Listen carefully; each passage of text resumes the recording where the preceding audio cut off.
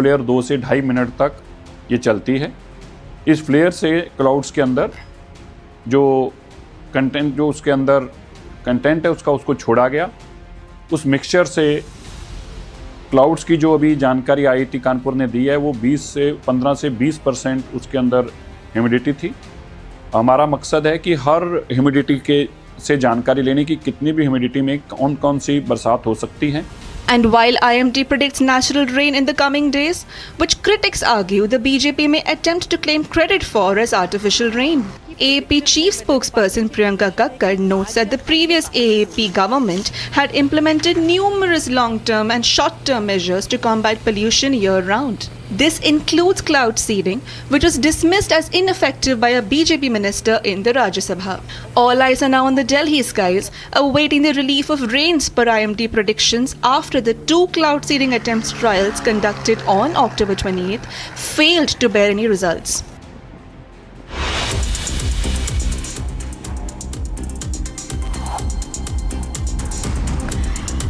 Also coming up, viewers, President Draupadi Murmu to visit Ambala today. She is all set to take a sortie in Rafale fighter jet. Cyclone Montha makes landfall in Andhra Pradesh. Goes 2 people killed.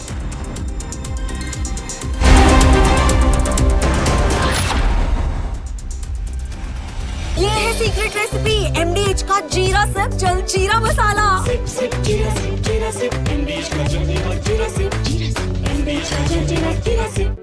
In the global employability rankings by Times Higher Education UK, only the following 6 institutions from India are ranked amongst the top 230 in the world for having the most employable graduates. IIT Delhi, IISc Bangalore, IIT Bombay, IIM Ahmedabad, IIT Kharagpur and Amity University. Pure सूजी pasta उबालो मिलाओ और खाओ 8 minute में तैयार। क्या taste है सबका राजा R pure masala.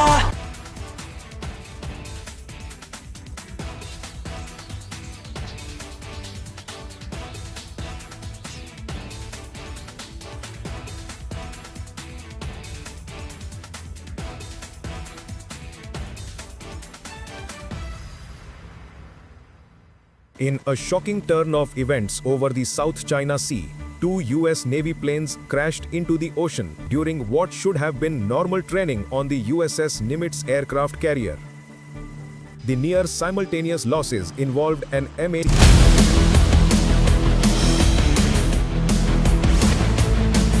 This is Republic Jack Oliver's studio. Stay tuned for all the breaking news and updates. I am Tanisha Avasthi. Let's get started.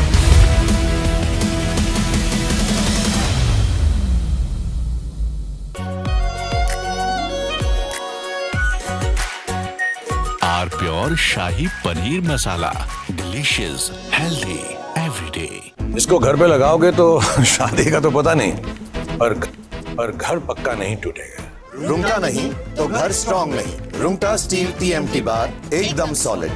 पहाड़ों में हाइकिंग शिप भी बन सकती है।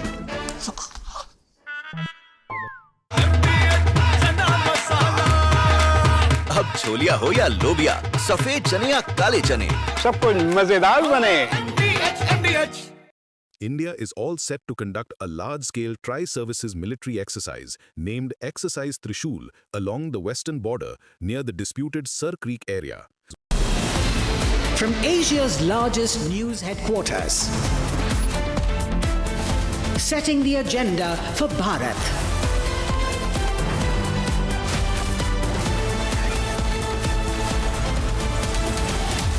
You're watching Republic.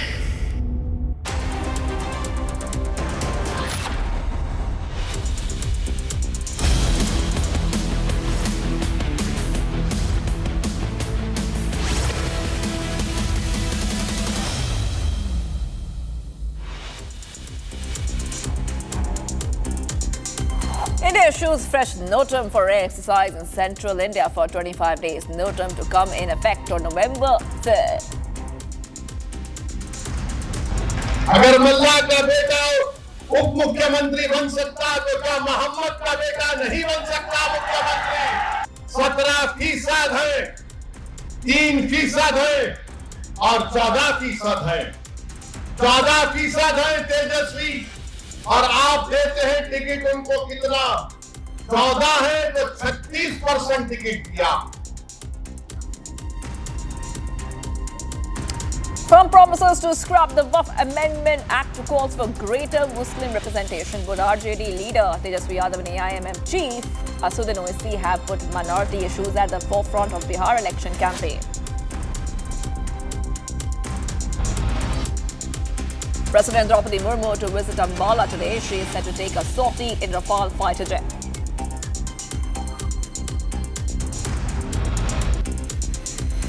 Cyclone Montha makes landfall in Andhra Pradesh, coast, 2 people killed.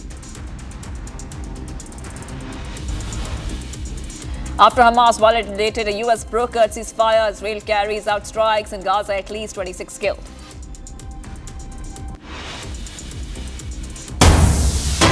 Getting some breaking news coming in, viewers. About 2,500 Brazilian police and soldiers launched a massive raid on a drug trafficking gang in Rio de Janeiro on Tuesday, arresting around 81 suspects and sparking shootouts that left at least 60 suspects dead. Officials said this, and the operation includes officers in helicopters and armored vehicles, and targeted the notorious Red Command in the sprawling low-income favelas of Complexo de Alemão and Pena.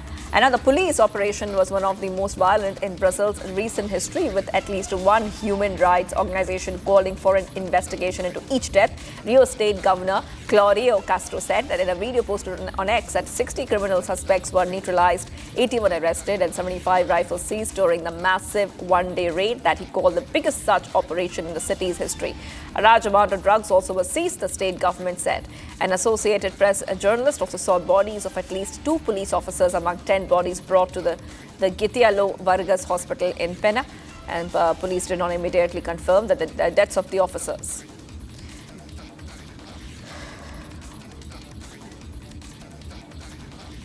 We're getting some more breaking news coming in. An encounter broke out between the police and criminals in the Usmanpur area of northeast Delhi. Now, one criminal got injured and has been apprehended. The accused criminal is involved in several criminal cases. Delhi police has said this. Exchange of fire between cops and criminals has been reported. Now, this is coming in from the northeast Delhi area, viewers, Usmanpur area. And one criminal got injured and has been apprehended. The accused criminal is involved in many criminal cases. We're getting these back-to-back updates coming in on Republic TV, and this is just the latest. Encounter has broken out in Usmanpur area, and one criminal has been apprehended according to the latest details that the Delhi police has shared. We have seen multiple encounters similar nature in the past few weeks. All right, let's move ahead, viewers. We're getting some more breaking news coming in now. Okay, getting some source-based information, India-China held a fresh round of border talks focused on managing and stabilizing the western sector. The line of actual control, Indian side is yet to confirm. This is what we see, viewers. We're getting these updates. India-China held a fresh round of border talks focused on managing and stabilizing western sector of the line of actual control. Both India and China have been trying to de-escalate the situation along the border. But this is what we see, and Chandrakala is getting us these updates. Chandrakala, India-China holding talks on management of borders western section. This is the source-based information that we're getting for our viewers. Right. As per our sources from the Chinese Defense Ministry, what we are learning is that, India and China held a fresh round of border talks. Well, this talks comes amid the thaw in the relations between both the countries. Well, it was aimed at strengthening communication and reducing tensions along the western section of their disputed frontier. Well, what we are learning right at this moment is that both sides agreed to maintain active and in-depth dialogue through military and diplomatic channels. That's what the Chinese Defense Ministry sources are saying. The latest discussion was actually held on Saturday, that's 25th of October, on the Indian side of the meeting point, focusing on improving coordination and managing sensitive zones along the line of actual control. So, the Indian side, the Ministry of External Affairs is yet to put out an official statement on the same as far as the talks are concerned. So, but what Beijing is saying is that the meeting reaffirmed the commitment of both militaries to avoid misunderstandings and preserve stability in the Western sector. So now we wait for India to issue a statement, but what we know previously from the previous talks is that the recent talks is basically based on constructive and conducive environment to easing long-standing border frictions. Let me tell our viewers that in the month of July, the India-China actually held discussions along the LAC, and multiple rounds of talks have taken place as far as the conflict is concerned, and there has been some thaw as far as the border tensions are concerned between both the sides, and of course the fact that both sides have also expressed satisfaction as far as maintaining peace and tranquility in the border areas are concerned. All right, thank you for getting us those details, Chandrakala. I have to come back to you for more on that. Let's move ahead, viewers, because we see that in the latest update coming in, an aircraft from IIT Kanpur soared over the Delhi skies, sprinkling special salt-based artificial rain over the national capital. Watch this detailed report on the trials which were conducted.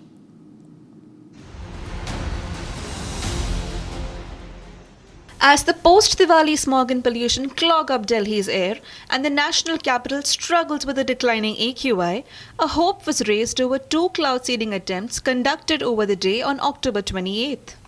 This cloud seeding attempt marked Delhi's first foray into the weather modification realm, but unfortunately, the attempt was a bust as both the trials conducted bore no fruit and no shower was witnessed through the day.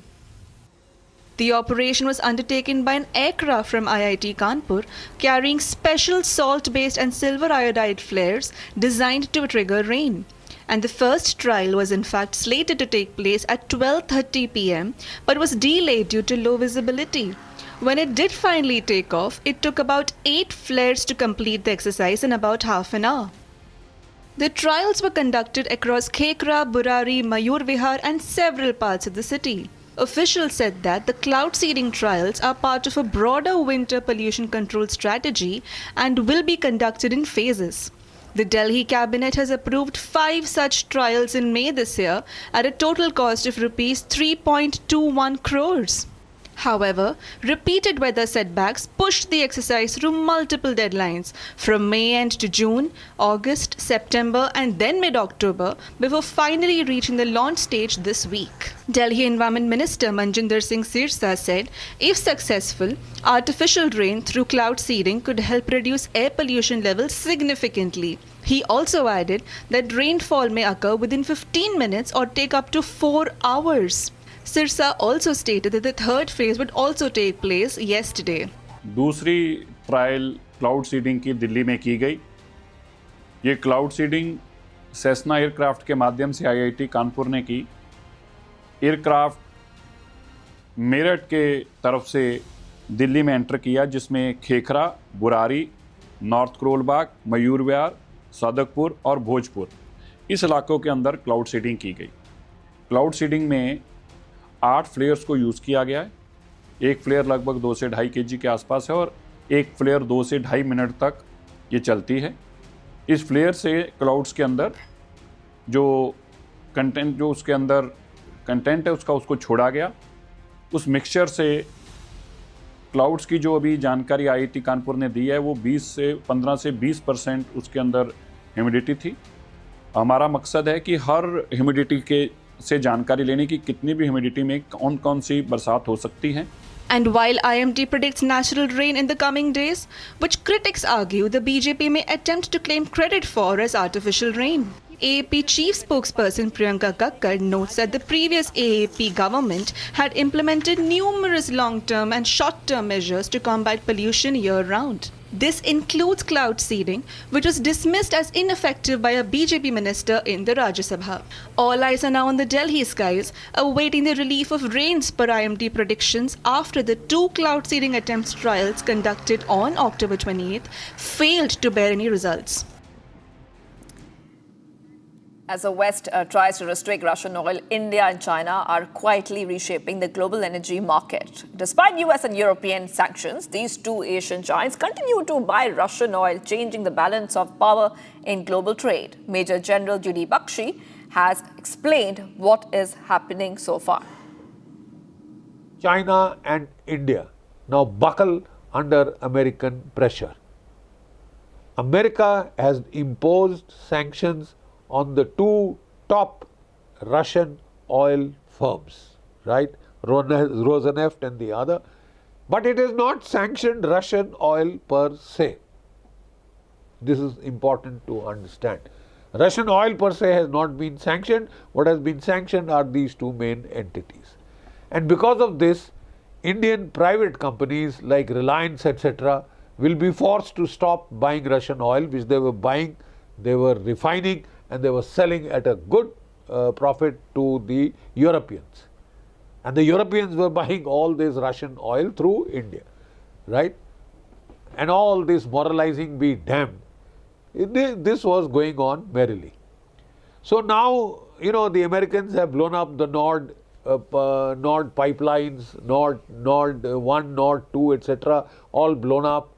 And now the pressure on Europe has mounted, and now they are putting direct pressure on India. They feel it will buckle in more easily, and on China. They have threatened to put 100% tariffs. India is already under 50% tariffs. The only country in the world which is been put under this level of pressure. So will India buckle? Will China buckle? So far, there is no official statement from the government. There are speculations in the media that it would become difficult for Indian companies to buy this oil. The Russians have managed to circumvent most of the sanction through their ghost fleet. Now what will they do next? Sink the ghost fleet and risk a direct conflict with Russia? I don't see that as happening. But the simple fact is that so far there is no official statement from India and China. The fact to note is that China and India have long-term contracts with Russia. They have long-term contracts with Russia. The ONGC, for example, has an $18 billion long-term contract with Russia. China has much more. But China has built pipelines, and it will get most of its oil through these pipelines, right? Most of its oil through these pipelines, and which it will continue. Because no sanctions can prevent China from taking that oil via its own pipelines that it has constructed to link up with the Russian energy sources, right? India also has long-term contracts, and I don't think we can see them just being this thing. They will find ways to circumvent the latest sanctions, as ways have been found earlier. The Russian ghost fleet will play a major part, but that will continue. There is, however, the biggest catch in this whole oil war game. 3.5 to 4 million barrels a day of Russian oil is being exported, most of it currently being bought by China and India. If this $4.5 billion or even a million barrels worth of oil, or even half of it, 2.5 million barrels, is made to disappear from the global market, sir, then the global price of oil will rise. It will touch $120, $130 a barrel. And that is going to hurt, first of all, the United States of America. Donald Trump has to face a midterm election just the next year, right? And Joe Biden was very averse to this kind of a scenario, and that is why he had turned and looked the other way when India and China continued to buy Russian oil. Because he was very clear, it was very clear to all the experts, that if you make Russian oil disappear, sir, there will be costs and consequences for the global economy. Certainly, India won't be without oil, because we can always increase the purchases we are doing, oil that we are buying from Africa, Latin America, Kuwait, etc. We can increase these. And there is even talk that we'll buy some more American oil. But the simple point is, at what price? Will they give it to us at discounted prices? I am not sure. So, though India's oil supply will not stop, but the simple fact is that nobody in the world can afford the disappearance of Russian oil from the global oil markets. That will crash the global economy. And to a point, beyond a point, Donald Trump will be forced to reel in and relent. As of now, he is saying this is only till there is a temporary ceasefire. Russia is not doing a ceasefire in situ because it is winning. And the entire aim is to prevent the collapse of the Ukrainian military on the ground. Divert the world's attention with a whole lot of telematic displays of drone attacks on Russian oil refineries. Let me tell you one fact. Russia sells no refined oil. Those refineries are only for domestic.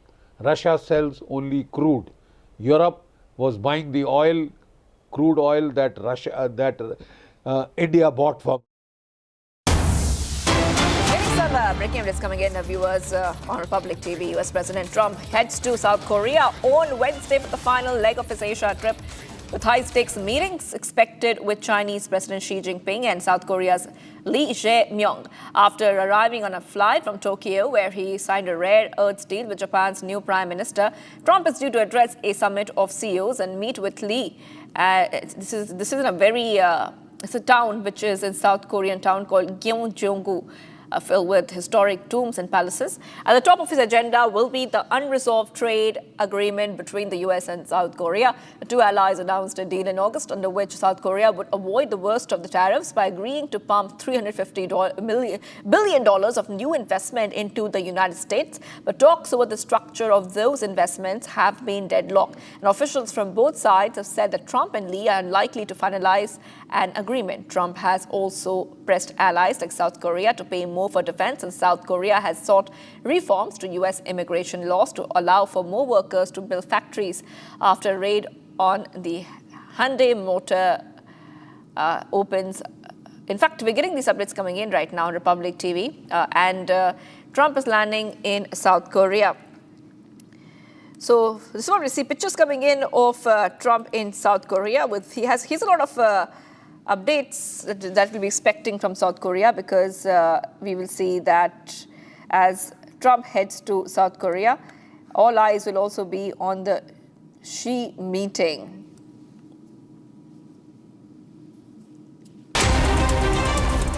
Bharat 1 Minute, brought to you by Canara Bank. Together we can.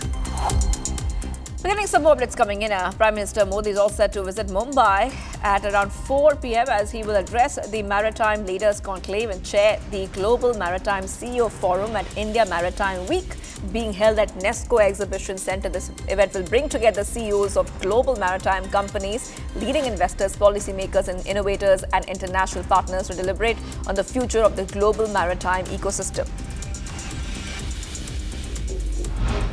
In UP's Bareilly, police have arrested a man named Fayaz for allegedly raping a 16-year-old Hindu student after luring her into a relationship.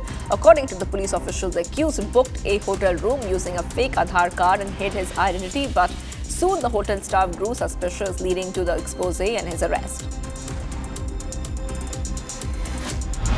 In a major breakthrough, counterintelligence Firozpur has busted a cross-border drug cartel. One operative, Gurpreet Singh Gora, has been arrested and 5 kilograms of heroin is recovered. Investigations further reveal that the consignment was smuggled from Pakistan.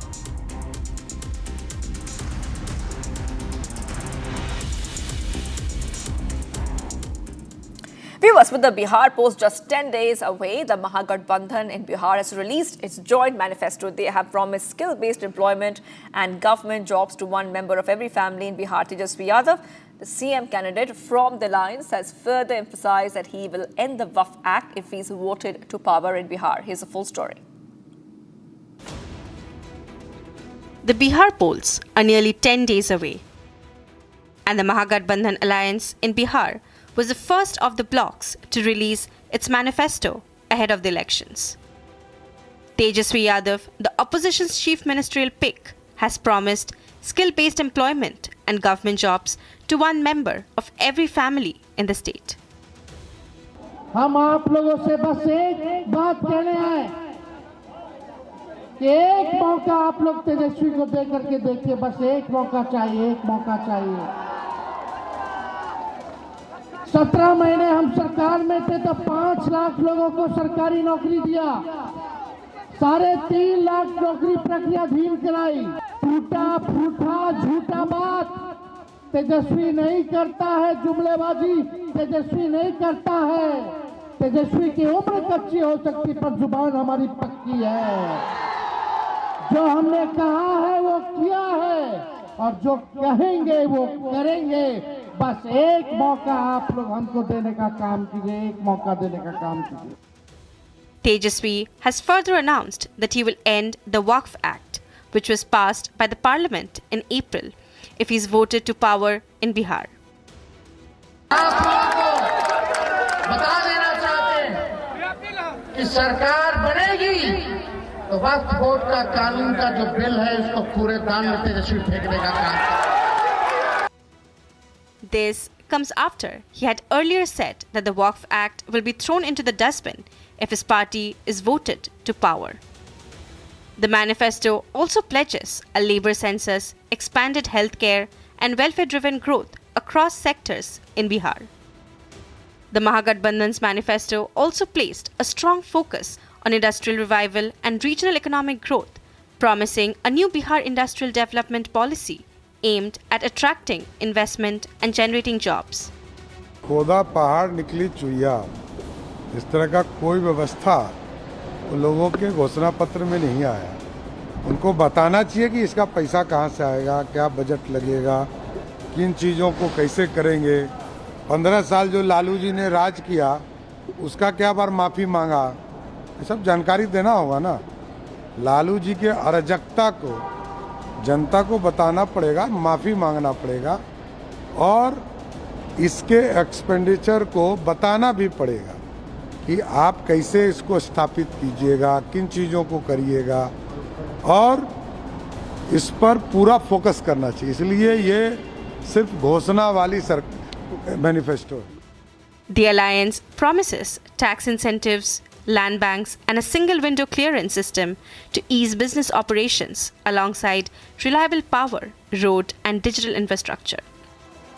The stage is set and now all eyes are on battleground Bihar, where the polls are merely just days away.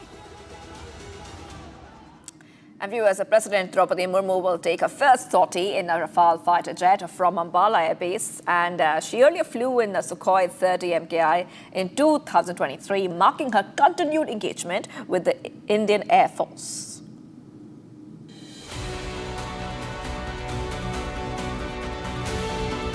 President Draupadi Murmu is all set to soar in the skies and aboard a Rafale fighter jet from Ambala airbase today. This will be a historic moment as President Murmu becomes the first Indian president to take a sortie in the Air Force's most modern combat jet, the French-built Rafale.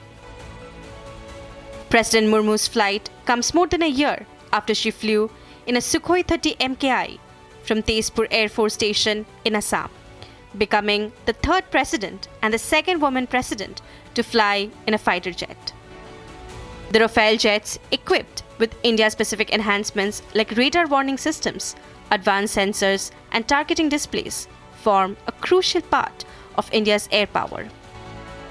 These very jets were used during Operation Sindoor, when India targeted terrorist infrastructure across the border.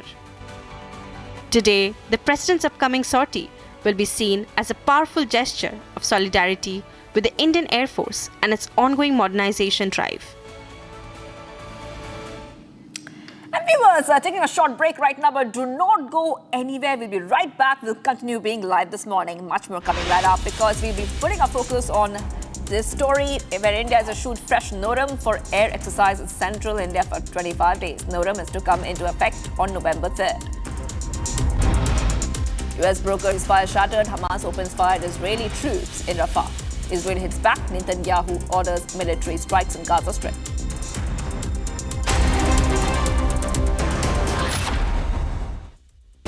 Pure सूजी pasta उबालो मिलाओ और खाओ 8 minute में तैयार। क्या taste है सबका राजा R pure masala. In the global employability rankings by Times Higher Education UK, only the following 6 institutions from India are ranked amongst the top 230 in the world for having the most employable graduates. IIT Delhi, IISc Bangalore, IIT Bombay, IIM Ahmedabad, IIT Kharagpur and Amity University. MDH की हल्दी मिर्ची धनिया करे कमाल, ये रंग दे, ये खुशबू दे, ये तीखा, ये कम पड़े, क्या निराला MDH मसाला। थोड़े में ज्यादा स्वाद, यही तो है इसकी खास बात। वाओ मामा, क्या स्वाद है। अरे मेरी राजा, सबका राजा pure masala.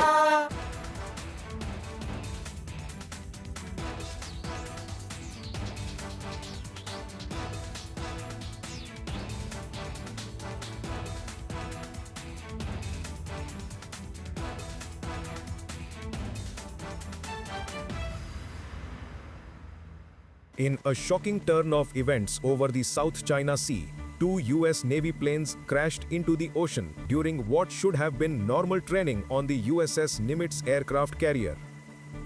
The near simultaneous losses involved an MH-60R Seahawk helicopter and an F-18F Super Hornet. Both aircraft operate with highly integrated avionics that depend on accurate satellite navigation, data link connectivity to the carrier, and redundant onboard sensors during launch, recovery, and maritime patrol.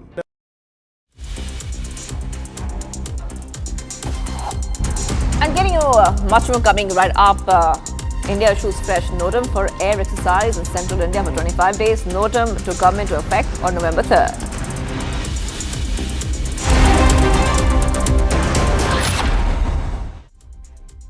थोड़े में ज्यादा स्वाद, यही तो है इसकी खास बात। वाओ मामा, क्या स्वाद है। अरे मेरी राजा, सबका राजा pure masala.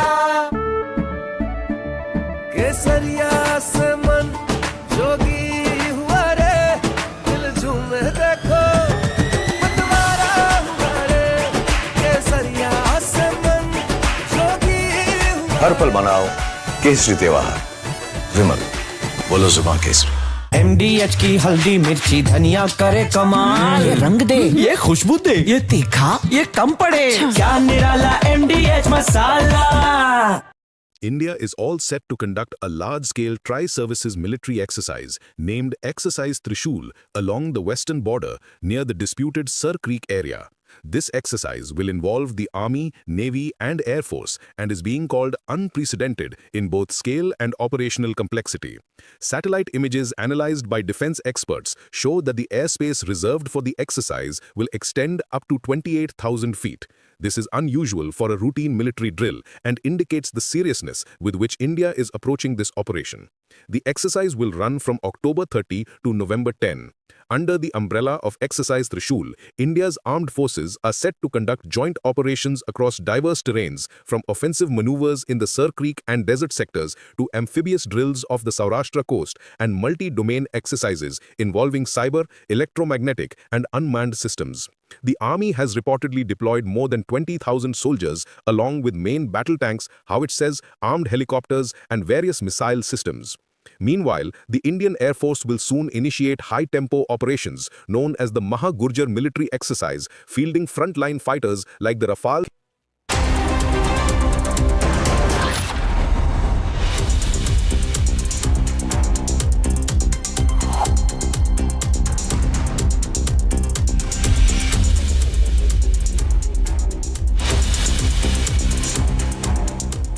And here are the top headlines that we are tracking at 8:30 a.m. this Wednesday morning. India issues fresh NOTAM for air exercises in central India for 25 days. NOTAM to come in effect on November 3rd.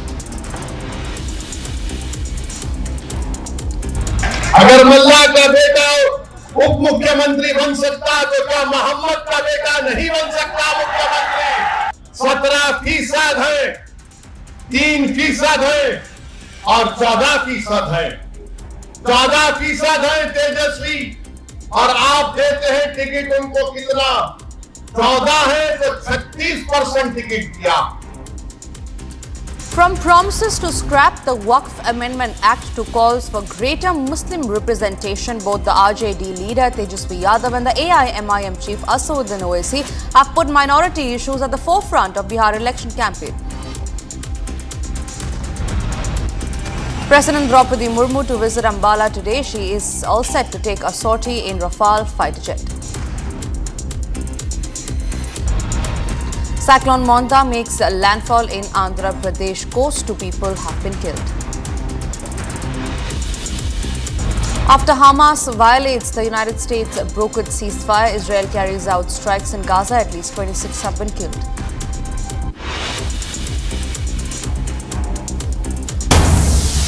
And we start this edition with some breaking news that's coming in. Sources now tell us that India and China will be holding a fresh round of border talks that will be focused on managing and stabilizing the western sector of the line of actual control. Indian side is yet to confirm is what we know.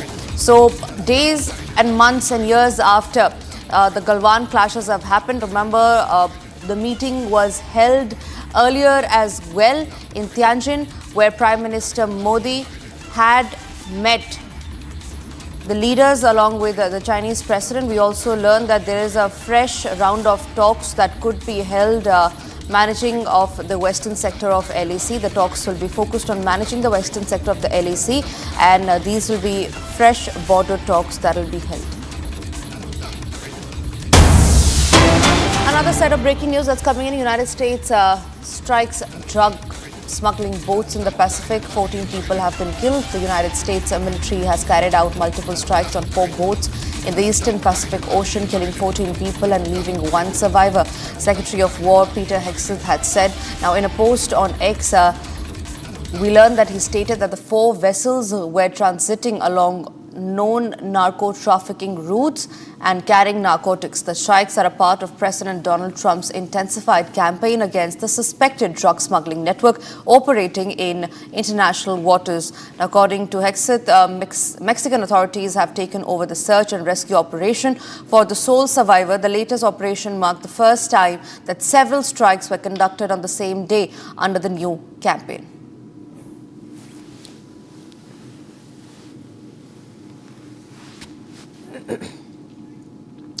Israel has accused Hamas of lying about the fate of Israeli hostages. The IDF says that Hamas staged false discoveries of remains by reburying bodies before summoning Red Cross officials for the photos. Here's a quick report on that.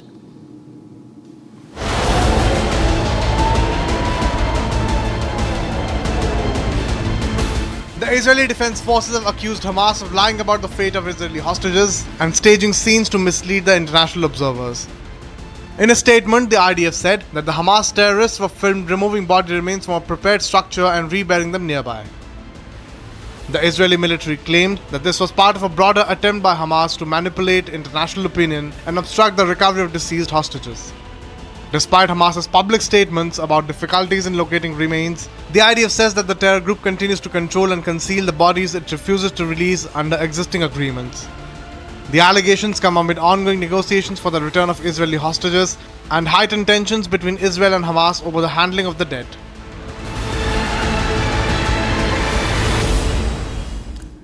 China and the 11-member ASEAN bloc signed an upgrade to their free trade agreement yesterday, boosting the digital, green and emerging industry sectors. The deal, known as ASEAN-China Free Trade Area 3.0, covers a combined market of over 2 billion people, lowers tariff and expands services and investment flows. Now, the current ASEAN chair hailed the agreement and called for peace and progress across the region, including Myanmar as well. Here's a report on that.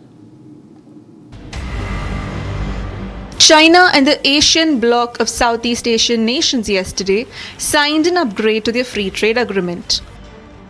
The 11-member Association of Southeast Asian Nations is China's largest trading partner. According to ASEAN statistics, the bilateral trade totaled $771 billion last year. Leaders hailed the deal, which spans the digital and green economy and other new industries. Premier Li Qiang pitched expanded economic ties with Beijing as an alternative to the protectionist policies of US President Trump. The signing of the ASEAN-China Free Trade Area 3.0 came on the final day of the annual ASEAN Summit. It was witnessed by Lee Chiang and Malaysian Prime Minister Anwar Ibrahim, who is serving as ASEAN Chair this year. Kita berusaha sedaya upaya bawa kebaikan dan perubahan sedaya upaya. Apa dia upaya kita yang pertama? Hentikan serangan sama ada kepada Buddhis di Karen atau Muslim Rakhine yang Rohingya itu. Dan bagi saya, walaupun tidak sepenuhnya, itu kejayaan sangat besar. Permulaannya. Sekarang kita kena teruskan. The FTA covers a combined market of more than 2 billion people and lowers tariffs on goods and boosting flows of services and investment. We all agree. ASEAN countries say, based on the code of conduct. Premier Lee Chiang responded to say, yes, we should facilitate and accelerate the process and agreement on the code of conduct. ASEAN and all the relevant parties. All agreed that this region should not be an area of contestation of superpowers. ASEAN and China are each other's top trading partners, and China is seeking to further intensify its engagement with ASEAN.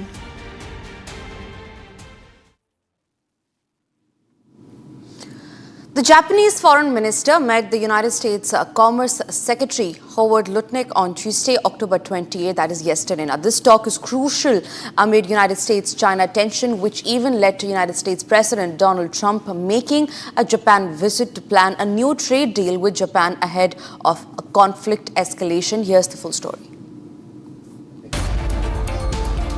Amid much global talks about the trade deal between the US and Japan, Tuesday saw the Japanese Foreign Minister Toshimitsu Motegi meeting US Commerce Secretary Howard Lutnick.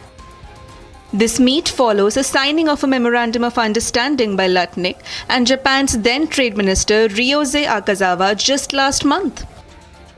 The MOU outlined some details of the $550 billion investment Japan pledged in order to get the Trump tariffs lowered. Over the meeting yesterday on October 28th, Motegi praised Lutnick as the key architect for Japan-US agreement. And Lutnick hailed the agreement with Japan as one of the most important ones for the US alongside its trade agreement with the European Union. 日米間の合意の立役者であり、日本の領域理解者である副長官の方に改めて心から歓迎申し上げます。We think the Japanese agreeing together is one of the most important. For me, the two most important agreements were the European Union and our deal with Japan. Right. And you always will hear me say the two most important agreements for the United States of America. Right? Because our great ally, Japan, I think this is leadership and how to work together in a really thoughtful and I think very smart way. Lutnick had accompanied US President Donald Trump on his visit to Japan. This Japan visit comes amid signs of easing US-China tensions as negotiators from both sides hinted at a progress towards a new trade deal. And with that, let's also have a quick check of the other stories that are making headlines internationally.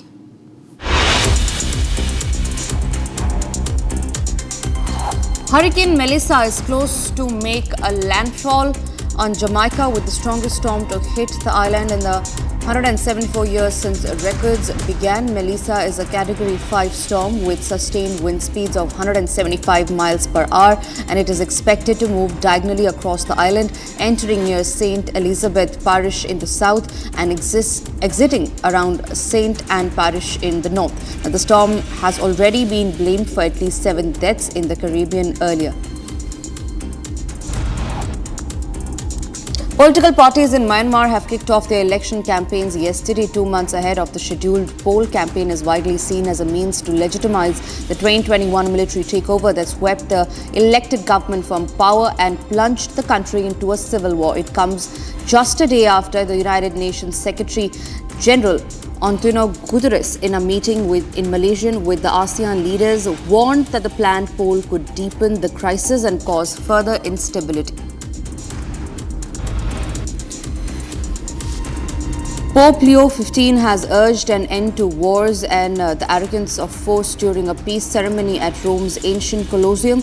Joined by leaders from major world religions, the Pope lit a candle for peace and prayed for an end to the global violence and bloodshed. Air traffic controllers in the United States are set to miss their paychecks as the government shutdown continues. Officials warn the financial strain is worsening stress among already understaffed controllers, leading to more flight delays nationwide.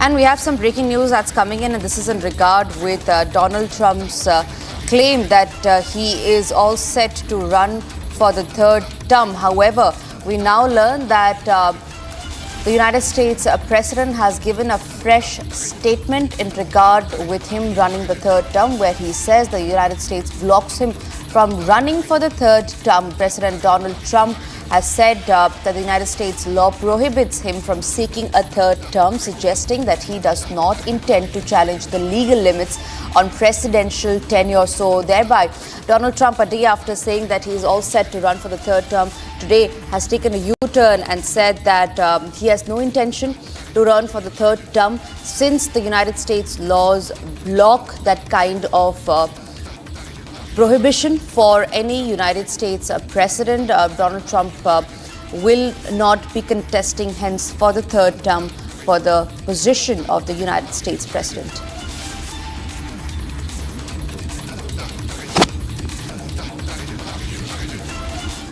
A tragic plane crash has claimed 11 lives in Kenya's coastal region of Kwale. The aircraft en route to the Masai Mara National Reserve went down early Tuesday in a hilly forested area about 40 kilometers from Diani airstrip. The plane reportedly burst into flames upon the impact, leaving the wreckage completely charred and at least 12 people dead.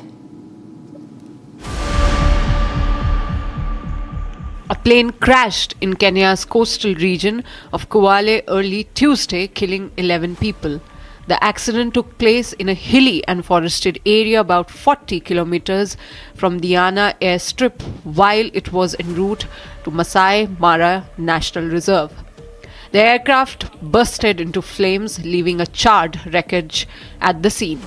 According to a statement given by Mombasa Air Safari Airline, 8 Hungarian and 2 German passengers were on board. The tragedy claimed the lives of all 10 passengers along with the Kenyan pilot.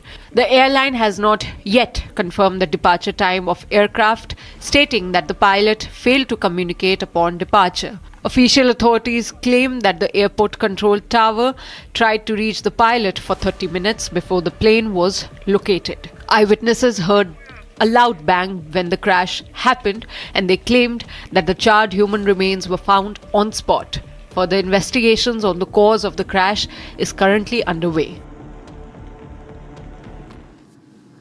As the West tries to restrict Russian oil, India and China are quietly reshaping the global energy market. Despite United States, the European sanctions, these two Asian giants continue to buy Russian oil, changing the balance of power in global trade. Major General G.D. Bakshi explains on how this could lead to a major global shift. Here's a report on that.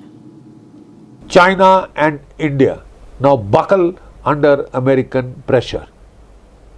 America has imposed sanctions on the two top Russian oil firms, right? Rosneft and the other. But it has not sanctioned Russian oil per se. This is important to understand. Russian oil per se has not been sanctioned. What has been sanctioned are these two main entities. And because of this, Indian private companies like Reliance, etc., will be forced to stop buying Russian oil, which they were buying they were refining and they were selling at a good profit to the Europeans. And the Europeans were buying all this Russian oil through India, right? And all this moralizing be damned. This was going on merrily. So now, you know, the Americans have blown up the Nord pipelines, Nord 1, Nord 2, etc., all blown up. And now the pressure on Europe has mounted, and now they are putting direct pressure on India. They feel it will buckle in more easily, and on China. They have threatened to put 100% tariffs. India is already under 50% tariffs. The only country in the world which is been put under this level of pressure. So will India buckle? Will China buckle? So far, there is no official statement from the government. There are speculations in the media that it would become difficult for Indian companies to buy this oil. The Russians have managed to circumvent most of the sanction through their ghost fleet. Now what will they do next? Sink the ghost fleet and risk a direct conflict with Russia? I don't see that as happening. But the simple fact is that so far there is no official statement from India and China. The fact to note is that China and India have long-term contracts with Russia. They have long-term contracts with Russia. The ONGC, for example, has an $18 billion long-term contract with Russia. China has much more. But China has built pipelines, and it will get most of its oil through these pipelines, right? Most of its oil through these pipelines, and which it will continue, because no sanctions can prevent, you know, China from taking that oil via its own pipelines that it has constructed to link up with the Russian energy sources, right? India also has long-term contracts, and I don't think we can see them just being this thing. They will find ways to circumvent the latest sanctions, as ways have been found earlier. The Russian ghost fleet will play a major part, but that will continue. There is, however, the biggest catch in this whole oil war game. 3.5 to 4 million barrels a day of Russian oil is being exported, most of it currently being bought by China and India. If this $4.5 billion or even a million barrels worth of oil, or even half of it, 2.5 million barrels, is made to disappear from the global market, sir, then the global price of oil will rise. It will touch $120, $130 a barrel. And that is going to hurt, first of all, the United States of America. Donald Trump has to face a midterm election just the next year, right? And Joe Biden was very averse to this kind of a scenario, and that is why he had turned and looked the other way when India and China continued to buy Russian oil. Because he was very clear, it was very clear to all the experts, that if you make Russian oil disappear, sir, there will be costs and consequences for the global economy. Certainly India won't be without oil, because we can always increase the purchases we are doing, oil that we are buying from Africa, Latin America, Kuwait, etc. We can increase these. And there is even talk that we will buy some more American oil. But the simple point is, at what price? Will they give it to us at discounted prices? I am not sure. So, though India's oil supply will not stop, but the simple fact is that nobody in the world can afford the disappearance of Russian oil from the global oil markets. That will crash the global economy. And to a point, beyond a point, Donald Trump will be forced to reel in and relent. As of now, he is saying this is only till there is a temporary ceasefire. Russia is not doing a ceasefire in situ, because it is winning. And the entire aim is to prevent the collapse of the Ukrainian military on the ground. divert the world's attention with a whole lot of telematic displays of drone attacks on Russian oil refineries. Let me tell you one fact. Russia sells no refined oil. Those refineries are only for domestic. Russia sells only crude. Europe was buying the oil, crude oil that India bought from Russia. The Reliance refined it and sold it on to European countries, right? But Russia, their refining capacity, the Ukrainians are trying to hit with their drone strikes. Firstly, about 90% of those drones get shot down. So the damage they inflict is largely for the TV cameras, right? To destroy a complete refinery would require 200 Tomahawk missiles. Let me tell you that. And the Americans have refused to give Tomahawk missiles to the Ukrainians. They don't have that many to spare, number one. So the simple fact is that 70% of Russia's oil refining capacity is in reserve. They haven't touched it because they don't need it. They don't need it. So if somebody thinks that Russia can be brought to its knees by destroying its oil refining capacity, by degrading its oil refining capacity, you need to take a walk to clear the cobwebs in your bloody head, right? So the entire Strammer MI6, insistence that we are winning the war, right? I think is delusional, self-delusional. It will cause deep amount of suffering, and actually the British and the Americans are now, having strained relations on this particular aspect. They are not in agreement, and relations are getting strained either side of the Atlantic because of this British insistence that they are just winning the war. Like I said, it is delusional. It will cost Europe very heavily. Jai Bharat, Jai Hind. And from international news now, let's also tell you what's happening in the world of business.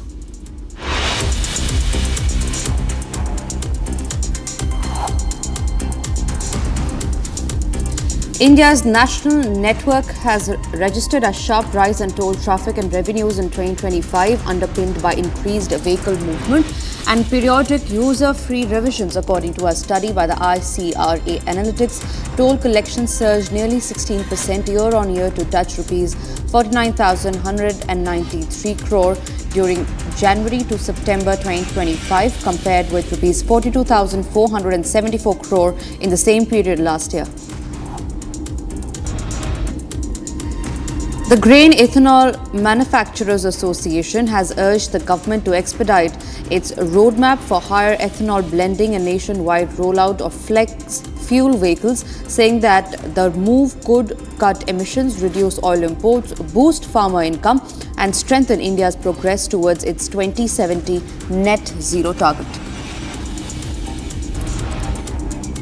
Amazon is preparing to slash up to 30,000 corporate jobs starting from Tuesday.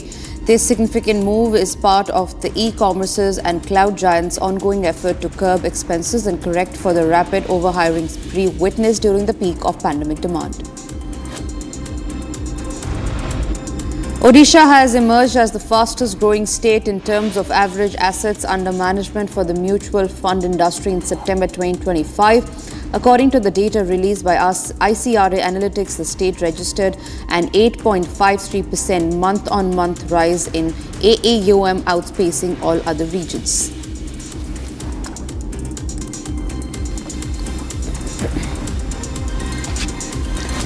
From international to business now, let's tell you what's happening in the world of sports. Here's a quick check of all the headlines that are making in the world of sports. India star opener Smriti Mandhana has solidified her position as the #1 batter in women's ODI cricket, reaching a career best rating following a stellar home World Cup campaign. The 29-year-old southpaw struck 109 against New Zealand and remained unbeaten on 34 against Bangladesh in her last two outings, climbing to a rating of 828, nearly 100 points ahead of Australia's Ash Grander, who rose 6 places after her unbeaten century versus England. Mandhana's remarkable form continues, have been named ICC Women's Player of the Month for September 2025 for her standout performances in the ODI series against Australia ahead of the World Cup. Australian captain Michelle Marsh acknowledges that an ultra-aggressive batting strategy may not always yield results, but affirmed that his team will stick to its attacking approach as a part of their build-up for the next year's T20 World Cup. Having missed out in the previous two editions, Australia is set to face India in a 5-match T20I series starting on Wednesday, a key component of their preparations for the marquee event scheduled to be hosted by India and Sri Lanka in February-March 2026. Australia last clinched the T20 World Cup title in 2021, while India emerged victorious in the 2024 edition. India's standout batter Yashasvi Jaiswal is set to feature in the third round of the Ranji Trophy 2025 for Mumbai against Rajasthan starting November 1. A key opener in India's test lineup, Jaiswal has confirmed his availability for the elite Group D encounter in Jaipur. He was recently part of India's ODI series against Australia but hasn't been selected for the upcoming 5-match T20I series beginning October 29. Jaiswal last represented India in the 2-test series against the West Indies, where he scored a commanding 175 in the first innings of the second test in Delhi. Mohammad Shami had a point to prove and he delivered emphatically in the ongoing Ranji Trophy. The Bengal pacer seized the opportunity to make a statement to the selectors, starting with a 7-wicket haul against Uttarakhand, followed by an impressive 8-wicket performance against Gujarat that powered Bengal to a 141-run victory at the iconic Eden Gardens. In the first innings, Shami claimed 3 wickets as Bengal bowled out Gujarat, for 167, securing a 112-run lead. In the second innings, opener Sudeep Gharami laid the foundation with a half-century, while seasoned campaigner Anustup Majumdar contributed 58 runs. With that, it's time for us to now slip into a short break. After the break, we'll get to the details on India is showing a fresh NOTAM for air exercises in central India for 25 days that will come into effect from November 3rd. Also, after the break, United States brokered ceasefire has completely shattered. Hamas has opened fire at Israeli troops in Rafah. Israel, meanwhile, has hit back.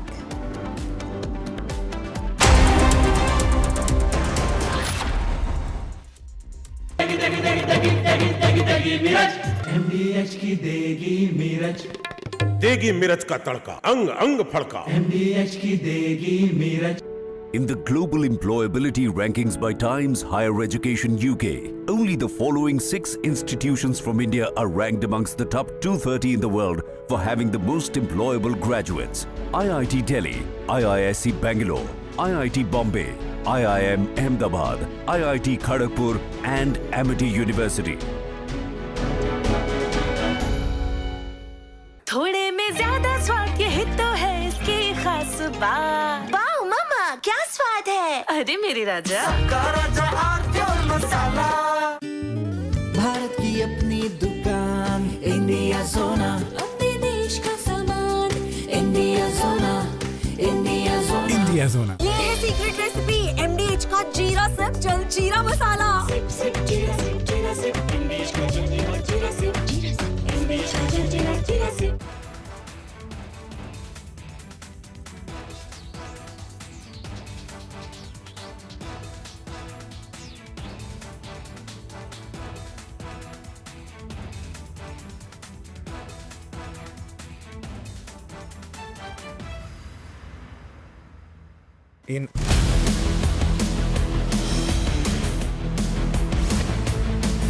This is Republic Jack Oliver's studio. Stay tuned for all the breaking news and updates. I am Tanisha Avasthi. Let's get started.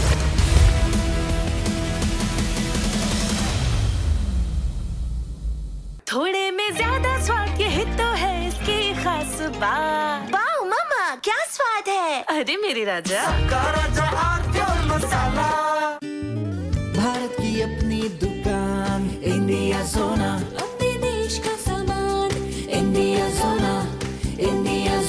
Relax होना। आधे bowl दही में 4 चम्मच MDH चटनी पुदीना मसाला डाला, stir करो, पुदीना चटनी तैयार। MDH चटनी पुदीना मसाला।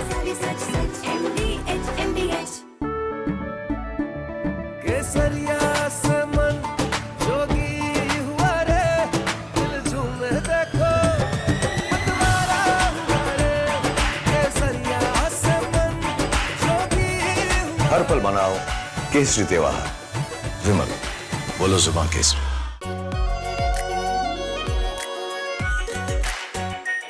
Are pure shahi paneer masala, delicious, healthy every day.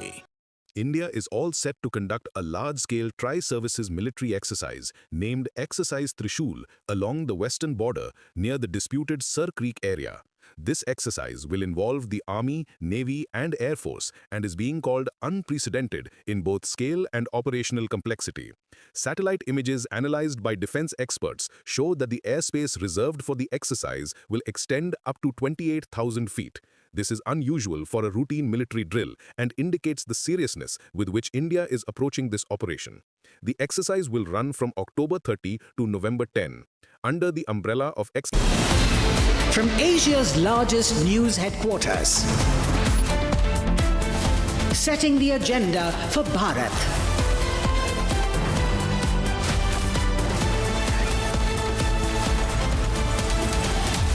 You're watching Republic.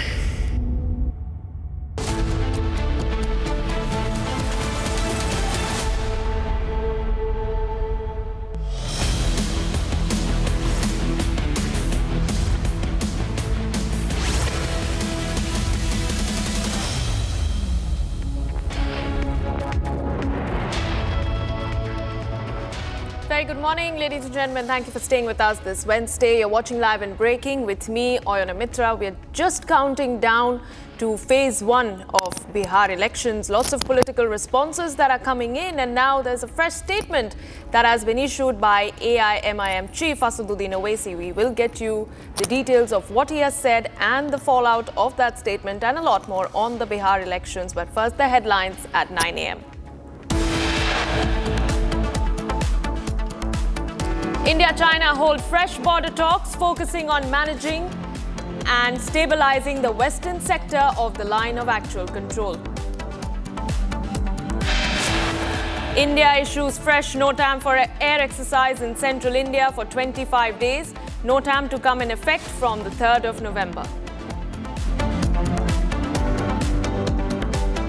President Draupadi Murmu to visit Ambala today, set to take a sortie in Rafale fighter jet.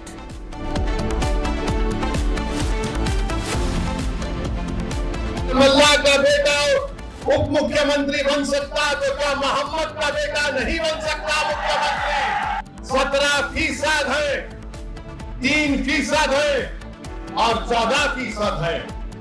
14% है तेजस्वी और आप देते हैं टिकट उनको कितना? 14 है तो 36% टिकट दिया। AIMIM Chief Asaduddin Owaisi hits out at Indy block over Bihar polls, questions why no Muslim face was chosen for Deputy Chief Minister's post.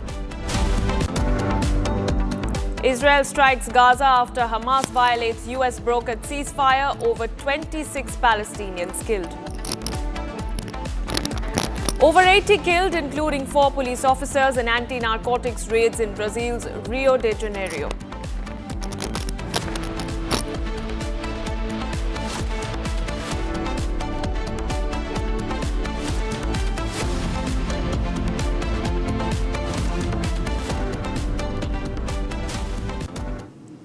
All right, we start with breaking news coming in. AIMIM Chief Asaduddin Owaisi has hit out at the Indy block over the Bihar elections, questioning why no Muslim face was chosen for the Deputy Chief Minister's post.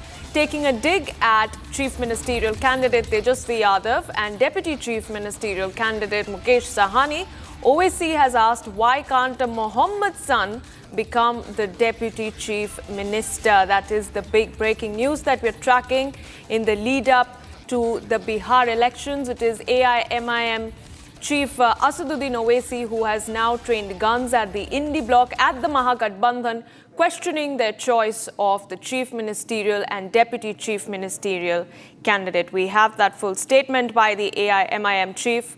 Listen in.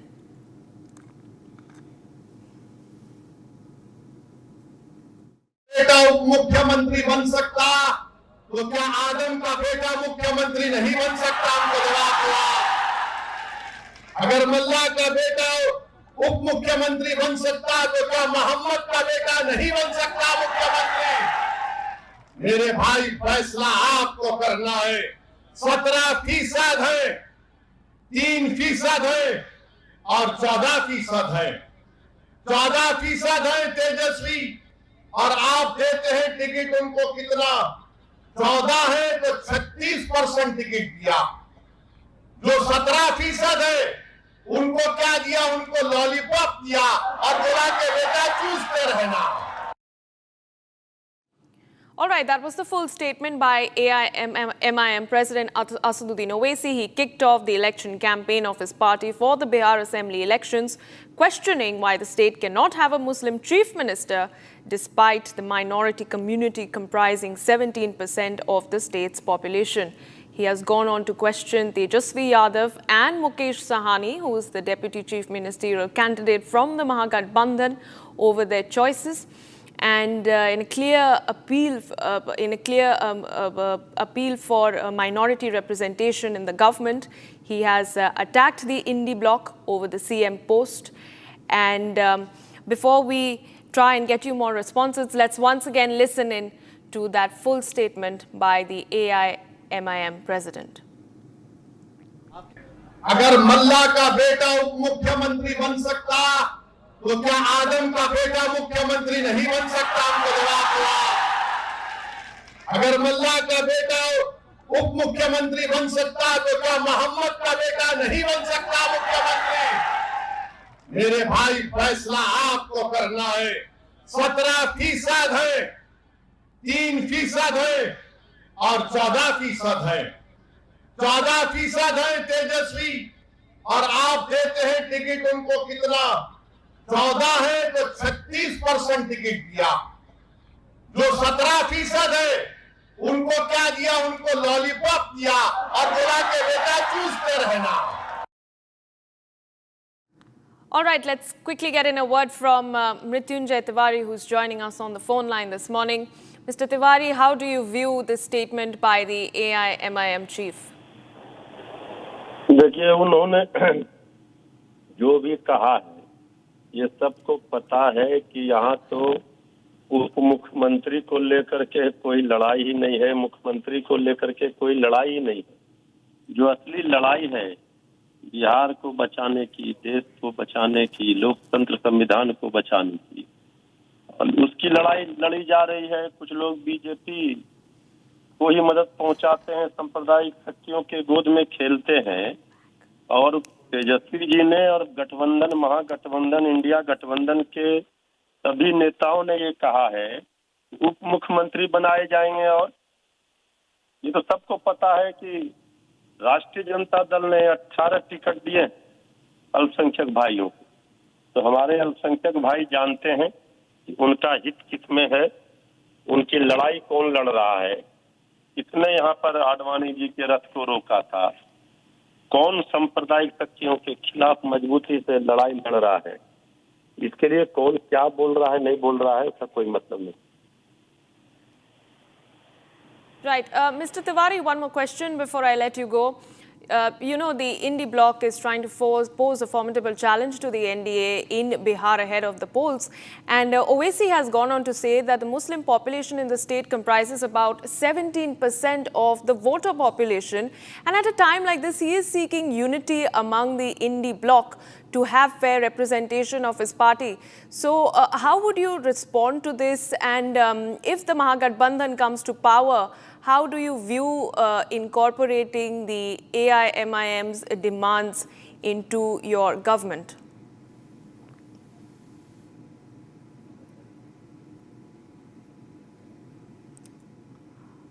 All right, that was all right. We seem to have lost that connection with RJD leader Mrityunjay Tiwari.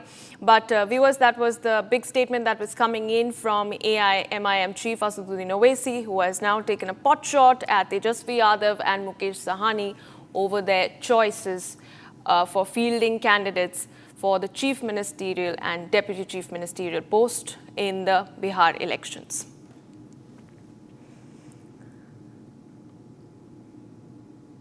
All right, let's move on for the moment. Now, Muslim appeasement politics has taken center stage in the Bihar election campaign, as you saw, from promises to scrap the Waqf Amendment Act to calls for greater Muslim representation. Both the RJD and the AIMIM parties have put minority issues at the forefront of their campaigns. Take a look. Ahead of the Bihar Assembly polls, Muslim appeasement seems to have taken the center stage. Muslim representation and minority-focused promises have become key talking points ahead of the Bihar Assembly polls. The debate has intensified after comments by RJD leader Tejasvi Yadav and AIIM chief Owaisi. During his campaign in Bihar Simanchal region, Tejasvi Yadav said that if the Mahagathbandhan comes to power, his government would throw the Waqf Amendment Act into the dustbin. He also reiterated his claim during the announcement of the Mahagathbandhan manifesto.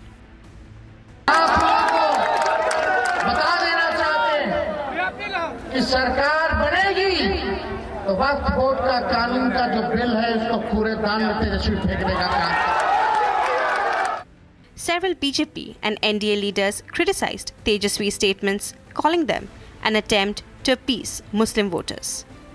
Meanwhile, AIM chief Owaisi raised the question that why can't a son of a Muhammad become chief minister, raising eyebrows.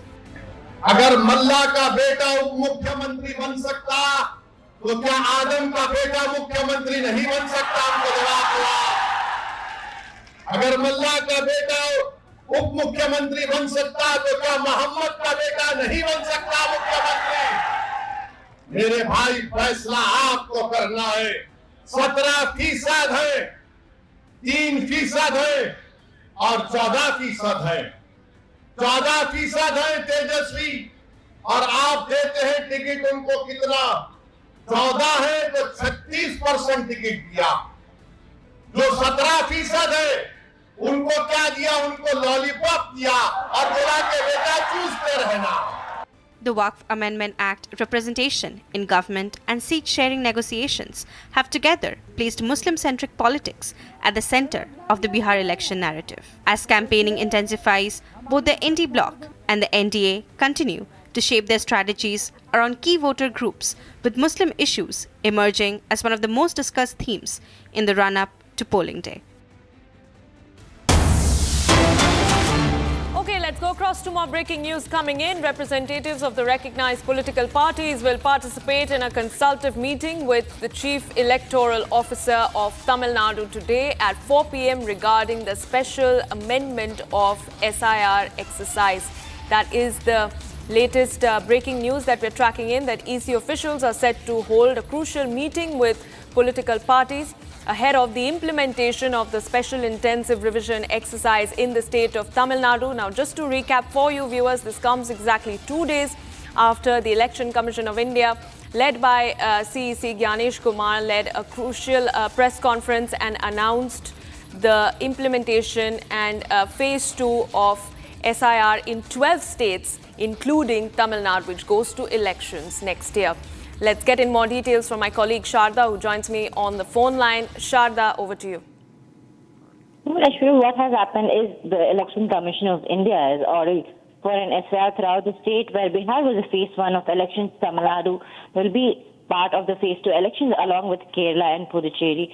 Now, the Election Commission officer of the state has called for an all-party meeting today at 4 p.m. where all the representatives or the registered political party will be meeting the chief election officer in the state of Tamil Nadu, also to give an information of how the SIR will be implemented in the state in different phases. As we know, the SIR will be implemented from November 3rd in the state, and following which the political parties, along with the booth-level officials and assistant CEOs, will be working out on the numbers, whereas the Election Commission has already informed that the first research work for the SAR has already been done in the month of September, and now following the list is when they have to delete the fake voters, and deletion of duplication voters will be done now. Yes. Sharda, one more question before I let you go.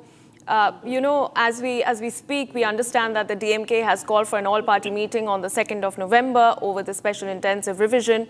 And between the Election Commission's announcement and the actual rollout of this exercise, how practical do you think will be the implementation in this state? Because parties like the DMK or even, other states, the TMC, the Congress, they've been very vocally against the implementation of the SIR, which they claim is unconstitutional.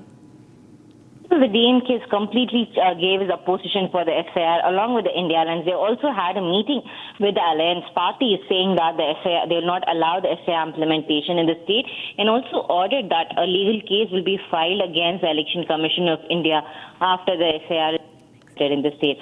Now, will be holding an all-party meeting on November 2, where now the AIMIM and the BJP have disregarded the invitation, saying that this is just an eyewash by the DMK government to make a report saying that the SAR will not be implemented in the state, and they do not show their support, whereas the AIMIM and BJP has given full, complete support to the ECI, and the formal letters from the parties have also been given that they would make their booth-level officials help the Election Commission to make sure that the list of the voters is verified carefully and that it's transparent, whereas now DMK showing its opposition for the SIR implementation in the state will also be filing a legal case in the Madras High Court. Yes. All right, Sharda, thank you for giving us those very crucial details in the political developments, the aftermath of the EC's announcement of SIR. Ladies and gentlemen, let's quickly move on to more breaking news coming in. Pakistan International Airlines written balloon was found near the line of control in Rajouri in Jammu and Kashmir. The PIA inscribed balloon was recovered from Lam of Nowshera subdivision of Rajouri. This is the area where the recovery was made, and it is barely 4 kilometers inside the India-Pakistan line of control. The visuals of that balloon is now on your screens.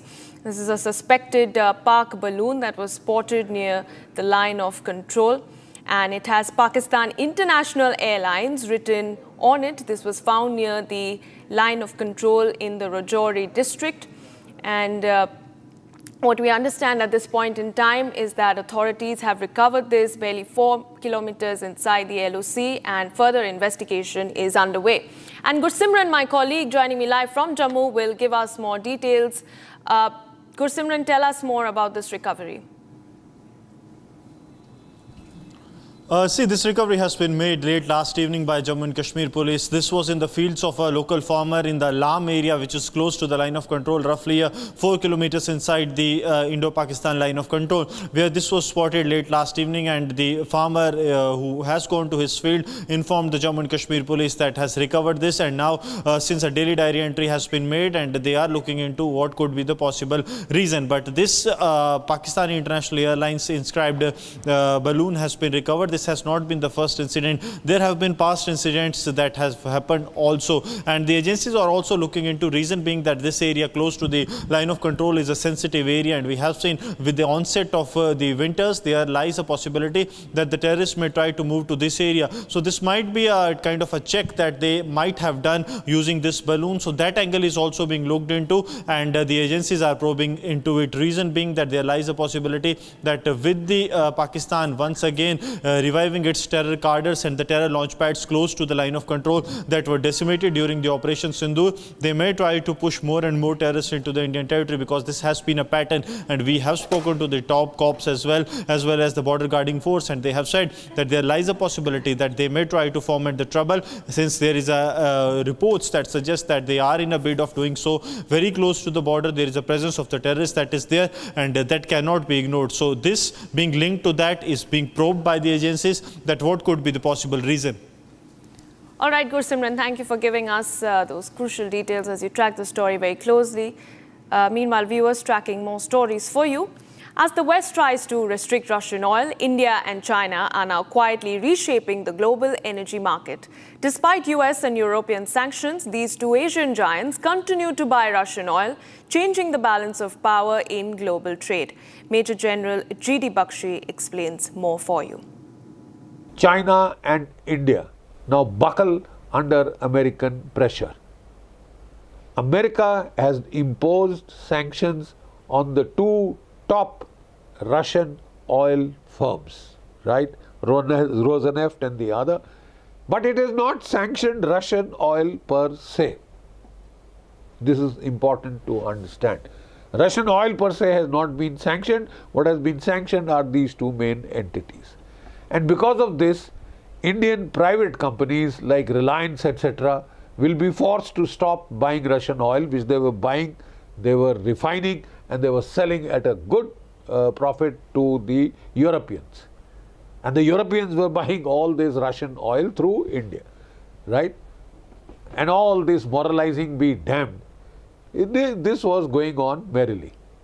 So now, the Americans have blown up the Nord pipelines, Nord 1, Nord 2, etc., all blown up.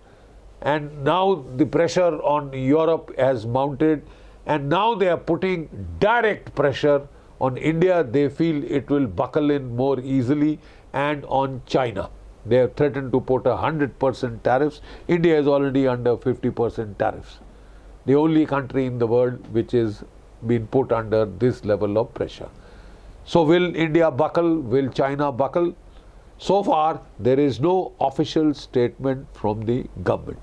There are speculations in the media that it would become difficult for Indian companies to buy this oil. The Russians have managed to circumvent most of the sanction through their ghost fleet. Now what will they do next? Sink the ghost fleet and risk a direct conflict with Russia? I don't see that as happening. But the simple fact is that so far there is no official statement from India and China. The fact to note is that China and India have long-term contracts with Russia. They have long-term contracts with Russia. The ONGC, for example, has an $18 billion long-term contract with Russia. China has much more. But China has built pipelines, and it will get most of its oil through these pipelines, right? Most of its oil through this pipeline, and which it will continue. Because no sanctions can prevent China from taking that oil via its own pipelines that it has constructed to link up with the Russian energy sources, right? India also has long-term contracts, and I don't think we can see them just being this thing. They will find ways to circumvent the latest sanctions. As ways have been found earlier, the Russian ghost fleet will play a major part. But that will continue. There is, however, the biggest catch in this whole oil war game. 3.5 to 4 million barrels a day of Russian oil is being exported, most of it currently being bought by China and India. If this $4.5 billion or even a million barrels worth of oil, or even half of it, 2.5 million barrels, is made to disappear from the global market, sir, then the global price of oil will rise. It will touch $120, $130 a barrel. And that is going to hurt, first of all, the United States of America. Donald Trump has to face a midterm election just the next year, right? And Joe Biden was very averse to this kind of a scenario, and that is why he had turned and looked the other way when India and China continued to buy Russian oil. Because he was very clear, it was very clear to all the experts that if you make Russian oil disappear, sir, there will be costs and consequences for the global economy. Certainly, India won't be without oil, because we can always increase the purchases we are doing, oil that we are buying from Africa, Latin America, Kuwait, etc. We can increase these. And there is even talk that we'll buy some more American oil. But the simple point is at what price? Will they give it to us at discounted prices? I'm not sure. So, though India's oil supply will not stop, but the simple fact is that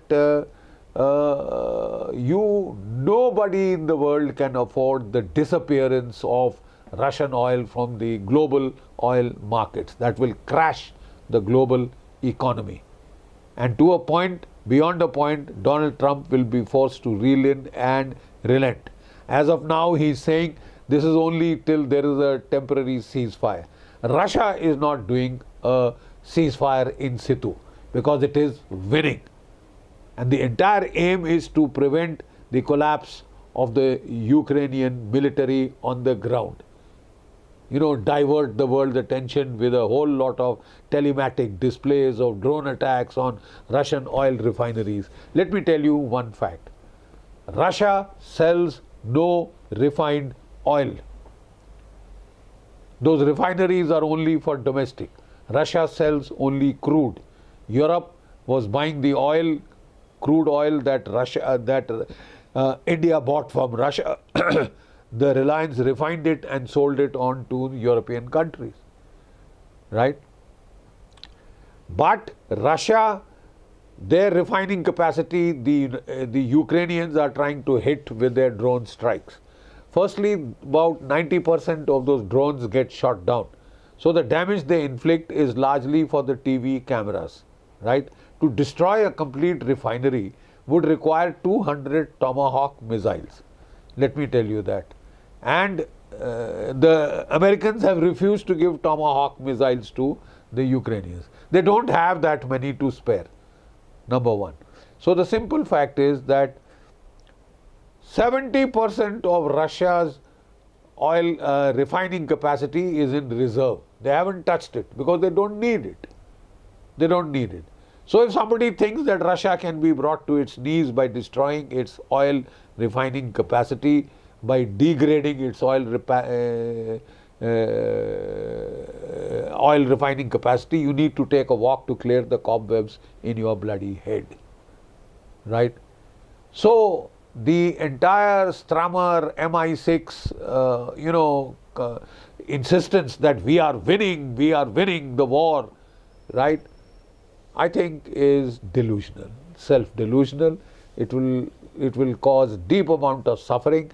And actually, the British and the Americans are now, having strained relations on this particular aspect.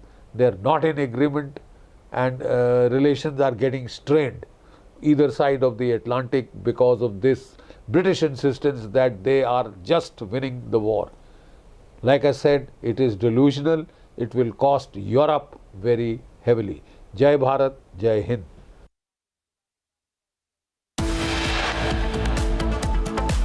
At 9:30 a.m., we'll get you the details of how India and China held fresh border talks focusing on managing and stabilizing the western sector of the line of actual control. Stay with us.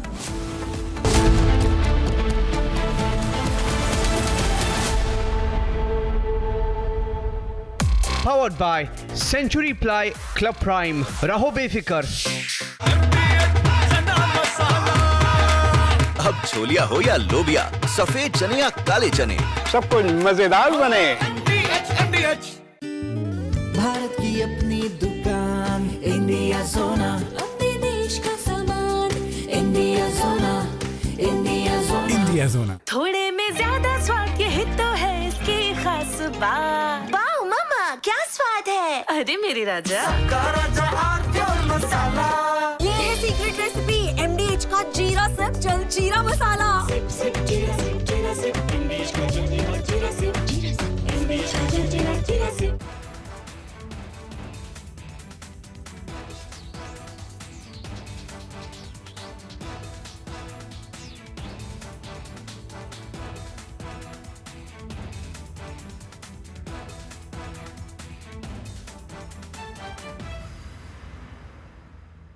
In a shocking turn of events over the South China Sea, 2 US Navy planes crashed into the ocean during what should have been normal training on the USS Nimitz aircraft carrier. The near simultaneous losses involved an MH-60R Seahawk helicopter and an F-18. From the Ram Janmabhoomi case to Sabrimala, from Narmada to Kaveri, where faith met law, where history waited for a verdict. Padma Shri 2025 recipient, Senior Advocate C.S. Vaidyanathan on the legal side of things this weekend only on Republic TV. दादी के हाथों का जादू और खुशबू से महकता घर, माँ की मुस्कुराहट और खाने की सुगंध, MDH गरम मसाला, क्योंकि हर रिश्ता है स्वाद से जुड़ा। In the global employability rankings by Times Higher Education UK, only the following 6 institutions from India are ranked amongst the top 230 in the world for having the most employable graduates. IIT Delhi, IISc Bangalore, IIT Bombay, IIM Ahmedabad, IIT Kharagpur and Amity University.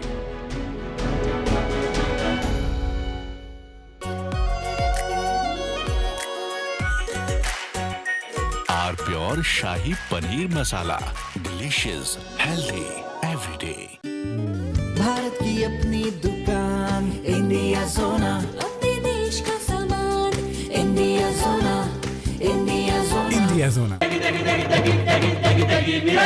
MDH की देगी मिर्च, देगी मिर्च का तड़का, अंग अंग फड़का। MDH की देगी मिर्च।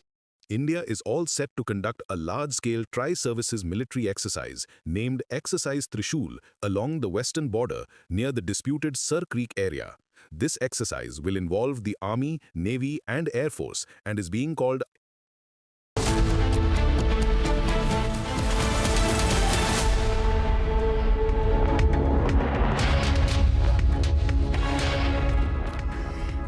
Very good morning. We're live and breaking up. Shivangi Shukla getting you the latest coming in. Approximately 10 days are left for the first phase of the Bihar elections. We're getting you all those updates right here on Republic TV.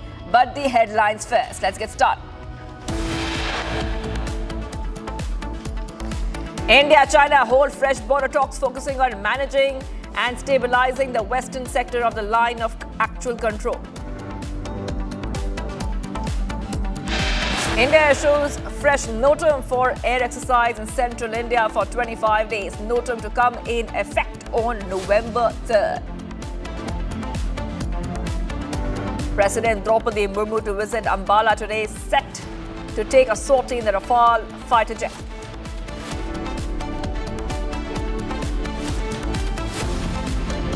अल्लाह का बेटा उप मुख्यमंत्री बन सकता तो क्या मोहम्मद का बेटा नहीं बन सकता मुख्यमंत्री?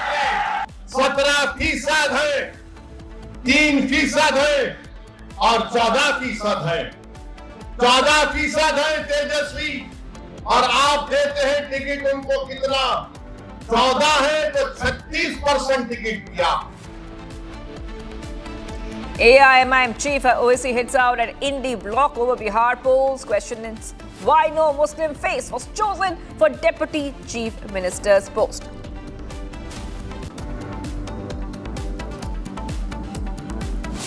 Israel strikes Gaza after Hamas violated US brokered ceasefire, over 26 Palestinians killed.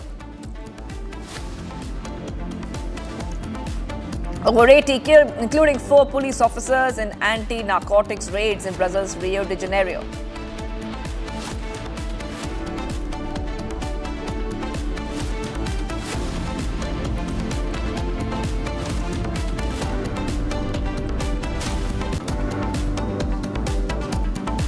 Viewers are getting you some top updates coming in. Lawrence Bishnoi gang claims role in the 2 violent incidents. A social media post allegedly made by Goldie Dillon of the Lawrence Bishnoi gang has now claimed responsibility for a recent murder in Canada.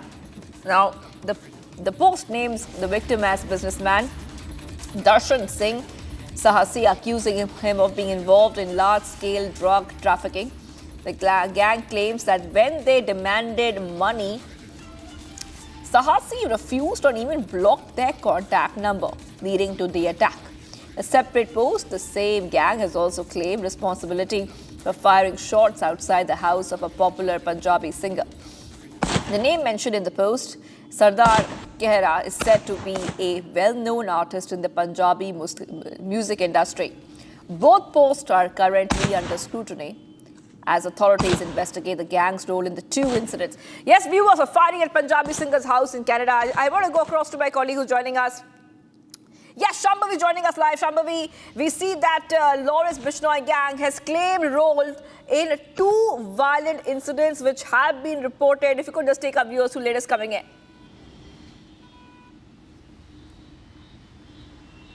Well, Shivangi, Lawrence Bishnoi gang has claimed responsibility for two incidents and that has been made through a social media post, two separate social media posts allegedly by Goldie Dhillon. One is the murder of a huge businessman named Darshan Singh Sasi, and allegedly what the gang has claimed that this person used to run a large-scale drug system, and the Bishnoi gang asked for money. They tried to ask for money, and in return that person, Darshan Singh Sasi, blocked them and denied any kind of money, and that attack from Lawrence Bishnoi was a retaliation to this blocking. And the other one was an attack in India on a very famous Punjabi singer named Sardar Patel, and in their separate social media post, the Lawrence Bishnoi gang has said that nobody should work with Sardar Patel, and if anybody does work with him, they themselves will be responsible for what happens next, because they've also said in their post that they will continue with such firing and such attack on Sardar Patel. So these are the two very, very violent incidents that Lawrence Bishnoi has now claimed responsibility out in the open. Back to you. Yes, and you know, this is coming in as you've seen multiple incidents of similar nature, Shambhavi. We have seen how the Lawrence Bishnoi gang has been wreaking havoc in Canada. It's already listed as a terrorist entity by Canada.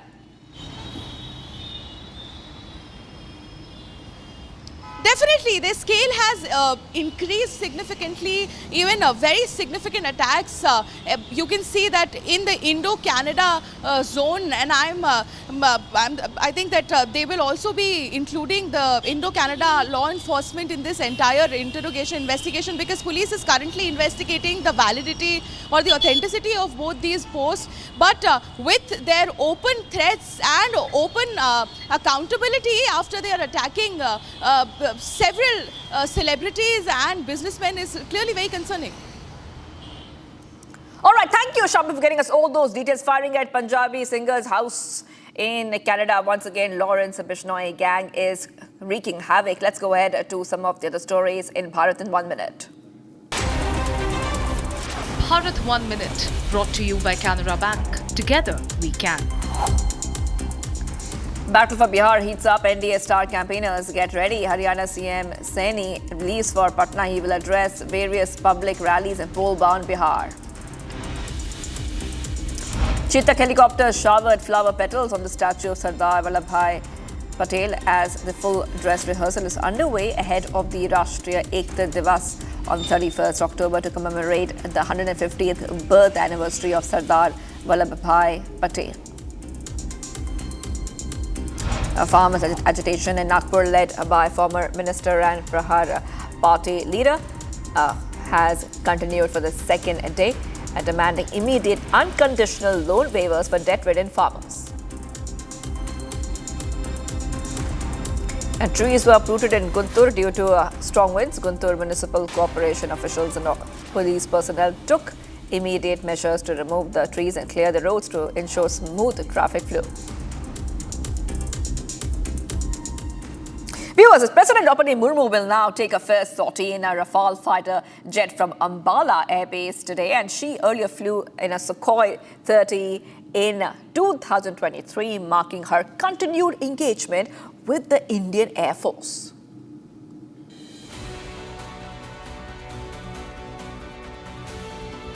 President Draupadi Murmu is all set to soar in the skies and aboard a Rafale fighter jet from Ambala airbase today. This will be a historic moment as President Murmu becomes the first Indian president to take a sortie in the Air Force's most modern combat jet, the French-built Rafale. President Murmu's flight comes more than a year after she flew in a Sukhoi 30 MKI from Tezpur Air Force Station in Assam, becoming the third president and the second woman president to fly in a fighter jet. The Rafale jets, equipped with India-specific enhancements like radar warning systems, advanced sensors and targeting displays, form a crucial part of India's air power. These very jets were used during Operation Sindoor, when India targeted terrorist infrastructure across the border. Today, the President's upcoming sortie will be seen as a powerful gesture of solidarity with the Indian Air Force and its ongoing modernization drive.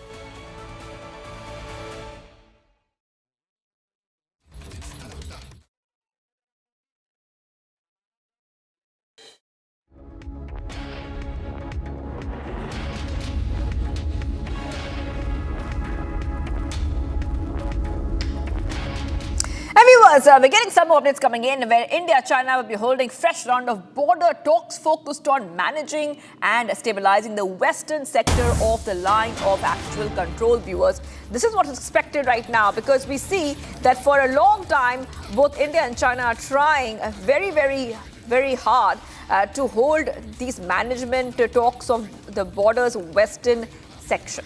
Talks of focusing on managing the western sector of the line of actual control.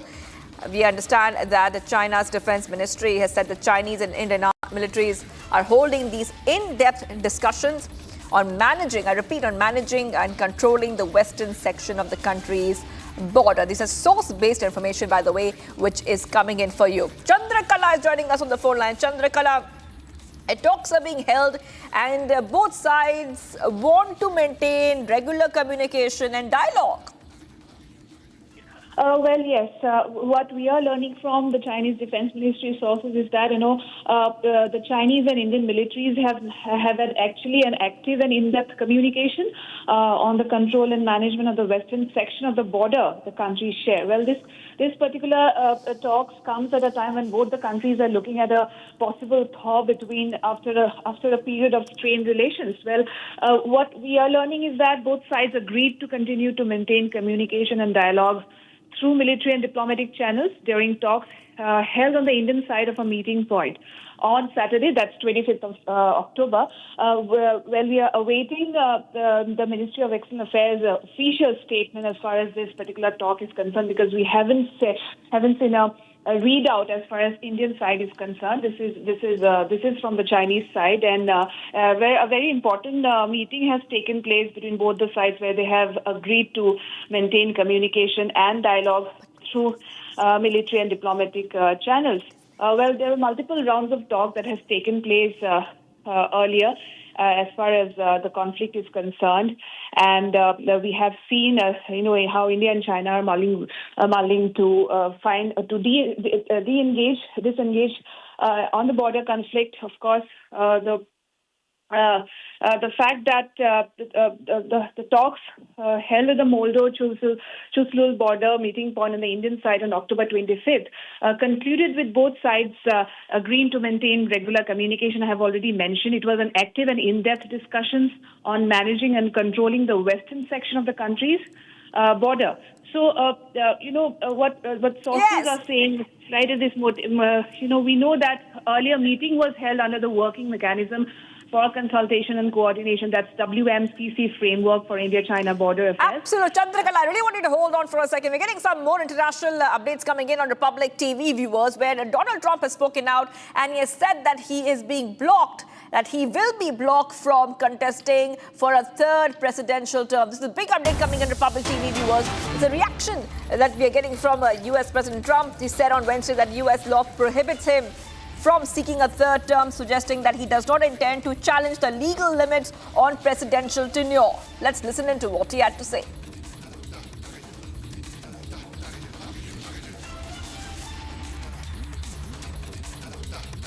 I was with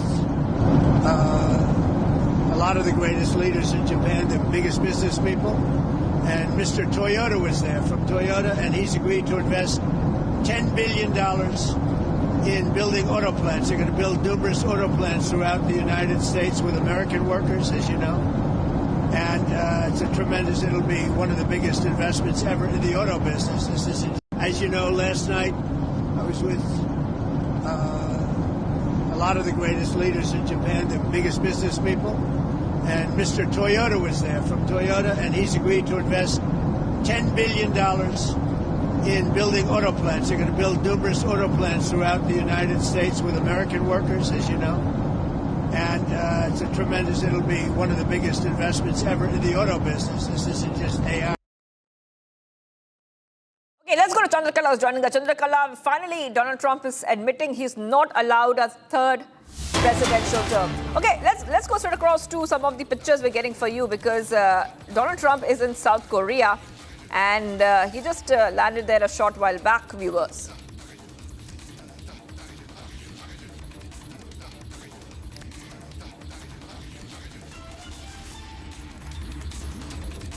All right, pictures coming in right now, viewers, where we see that after flying from Tokyo, where he signed a rare earth trade deal with Japan's new PM, now Donald Trump is speaking.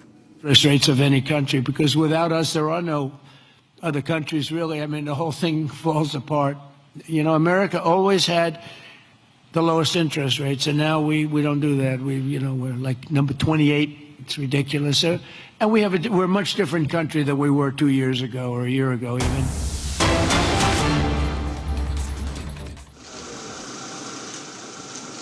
All right, pictures coming in of President Murmu, who's about to take a Rafale sortie. Those live pictures coming in, where President Murmu is visiting the Air Force Station in Ambala. Will take a sortie in a Rafale aircraft, and this is for the second time. The President will take a sortie in a fighter aircraft of the Indian Air Force. में guard of honour दिया गया और अब से थोड़ी ही देर के बाद वो राफेल में उड़ान भरेंगे। फिलहाल आइए बुलेटिन की तरफ लौटते हैं, कुछ और खबरें देख लेते हैं।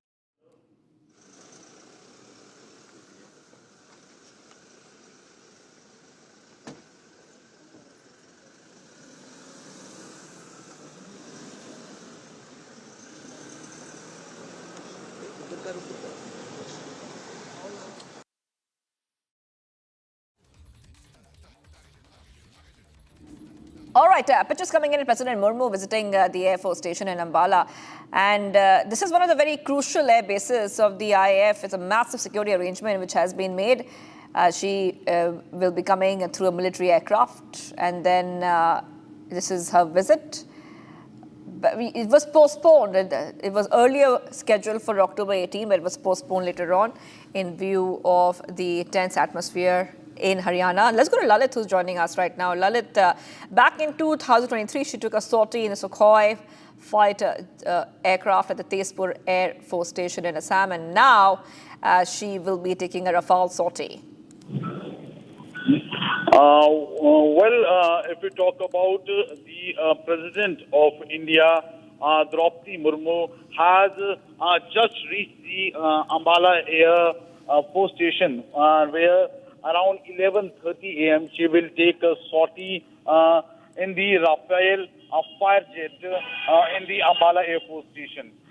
If we talk about Draupadi Murmu, the President of India, this will be the second sortie, as on April 8, 2023, she took a sortie in the Sukhoi 30 MKI fighter jet at Tezpur Air Force Station in Ambala. And Draupadi Murmu would be the third President of India who would be taking this sortie. Before that, on June 8, 2006, the President APJ Abdul Kalam became the first President of India who took a sortie in the fighter jet at the age of 74 in the Sukhoi 30 MKI at the Lohegon Air Base Station in Pune. While the Pratibha Patil on November 25, 2009 became the first woman and the second President to fly Sukhoi 30 MKI. So now the Draupadi Murmu would become the third President who would take a sortie in the Rafale fighter jet around 11:30 a.m. today. But before that, on April 8, 2023, she took a sortie at Sukhoi MKI. So she would be the third president of India who would be taking a sortie in a fighter jet in Rafale. If you talk about the Rafale, Rafale played a very vital and a very crucial role during the recent held Operation Sindoor with Pakistan, when a cowardly attack was being taken by Pakistan on 22nd April, and on May 7, India strike for 4 days with the Rafale fighter jet and crashed all the enemies' bunkers and everything. So Rafale played a very important and vital role. So today, around 11:30 a.m., President Draupadi Murmu would fly for around 30 minutes in the Rafale in the Ambala Air Force Station. Back to the studio. Right. These Rafale jets are very, very important. They were manufactured by the French aviation company, Dassault Aviation, and they were first inducted in the Indian Air Force in September 2020, Lalit. And these jets have held a significant importance, especially to India's defense force.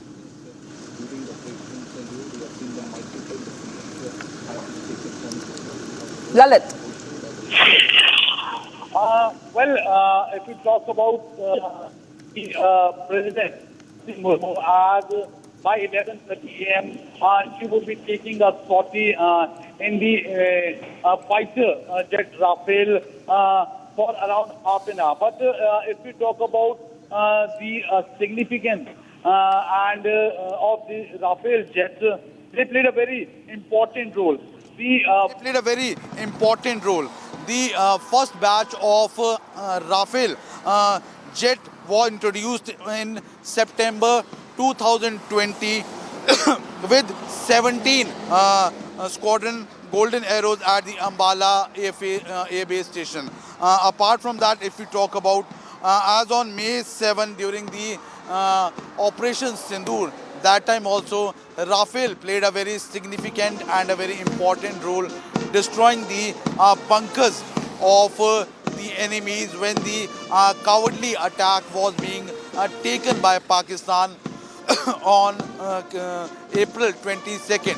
So for 4 days, India struck using the Rafale jets and destroyed all the bunkers. So it's a very important and a significant step, and once again a history would be created as President Draupadi Murmu will become the third President of India to take a sortie in the fighter jet Rafale. So around 11:30 a.m. today, President Murmu will take a sortie at the Ambala Air Base Station. Back to the studio. Yes, just sticking on with these pictures, staying on these pictures from Ambala, Haryana, where President Murmu will be taking a sortie in the Rafale fighter jet from the Ambala Air Force Base. And just speaking about this, because like my colleague Lalit was mentioning, the former presidents APJ Abdul Kalam and Sardar Patel have both taken sorties in fighter jets. Kalam and Patel undertook sorties in Sukhoi 30. And President Murmu will be taking a sortie in the Rafale fighter jet. India has used these jets to launch attacks on terrorist hideouts in Pakistan as part of Operation Sindoor, and these jets were imported primarily to address a critical shortage of multi-role combat aircraft to enhance the air combat capabilities for India. Lalit.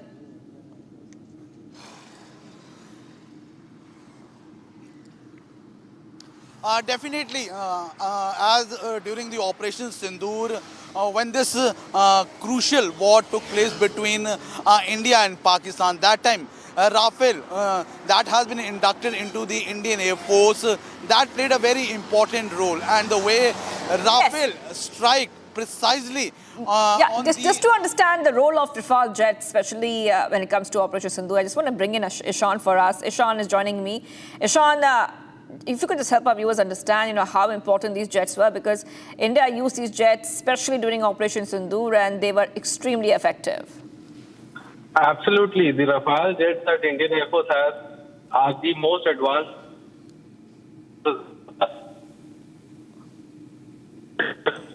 capabilities to the critical Operation Sindoor. Rafale jets were the ones that had delivered the 5 laser-guided bombs, and apart from that also used the Calp missiles to attack the bases in Pakistan. Currently, we are undertaking a further expansion of the Rafale fleet to 140 aircraft to the MMRCA contract, and we are in talks with France for production of the Rafale jets in India as well. Currently, President Draupadi Murmu has, who is the Supreme Commander of the Indian Forces, took a sortie in a two-seater variant of the Rafale. Yes. President Murmu was briefed on the operational characteristics of the Rafale as well just prior to her flight, and has visited the Ambala airbase. Absolutely, Ishan. Ishan, I have to take a short break right now. We will stay with these live pictures from Ambala, Haryana, as President Draupadi Murmu will be taking a sortie in the Rafale fighter jet from the Ambala airbase soon.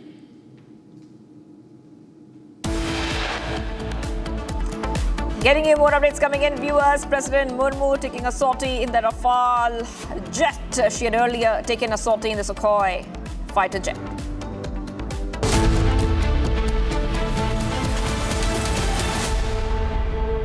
Pure सूजी pasta उबालो मिलाओ और खाओ 8 minute में तैयार। क्या taste है सबका राजा hardcore मसाला। दादी के हाथों का जादू और खुशबू से महकता घर, माँ की मुस्कुराहट और खाने की सुगंध। MDH गरम मसाला, क्योंकि हर रिश्ता है स्वाद से जुड़ा।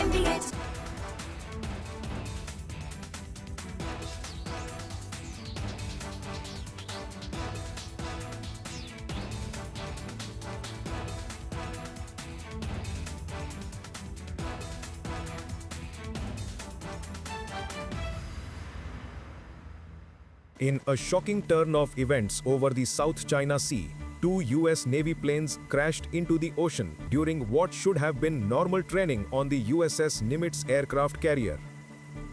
The near simultaneous losses involved an MH-60R Seahawk helicopter and an F-18F Super Hornet. Both aircraft operate with highly integrated avionics that depend on accurate satellite navigation, data link connectivity to the carrier, and redundant onboard sensors during launch, recovery, and maritime patrol. In the South China Sea, China has systematically layered electronic warfare systems across its man-made islands and outposts.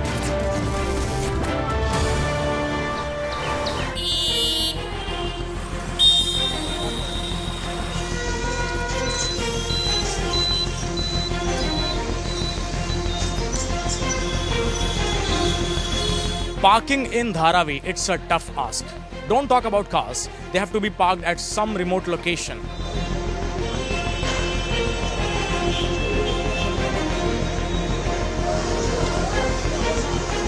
Scooters, well, they line the streets, blocking shops and doorways.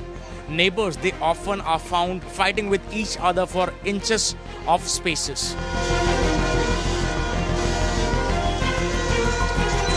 Talking about ambulances, it's hard for them to enter the space because most of the times they get stuck.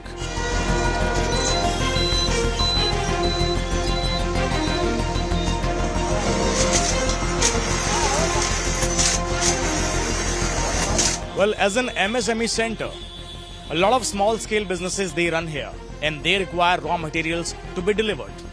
The delivery trucks, well, they cannot enter these narrow lanes. Now, the only option is laborers, resulting higher cost. Hence, the parking has become a major issue in this area.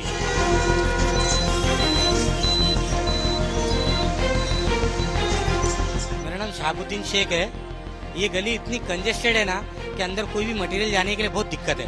अभी आप parking को देख सकते हैं कितना congested area है। जाता तो बहुत फायदा होगा, सारा बिजनेस को फायदा होगा, लेकिन ऐसा लगता नहीं कि गाड़ी अंदर जा सकता है यहाँ पे। There is a no parking board clearly mentioned over here. Still, you can see behind me lots of cars being parked in the middle of the road, resulting in traffic jams and also police challans.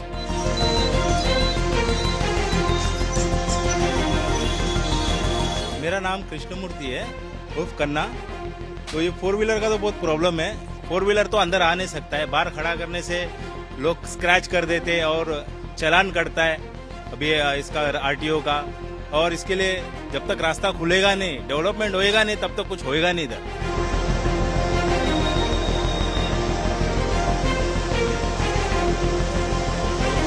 For families who dream of buying a scooter for themselves, it's easy. But finding a parking space and also a safer space, it's a bigger task. So we can conclude that becoming a scooter owner is really easy here, but finding a place to park, that's a big task.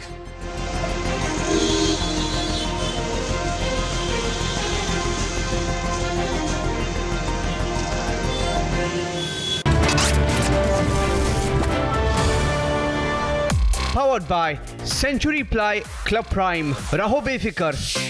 थोड़े में ज्यादा स्वाद, यही तो है इसकी खास बात। वाओ मामा, क्या स्वाद है? अरे मेरे राजा, राजा और मसाला।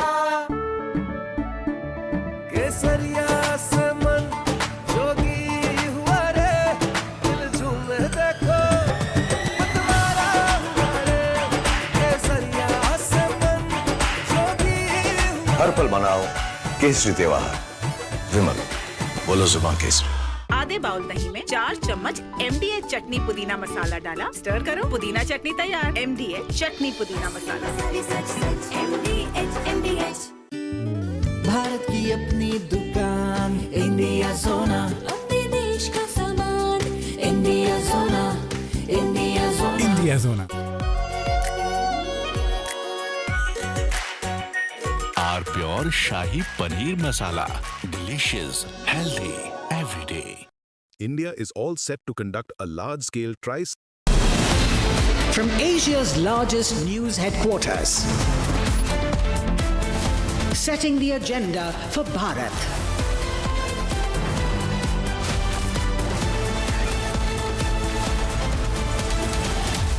You're watching Republic.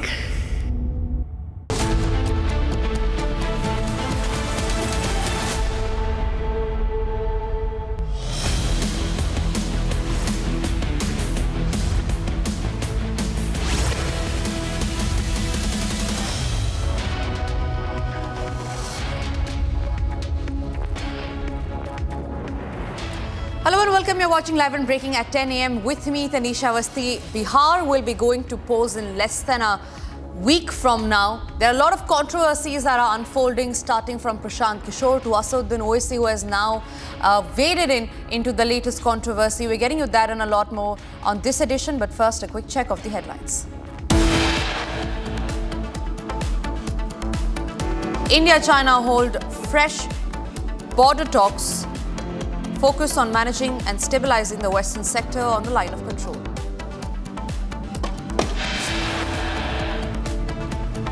India issues fresh NOTAM for air exercises in central India for 25 days. NOTAM to come into effect on November 3rd. President Draupadi Murmu arrives at Ambala airbase, set to take a sortie in Rafale fighter jet.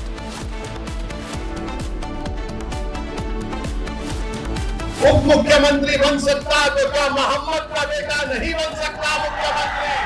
17% है, 3% है और 14% है। 14% है तेजस्वी और आप देते हैं ticket उनको कितना?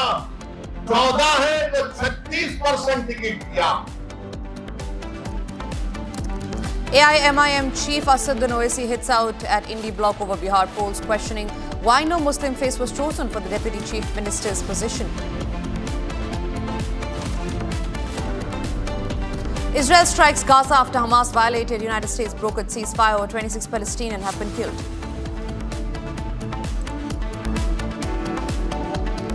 Over 80 people have been killed, including 4 police officers and anti-narcotics raids in Brazil's Rio de Janeiro.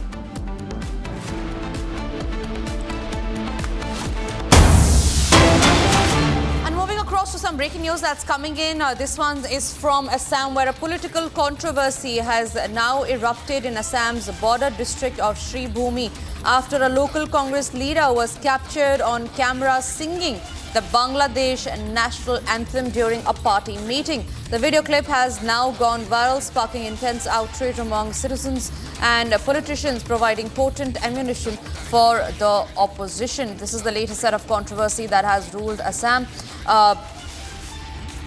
The appeasement politics of the Congress party, their vote bank politics and their secret love for Pakistan and Bangladesh is known to everybody. But today we learned that it has been out in the open and for public display of the secret that makes people question the allegiance of the grand old party. This is about a Congress leader who you see on the left of your screens, who has been heard singing the Bangladesh national anthem at a Congress event in the state of Assam. The BJP has responded to that controversy. Let's take a look. Illegal Bangladeshis, Rohingyas, now they are also openly siding and singing the national anthem of Bangladesh from their party office during party programs in Assam. This means Congress ka haath ab Bangladesh ke saath. It is very, very clear. The agenda is clear. Sam Pitroda, Syeda Hamid, other leaders of Congress, they have justified illegal Bangladeshis coming into the country, giving them gas cylinders, giving them jobs that belongs to Indians. We have seen the manner in which they have had a soft corner for these illegals from Bangladesh. And now we are seeing that open support is being given to the idea of greater Bangladesh. The Congress party wants that India should be divided. Our states, particularly the northeast states, should be divided. And look at the manner in which, just in BJP Virod, they are ready to stand with somebody and those elements that are harming the interests of India. Congress's love for Pakistan was well known. They gave clean sheet to Pakistan on 26/11, Samjhauta blast, Pulwama. They took no action after 26/11 on Pakistan. We know that crores of infiltrators for Bangladesh were settled in India by the Congress government during that time. And today, when an attempt is made to detect, to delete and to deport these illegals, the Congress party has openly declared their support for such illegals and for such Rohingyas. Now, this is the latest controversy surrounding the Congress party. This is about how the Shribhumi District Committee of the Congress party in Assam organized a party meeting in the Indira Bhavan, and it was held on the 27th of October, that is just 2 days back. Now, Shribhumi is a border district with Bangladesh. Amid the party meeting, one leader started singing the national anthem of Bangladesh. The meeting was attended by local reporters there, and the entire episode was captured on camera. The video clip immediately went viral on social media, with people and politicians reacting sharply to the blunder that has been made by the Congress party. There are people and politicians who have been asking, with the BJP leading from the forefront, who is saying that it was a stupidity for the Congress to have performed such an act and that the party must come out to clarify the position on that. The state BJP, in fact, has questioned whether it was a mere coincidence or Congress is trying to appease Bangladesh origin Muslim vote bank in Assam ahead of the 2026 assembly elections. All right, on that note, I'm also being joined by Manab Deka. He's a BJP MLA from Assam. A very good morning to you, Manab. This is our latest controversy that has been surrounding the Congress party, and the Congress must come out and clarify itself. This is a district which is bordering Bangladesh, and the leader, the Congress party local leader there, has been heard singing the Bangladesh national anthem on Indian soil. See, this is a basically deliberate attempt by the Congress party. Now, Congress in Assam is only left by those Bangladeshi voters. This is nothing but appeasement politics. अभी कोई भी जो indigenous people of Assam, they are no more with Congress party. So they want to appease those Bangladeshi voters to get some more seats in mostly Bangladeshi people populated area. This is nothing, just the appeasement politics of Bangladeshi Miyas. Manav, also, do you think this is a kind of appeasement politics that the Congress party is now focusing on, keeping in mind how elections are going to come up in the state next year? See, if you come to the ground reality, once that Gaurav Gogoi became president of Congress party in Assam, lots of things are coming up. His Bangladeshi, his Pakistani links. Now Bangladesh is mostly controlled by Pakistan. So they are no more in between indigenous Assamese people. So this is deliberately a appeasement politics of Congress party for the Bangladeshi voters. All right, Manav Deka, thank you very much for sharing us your opinion on that latest controversy that has been surrounding the Congress party. Meanwhile, let's also have a quick check of the other stories that we are tracking. This is Bharat in 1 minute. Bharat 1 minute, brought to you by Canara Bank. Together we can. Battle for Bihar heats up. NDA star campaigners get ready. Haryana Chief Minister Nayab Singh Saini leaves for Patna. He will address various public rallies in pole-bound Bihar. Chetak helicopter showered flower petals on the statue of Sardar Patel as the full dress rehearsal is underway ahead of the Rashtriya Ekta Divas on 31st of October to commemorate the 150th anniversary of Sardar Patel.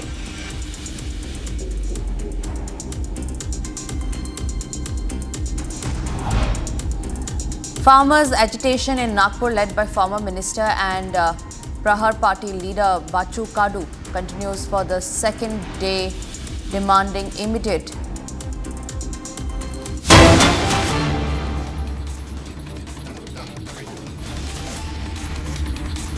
Moving on to more breaking news that's coming in, we learned that unidentified armed men have assassinated Nasrat, the son of Amir Mohammed, also known as Pahalwan Musa, and Abu Zar, a key official of the Islamic State of Khorasan province, that is ISKP, in Pakistan's Peshawar city.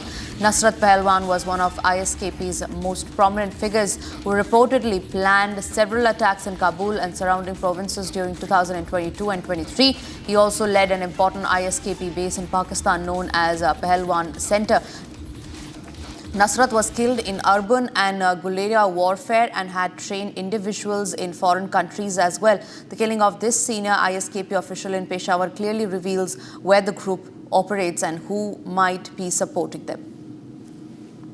Gursimran is joining us live on the broadcast on that note. Gursimran, please share more details about the latest attack that's happened.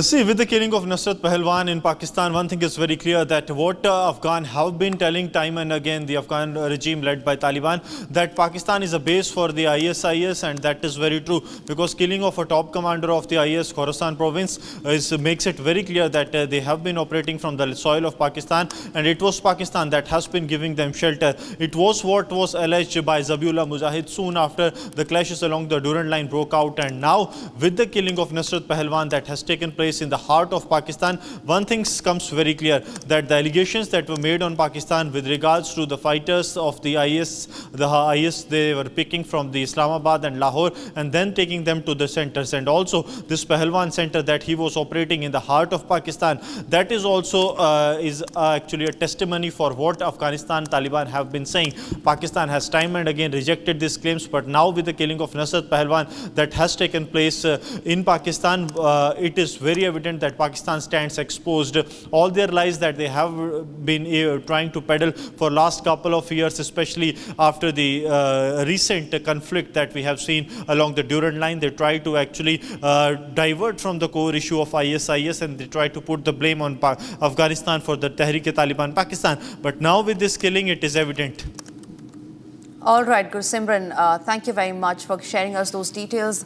This is a big development that has come to fore as far as the ISKP is concerned. Moving on to some other stories, full dress rehearsal are underway at Kevadia ahead of the Rashtriya Ekta Divas on 31st of October to commemorate the 150th birth anniversary of Sardar Patel. Take a look at this report.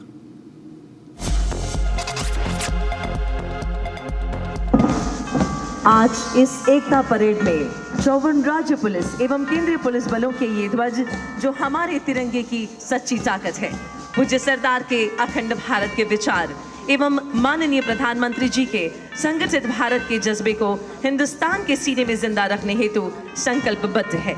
54 ध्वजवाहकों के हाथों में ये प्रत्येक ध्वज अपने आप में कई वीर गाथाओं को समेटे हुए एक भारत के लिए कटिबद्ध होने का संदेश दे रहे हैं। इनमें से कई ध्वजों को निशान का सम्मान भी प्राप्त है।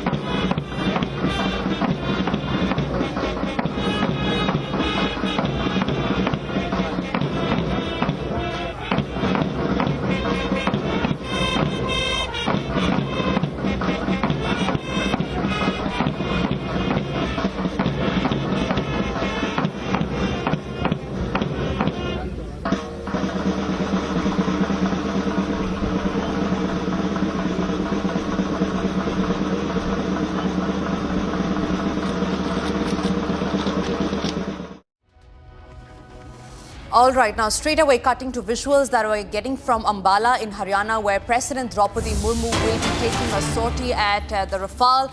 This is a huge muscle flex that India will be showcasing 6 months after Operation Sindoor happened. And why this is important, ladies and gentlemen, is because this base, the Ambala airbase, is the same base that had struck Pakistan during the time of Operation Sindoor, and that is why it is extremely significant with the President of India going to fly a sortie, going to take a sortie in the Rafale jet. This is one of the most high-tech and France's fighter jet on which President Murmu will be on. She previously flew at the Su-300, Su-300 at Sukhoi 300 in the year 2023. It is a Supreme Sindoor muscle flex Rafale jet is what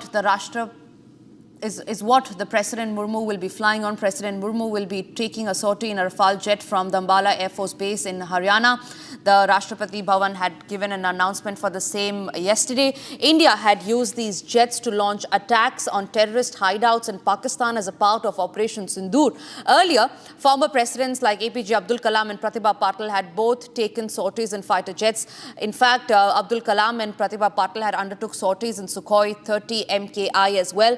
Murmu herself had taken a sortie in Sukhoi 30 MKI fighter jet back on 8th of April 2023, making her the third president of India to do so. And today she will be taking a sortie on the Rafale fighter jet. Lalit, my colleague, is joining us live from Ambala on that note. Lalit, when is the event going to start?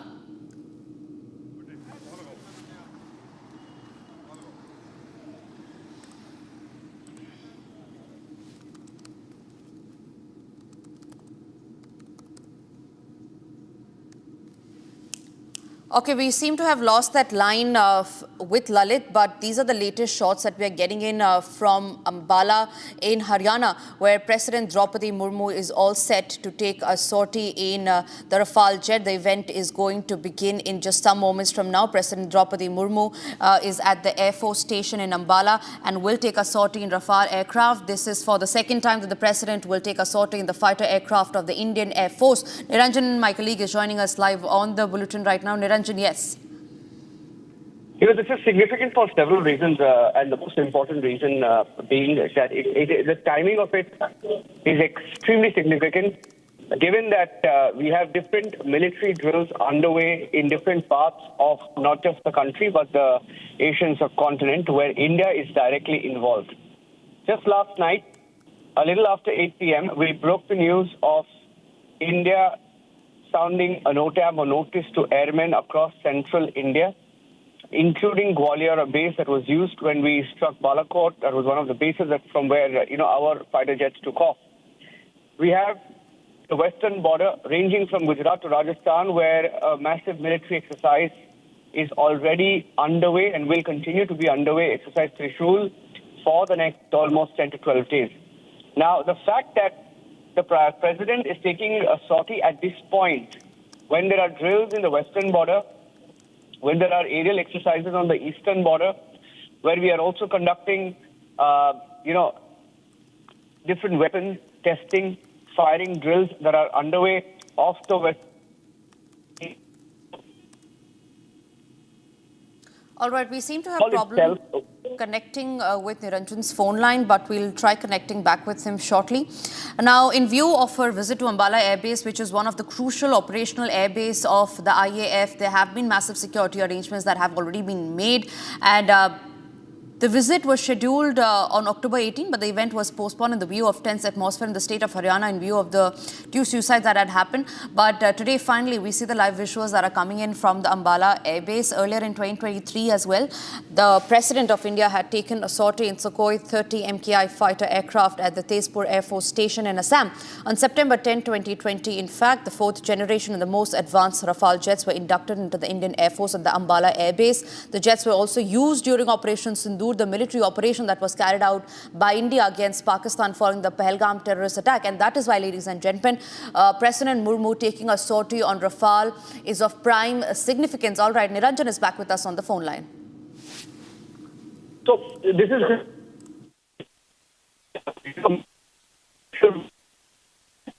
Pakistan into believe Rafales, which they did even more significant. All right, we seem to have erratic network there with Niranjan. We'll try connecting back with him on the phone line. Ladies and gentlemen, just to give you a context of what's happening on air right now, President Murmu is at the Ambala Air Base in Haryana. Just in some moments from now, she will be taking a sortie in the Rafale at the Ambala Air Base. And why we are calling this a significant move and a strong message to Pakistan is because Rafale jets were the jets that were used primarily in Operation Sindoor against Pakistan to strike the hideouts, the terrorist hideout in Pakistan.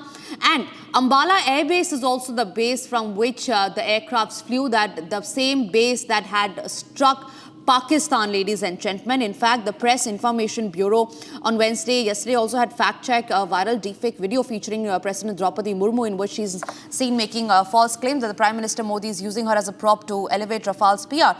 So a strong message that has come in from the PIB and from President Murmu as well, a strong message that India is sending to Pakistan, where President Murmu has now all set to take a sortie on Rafale. My colleague Lalit is with us on the phone line on that. Lalit, please share more details.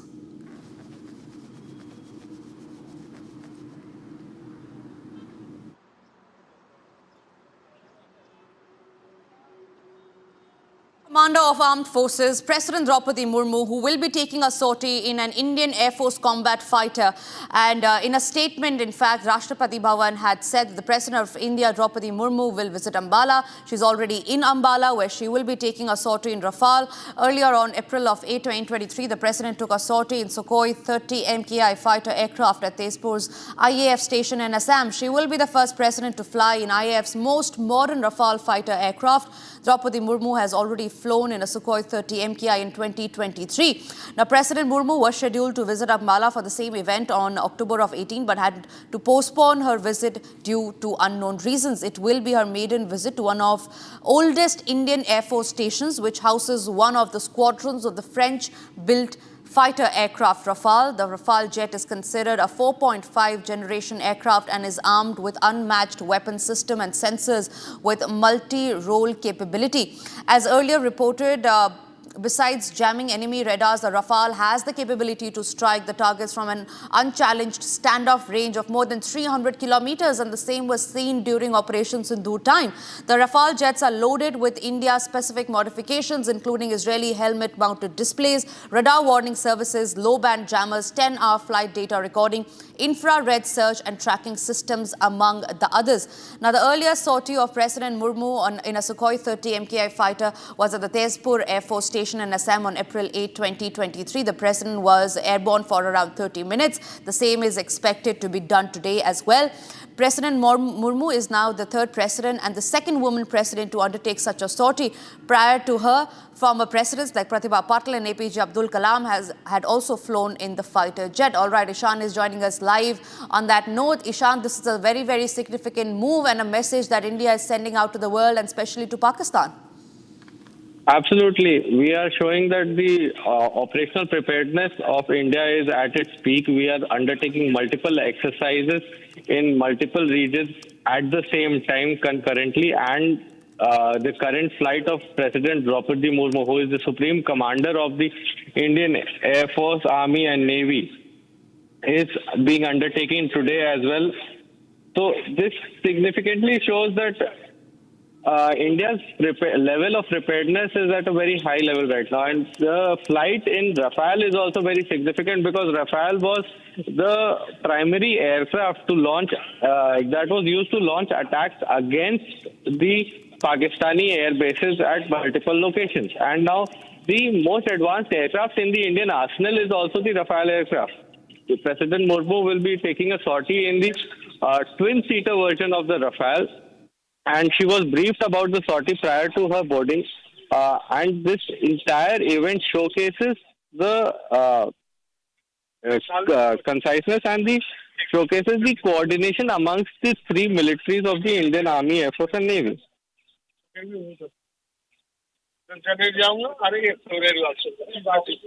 Person sitting, okay?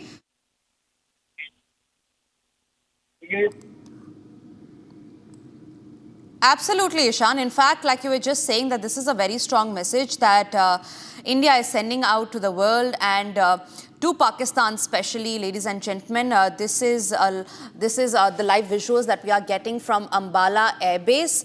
And in just some moments from now, President of India, Draupadi Murmu, will be flying the Rafale fighter jet, will be taking a sortie. It is supposed to last for nearly 30 minutes. The sortie is supposed to last for nearly 30 minutes. And we're tracking that live story for you. We'll be coming back to that right after a short break.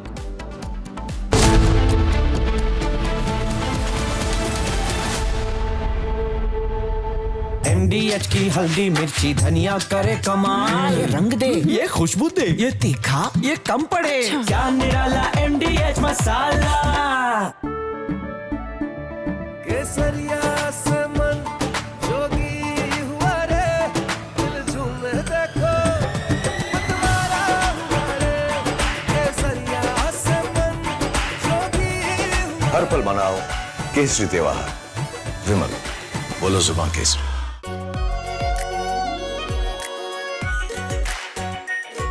Pure shahi paneer masala, delicious, healthy everyday.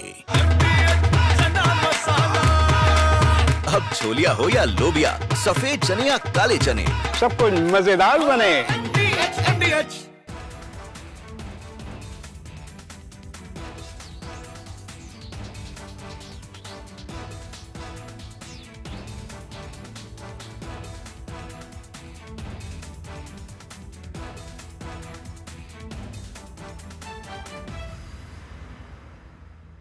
In a shocking turn of events over the South China Sea, 2 US Navy planes crashed into the ocean during what should have been normal training on the USS Nimitz aircraft carrier.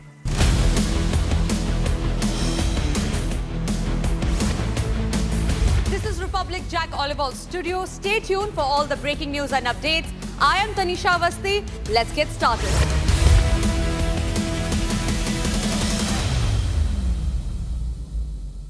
Pure सूजी pasta उबालो, मिलाओ और खाओ, 8 minute में तैयार। क्या taste है सबका राजा hardcore मसाला। केसरिया से मन जोगी हुआ रे, दिल झूमे देखो, मतवारा हुआ रे, केसरिया से मन जोगी हुआ। हर पल मनाओ केसरी त्योहार, विमल बोलो जुबान केसरी। MDH की हल्दी मिर्ची धनिया करे कमाल, ये रंग दे, ये खुशबू दे, ये तीखा, ये कम पड़े, क्या निराला MDH masala. India is all set to conduct a large-scale tri-services military exercise named Exercise Thrishul along the western border near the disputed Sir Creek area. This exercise will involve the Army, Navy and Air Force and is being called unprecedented in both scale and operational complexity. Satellite images analyzed by defense experts show that the airspace reserved for the exercise will extend up to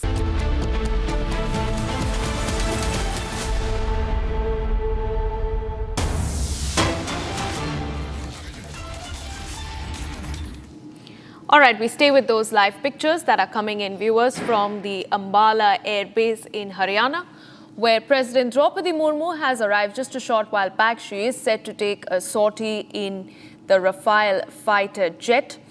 President Draupadi Murmu, ladies and gentlemen, holds the position of Supreme Commander of the Indian Armed Forces, scheduled to take a flight in a Rafale fighter jet from the Ambala Air Force Station in Haryana. The Rafale jet holds immense significance, and so does this airbase, ladies and gentlemen. The pictures on your screen, the live visuals that we are getting for you as preparations remain underway before the President is set to take her sortie. She is set to become the first Indian head of state to experience a flight in a Rafale, following a tradition of Indian presidents taking sorties in Indian Air Force fighter jets. Previously, the President has flown in a Sukhoi 30 MKI on the 8th of April in 2023 from the Tezpur Air Force Station in Assam, thereby becoming the third President and the second woman head of state to do so. Earlier, it was Dr. APJ Abdul Kalam and Pratibha Patil who had both taken sorties in the Sukhoi 30 MKI jets from the Lohegao Air Base in Pune. This was on the 8th of June 2006 and 25th of November 2009 respectively. And now we have these live visuals that are coming in from the Ambala Air Base in Haryana, where President Draupadi Murmu is set to take a sortie in the Rafale fighter jet. This is, of course, a big message from India, strategic signaling over there, coming just 6 months after India successfully executed Operation Sindoor, sending a tough and hard message to terror state Pakistan. And this jet, ladies and gentlemen, the visuals of which are now on your screens, this mighty jet has been integral to Operation Sindoor. And on the phone line, we have our senior executive editor, Niranjan, who will give us more details. Niranjan, over to you. Well, this is a significant message, especially given that Ambala is one of the key bases that was used by India. Not the only base. It is not the only base that struck Pakistan or from where we struck Pakistan, but it was a key base which was used by the Indian Air Force to ensure that we taught Pakistan a lesson during Operation Sindoor. And that is why the fact that our president is flying the Rafale from the Ambala Air Base becomes extremely significant. And this is not the first sortie that our president is taking on a fighter jet. In the past, she's taken a sortie on the Sukhoi 30 MKI. And this time around, she's on the Rafale, which played a key role. By the way, Pakistan tried its best to peddle the narrative that it targeted the Rafales, that it shot down a couple of Rafales, when the fact is it was our Air Force that brought down at least 10 to 12 aircraft belonging to the Pakistan Air Force. And that is why this entire sortie becomes extremely significant for India and for our armed forces. It's a message coming at a time when our armed forces are holding different drills in different parts of India. And this is extremely significant given the exercises that are already ongoing in the western border. We have exercises ongoing at the eastern border. And the president is sending a message that she stands with our armed forces and that we are ready, we are in a state of preparedness, and we will take Pakistan head on if required. Now, that of course is the intended message. The Ambala Air Base, very close to the border with Pakistan, the Ambala Air Base in Haryana, and this is one of the key bases that was used by our armed forces during Operation Sindoor. And she had, of course, taken a sortie in the Sukhoi 30 Mark 1 Air fighter aircraft. This was in April 2023. There was no ongoing conflict then. This was at the Tezpur Air Force Station. And also try and get someone on the phone line on the significance of the president taking a sortie on the Rafale. And let me tell you that as far as Ambala Air Base is concerned, Ambala Air Base is extremely critical in the context of Operation Sindoor. The Ambala Air Base was a critical air base that was used by our Indian Air Force during Operation Sindoor. And the Rafale mostly operated from the Ambala Air Base. It is a critical air base for our armed forces. And these are live pictures coming in on the news agency ANI. The preparations are being made. The last-minute checks are being done. And the fact that Ambala has been chosen for the president to take this flight tells you that it is symbolic for many reasons. Also because it was from Ambala that Rafale jets crossed into Pakistan skies. And this is where we sent, this is from where we sent, most missiles into Pakistan. Most of the jets come from Ambala. The jets that targeted Pakistan, that bombed Pakistan's air bases. Most of them operated from here, and at least 9 terror launch pads, at least 9 air bases, and different targets that were struck by our armed forces, in which over 150 of just the Pakistani armed forces were killed. Apart from terrorists, of course, the total casualty of Operation Sindoor is still not known because Pakistan continues to hide it. And the fact is, this is significant for several reasons. And the most important reason being it's the kind of role that Ambala played in Operation Sindoor. And this is the home to the Golden Arrow Squadron. Home to the Golden Arrows. Home to the Golden Arrows is what Ambala Air Base is called because it is a critical squadron of the Rafale fighter jets. Rafale Golden Arrow Squadron played a decisive role in the conflict with Pakistan. And on the 7th of May, when we hit most of those targets, it was from Ambala that our Rafales crossed into Pakistan, destroyed the terror launch pads and Air Force bases. I have Major Samar Paltur joining us on the broadcast right now. Let me go across to him. Major Tur, you're live on Republic. We're looking at the pictures of the president's sortie, the last-minute checks being done. I see Air Chief Marshal there, just making sure that everything is in place for our president. Why is Ambala critical? Major Tur, you're from that Ambala played in Operation Sindoor. If you can explain to our viewers why it becomes critical in that context. Major Tur. Let us not forget that, you see, Ambala is like one of the key strategic air bases and one of the air bases which will have the first response from the nearest to Delhi. So this is where we have the Jaguars and we have the Mirage and now we have the Rafale stationed here. Let us also not forget the criticality of the Chandigarh airbase, which is a very important airbase as well.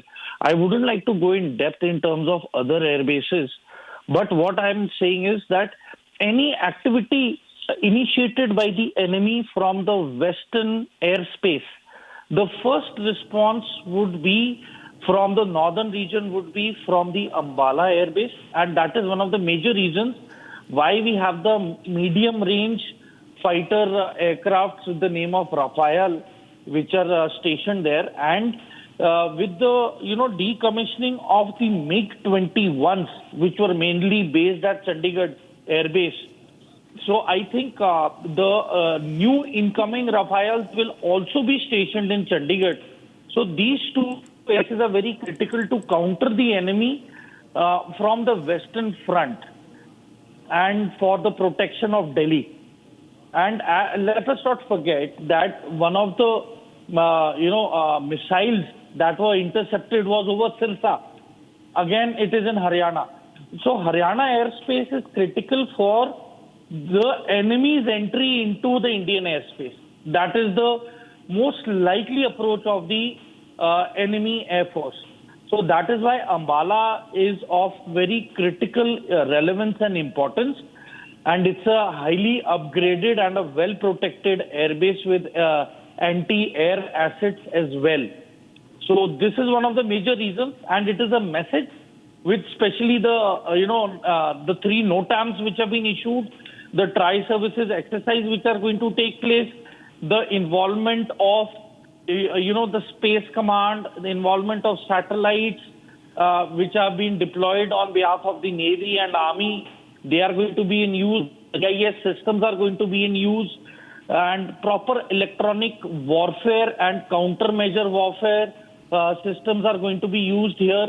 The Suraksha Kavach systems and direct energy weapon systems, like everything that the tri-forces have procured and made in India and have been procured by the forces are going to be utilized. They are going to be tested. They are going to be validated. Not that they have not been validated before, but here a proper coordination with the three tri-forces would be an actual simulation of a war scenario. And this is something really big, which is happening at a very enormous scale. And I think it is time that we give it critical importance and attention to show the military might and the technical upgradation of our tri-forces when it comes to urban warfare. Yes, Major Toor, interesting that you mentioned that, because that was going to be my next question. As Niranjan was saying as well, this is coming at a time when India has issued multiple notices to airmen. There are several military drills that are being conducted across the country, on the western borders, across central India, and even in the Bay of Bengal region. So how do you essentially view this as far as the larger strategic signaling to Pakistan is concerned? See, if you see the map and you, impose the NOTAMs, so you would realize that the western sector, the central India and the Bay of Bengal, they all are in alignment. And this is basically going to be the corridor where the Indian Air Force's movement is going to be extreme and very busy. And that is one of the major reasons why NOTAM has been issued, and there has been an increase in the height of all the NOTAMs. So this is the actual war scenario where this corridor is going to be extensively used by the Indian Air Force, and this is to counter any misadventure by any anti-national element in the eastern part of our country and to the western part of our country, as well as all the Air Force movement, reinforcements and logistics, which is going to be, doing its movement through air, is going to be mainly from the central Indian sector, because it is away from any and missile systems. It is secure, it is safe, and because of this, it comes into one parallel with each other. So this is basically being done as a simulation of an actual war. Marshal Asif Munir himself mentioned that before anything happens from the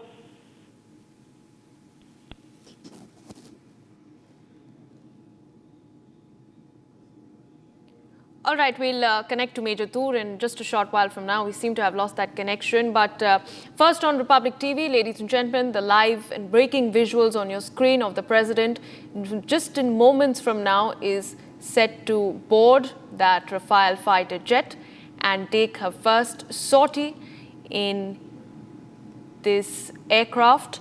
And Supreme Commander of the Armed Forces, ladies and gentlemen, President Draupadi Murmu, this is her first sortie in an Indian Air Force combat fighter jet.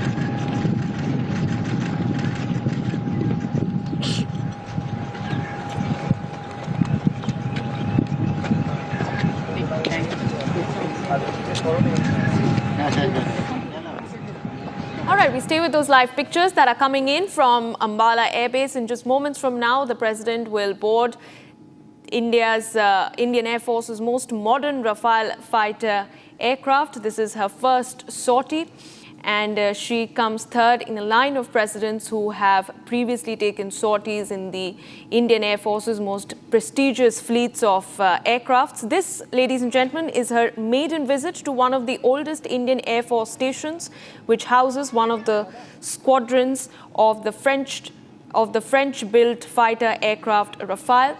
And as Major Tur was explaining, this Ambala airbase holds critical and strategic significance, especially in the aftermath of Operation Sindoor, because this was the very airbase that housed our fighter jets, the very airbase from where our jets took off and bombed terror state Pakistan.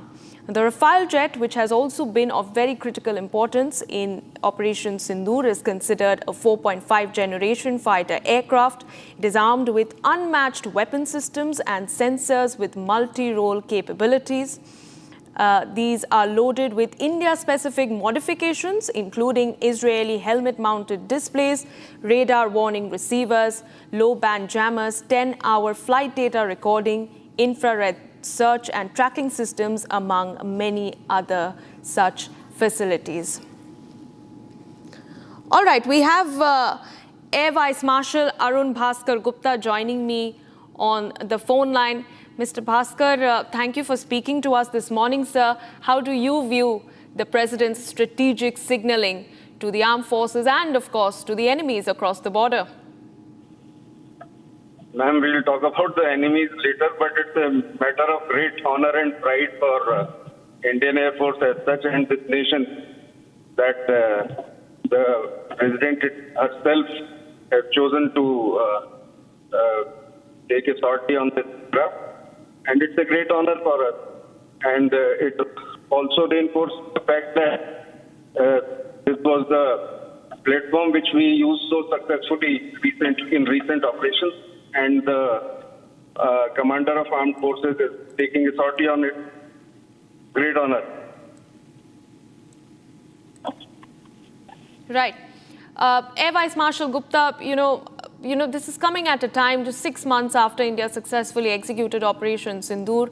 Of course, there is a larger message to the forces from the President that we stand united in one voice and one stand against the enemy. And also, sir, this is coming at a time when India is conducting multiple military and strategic exercises across the various borders. So, sir, if you can just explain and elaborate a bit about how you view the larger message and the strategic signaling that is currently being showcased by Bharat. There is a lot of narrative going around nowadays that this happened, what happened. We rely on what Indian Air Force has briefed us, and that's absolutely correct, what their spokesperson and our Air Chief has been briefing us. We have been very successful in the use of this aircraft, and it was shown in delivery of weapons and the effect which this platform has had on the operations overall. All right, sir. Air Vice Marshal Arun Gupta, thank you for giving us your take. We'll quickly go across to Air Commodore A.S. Bahel joining us on the phone line. Air Commodore, thank you for speaking to Republic TV, sir. How do you view the President's move of taking a sortie in the Rafale fighter jet? First time the President is flying a fighter aircraft. She has flown earlier on Sukhoi 30 aircraft.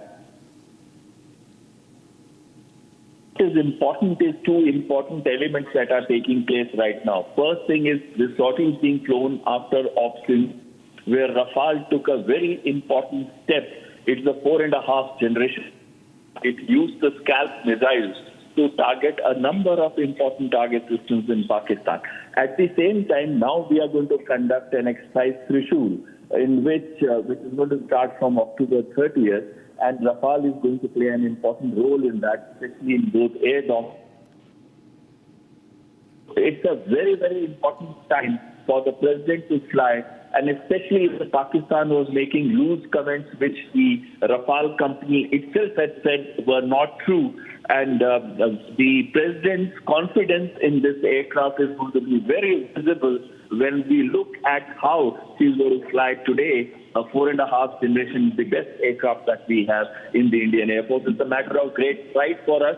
And also that it is happening just a day before the major exercise Thrishul is going to start, which will have all the three services involved, and which is a clear message to Pakistan to back away from any terror activities. And it is also showing that the head of the armed forces, the supreme commander, has supreme confidence on Rafale, and Rafale would be one of the key factors if any new war takes place in future or Operation Sindoor 2.0 is carried out.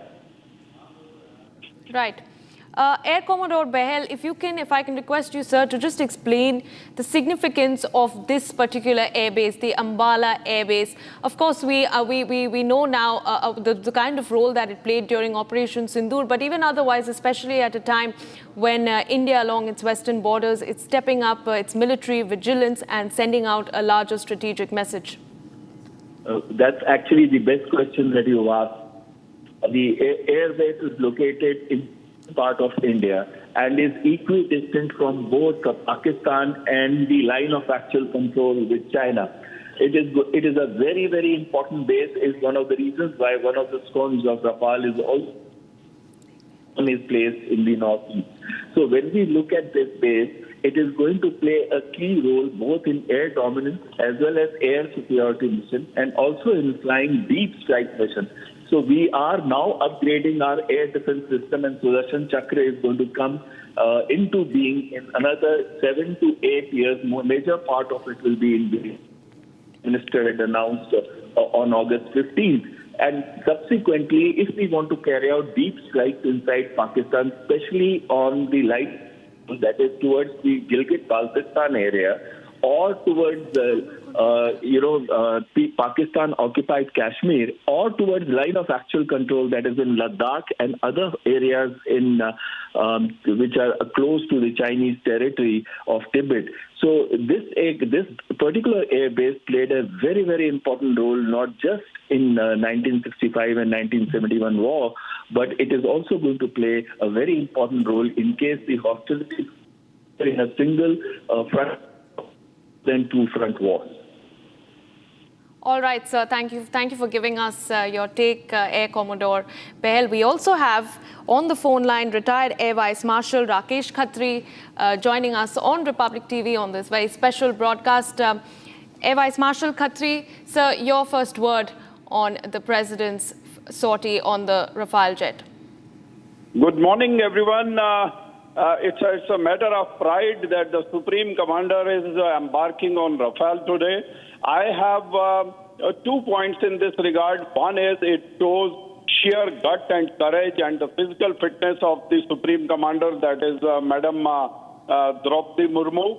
And it's a matter of pride for the Air Force also that she is taking the flight on the Rafale. It shows a very, very strong signal also to the entire world that what kind of air power we are and how confident is our Supreme Commander and the whole nation on this prestigious frontline aircraft of the Indian Air Force. Yes. Air Vice Marshal Khatri, you know, we've been a part of the forces. You've been there. You've seen this, exercise through and through. So how do you really see Pakistan viewing this from the other side of the border? Because we are pretty sure that Islamabad might be, getting jitters as of this moment as the president stands united with the armed forces. Yeah, it shows a great, strong signal to our adversary on both the sides, and of course more so in on the western side. And Pakistan would definitely, as you are rightly saying, that they would be getting the jitters. Of course, as it is, they have got the good lesson in Operation Sindoor, and it shall further enhance and bolster the strength of the Indian Air Force and the nation per se. So they need to be wary of this side and India, and we need to be very, very feeling very pride and proud of what Supreme Commander is doing at this moment of time, and we are really proud of her. Right, sir. And Air Vice Marshal Khatri, one final question, sir, before I let you go. You know, post-Operation Sindoor, India has really upped its military game. We're seeing a spate of exercises that are being conducted across the country to step up military vigilance. How do you view this strategic shift in policy, sir, and the hard line that India has taken? See, this was the call of the time, and in fact, this was required very much because as our DG Air Operations also had said that I have been ho na preet. So I would reiterate the same thing in my words that unless you take the punitive action, and it has been too much that we will take, they should not test our patience and all those things. Those were the gone things in the past, and now we had to take the action, and our tolerance is only and only restricted to not to use the nuclear power or the nuclear assets, because that is our policy, not to use as a first deterrent. Our deterrence is now only this much, not to use this thing. Otherwise, there is no restriction, and we are very, very proud of our government that they have given the full authority and full right to the armed forces that they, as they feel appropriate, they can take the action. And this kind of freedom and independence and the trust and the confidence they are showing in the armed forces is phenomenal. And this would definitely give a very, very strong signal to our adversaries. Yes, sir. Air Vice Marshal Khatri, for those of our viewers who are just tuning in, if you can just explain the strategic significance of this particular airbase, sir, that is the Ambala airbase. I would not be able to, I should not be explaining much, but this has been right from the independence. This has been a very, very premier base, and being very close to the borders, and it has a very, very strategic importance, and that is why we are fully equipped on this base. And also, this has been the frontline base of the Indian Air Force, and very capable of taking any action, and its reach is very close to the Pakistan, and therefore this has been our pride of our Western Air Command, and we are really, in case of any need, this base, of course, shall take all the actions which are required.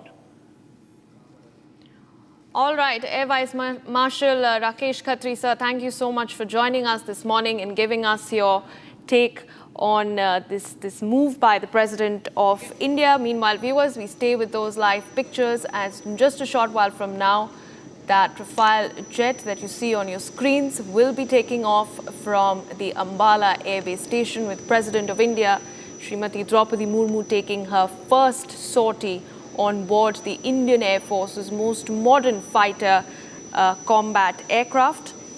And ladies and gentlemen, this is a maiden visit to one of the oldest Indian Air Force stations, as was being said by our experts who joined us this morning.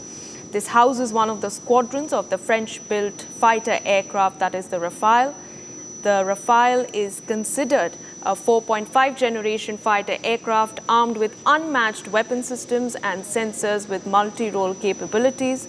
These are loaded with India-specific modifications, including helmet-mounted displays, radar warning receivers, low-band jammers, 10-hour flight data recording, infrared search and tracking systems, among many other things. The earlier sortie of President Draupadi Murmu was in a Sukhoi 30 MKI fighter aircraft. This was from the Tezpur Air Force Station on the 8th of April in Assam in 2023. The President was airborne for around 30 minutes, flying over the Brahmaputra and Tezpur Valley with the mighty Himalayas on one side. And President Draupadi Murmu is the third president and the second woman president to undertake such a sortie. Prior to her, it was former presidents like Pratibha Patil and APJ Abdul Kalam who had also flown in the fighter jet. In terms of the significance, viewers, the Ambala airbase, as was being explained by our experts, holds immense critical importance due to its location very close to the western borders of India, as well as the role that it played during India's immensely successful execution of Operation Sindoor. For viewers, it was this very Air Force station, the Ambala Air Base, from which our fighter jets took off and struck the terror bases in Pakistan. All right, we also have Ishan, my colleague, joining me live on this broadcast.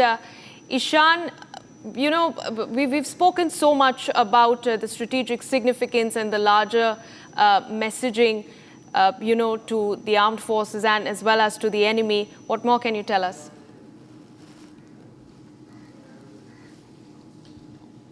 Ambala base is possibly one of the most important bases of the western front of India. Ambala base is where the 17th Golden Arrow Squadron of the Rafales were inducted into and are based out of. Rafale aircraft is the most advanced aircraft, and the claims of Pakistan of shooting down, false claims of Pakistan of shooting down Rafale aircraft have been completely dismissed by the Indian Air Force. And this today's flight of our president taking flight in the Rafale aircraft is going to be a very significant show of force amongst the ongoing exercises spanning all the way from Rajasthan to Gujarat to the Arabian Sea to Diego Garcia base in the Indian Ocean to the upcoming exercises with the United States and multiple other nations. This is a complete force projection that India is showing that it has complete dominance in this particular region of the world. We have seen that President Murmu is taking a sortie in the most advanced aircraft of the Indian Air Force, that is the 4.5 generation aircraft Rafale.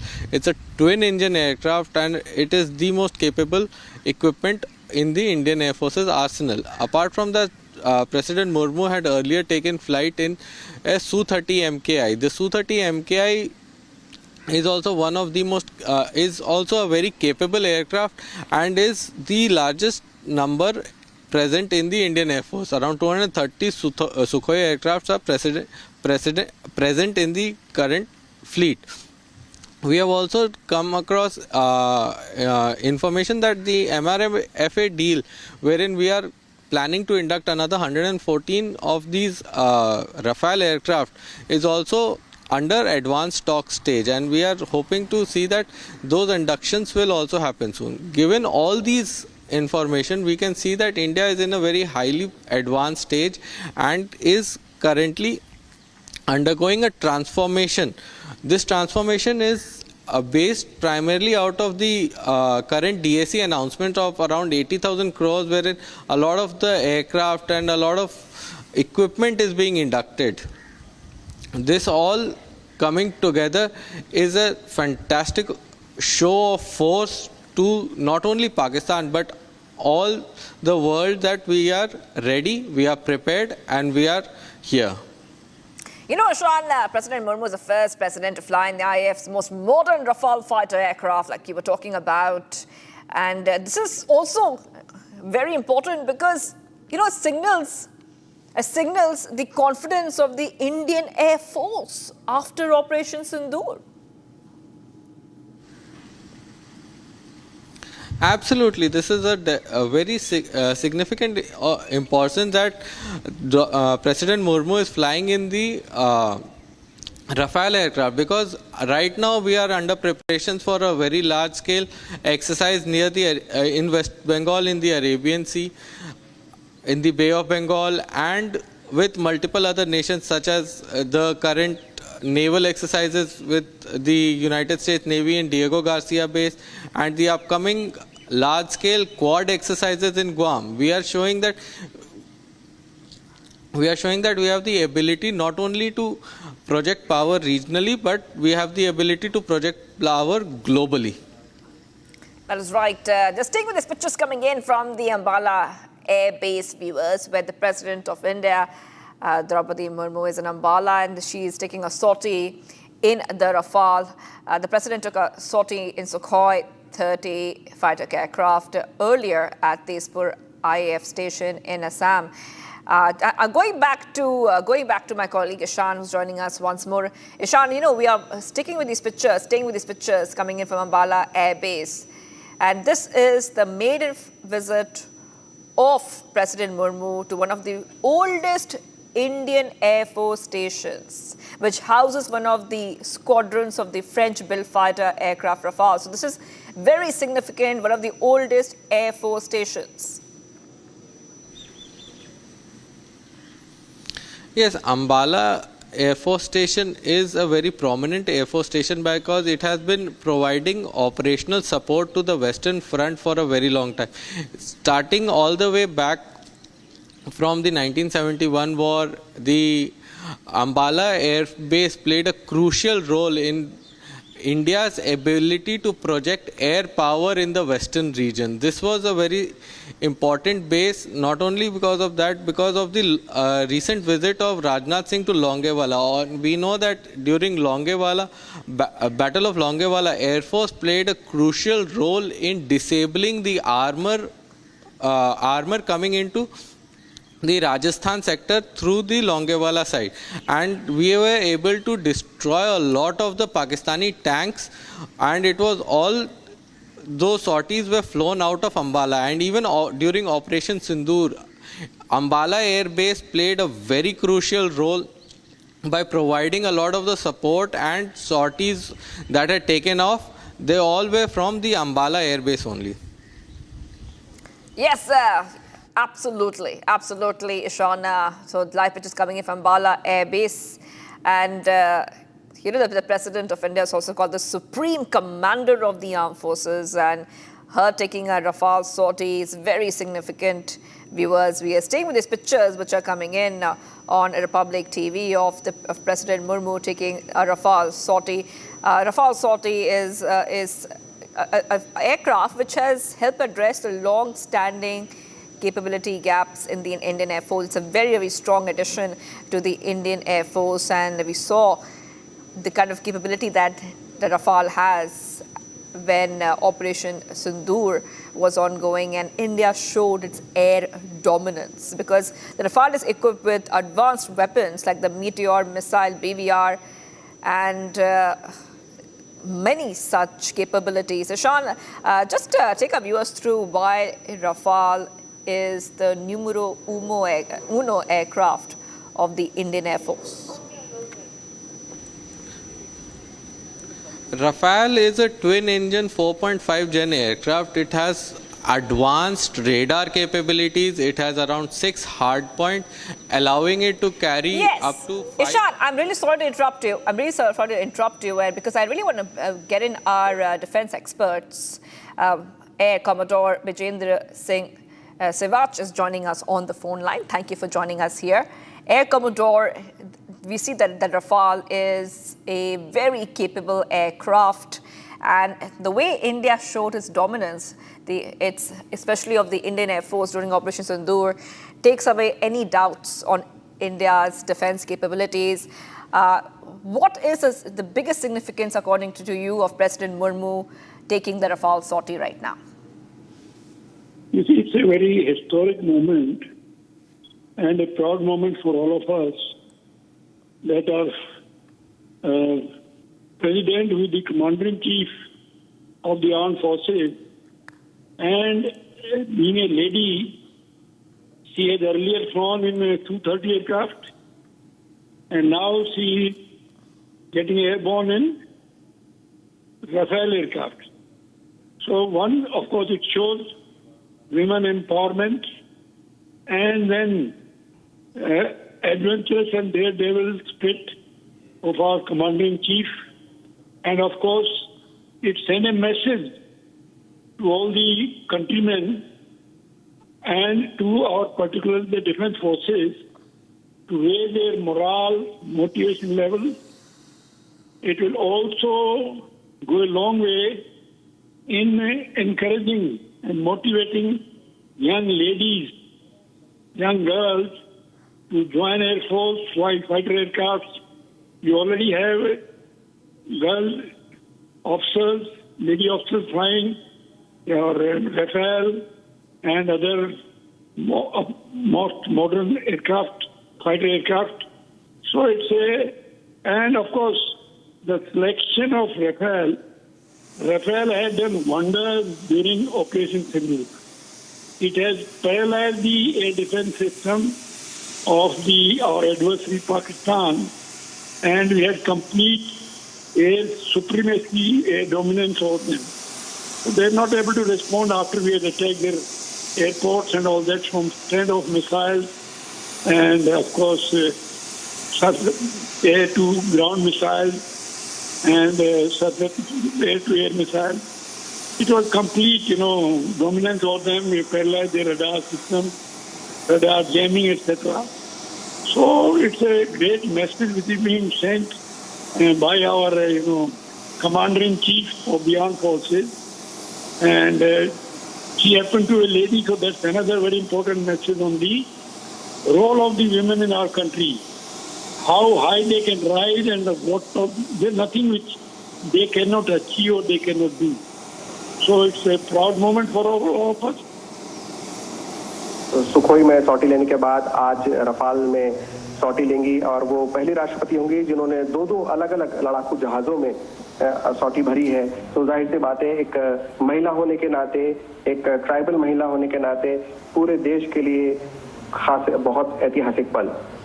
बिल्कुल, और ये ऐतिहासिक पल, ये गर्व महसूस कराने वाला पल, और महिलाओं के लिए खासतौर पर अगर हम देखें तो अब पहले अगर हम देखें तो कई क्षेत्रों में महिलाओं की एंट्री पर पाबंदियां लगी हुई थी, लेकिन अब उन सभी पाबंदियों को हटा दिया गया है। हर क्षेत्र में महिलाएं आगे बढ़ रही हैं और उसी की एक जीती जागती मिसाल भी इस समय हम दिखा रहे हैं। और खासतौर पर महिलाओं की अगर हम बात करें तो एक अलग ही मैसेज भी इन तस्वीरों के जरिए महिलाओं में जाएगा कि आप सपने देखें, मेहनत करें और लगातार आगे बढ़ें, उन सपनों को पूरा करें। इन तस्वीरों के माध्यम से हम देख पा रहे हैं। और खासतौर पर रक्षा क्षेत्र में जिस तरीके से महिलाओं की अब एंट्री हुई है, उसके बाद में भी ये तस्वीरें। वापस आते हैं विशाल आपके पास।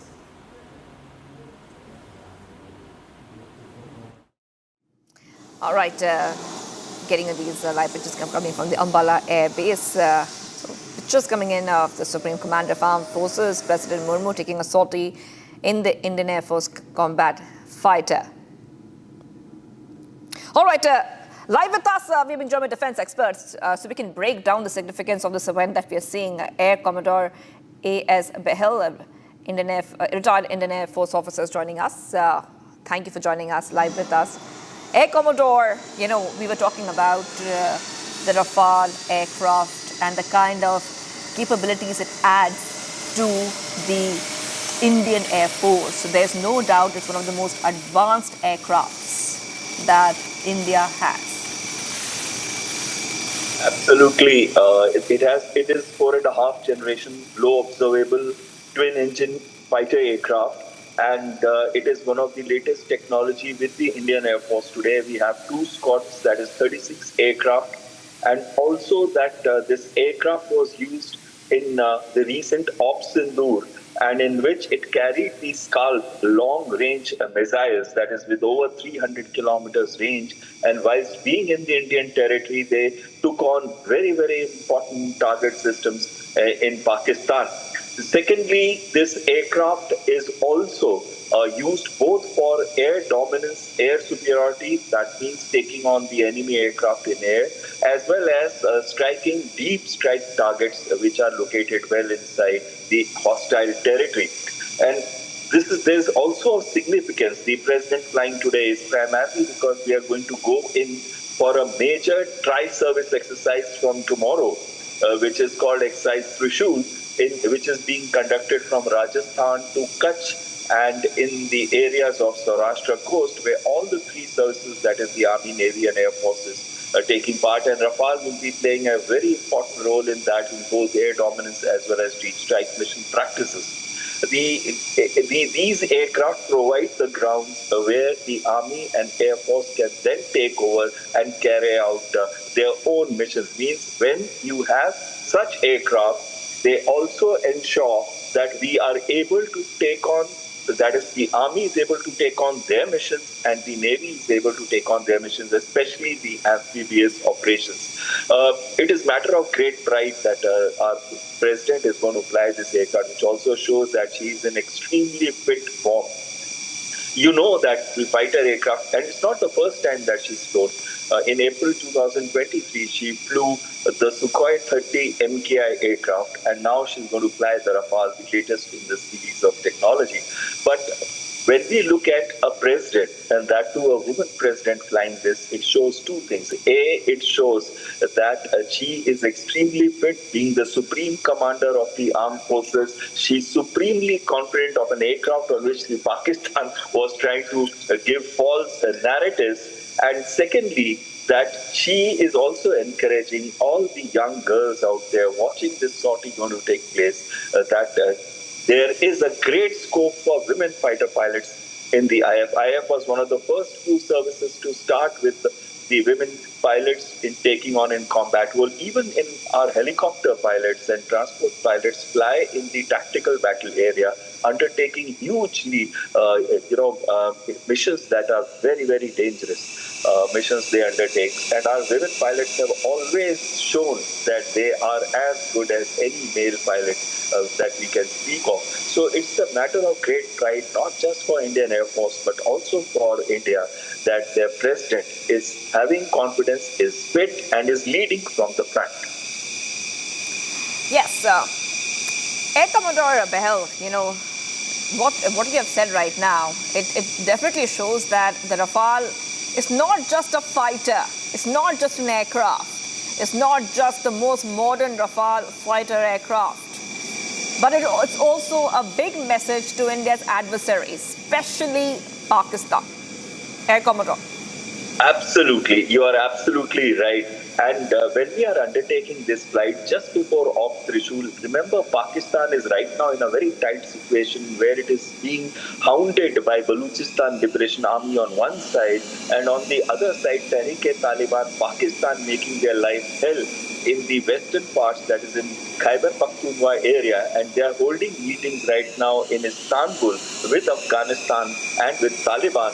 And in this time when the president is flying, we are also telling them a message that if you ever do anything funny, this side of the front will also open up, and Op Sindoor 2.0 will take into business, because we haven't stopped our Op Sindoor. And if any act of terror is carried out, that act of terror would be considered as an act of war.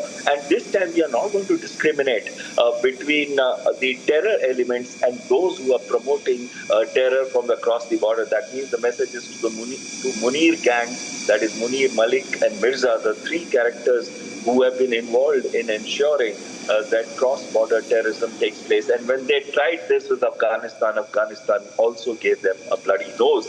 And our president's mission is also a message to them that, look, our president, like you guys hide behind your soldiers, our president leads from the front. And remember this sortie, there'll be high G forces. This is a fighter aircraft, advanced fighter. It can go on to 8 and 9 Gs, means 8 to 9 times your body weight. That's the kind of blood flows down your legs, and it's hardly reaching your heart. And at that period of time, you're barely open your eyes, and you're doing combat. And this is what this aircraft is capable of. This is what our president of the country, supreme commander of the armed forces, is showing to the world that, look, we don't hide behind our soldiers, we lead from the front. And it is a message to Pakistan that if you conduct any stupid act of terror, you're going to pay like hell.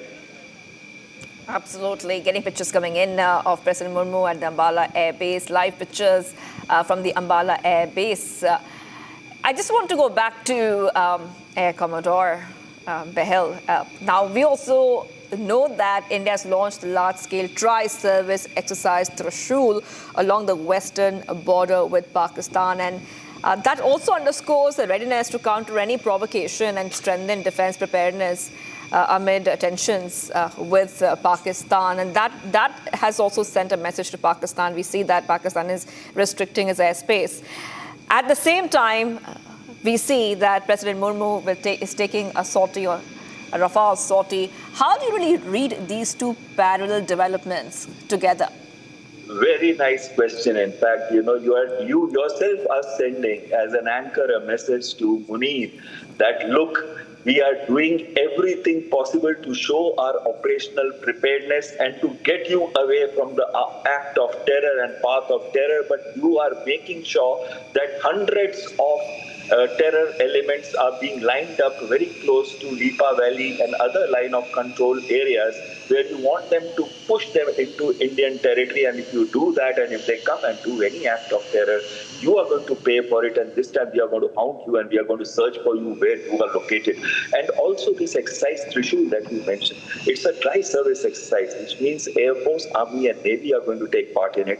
It is mostly being carried out in Rajasthan sector as well as in the Kutch area near Sir Creek as well as on Saurashtra coast, and amphibious operations will also be practiced. And it is the Air Force that provides the ground and Air Force that provides the air control which allows these missions to take place. And if you have to carry out amphibious landing in an area, let us say in Balochistan or in Karachi, near Karachi, we are sending them a message very clearly. Look, Balochistan Liberation Army has already carried out their announcement that they are a free country. They consider themselves liberated as on 15th May 2025. And if we carry out any kind of amphibious operations, I can assure you Balochistan would become liberated in no time.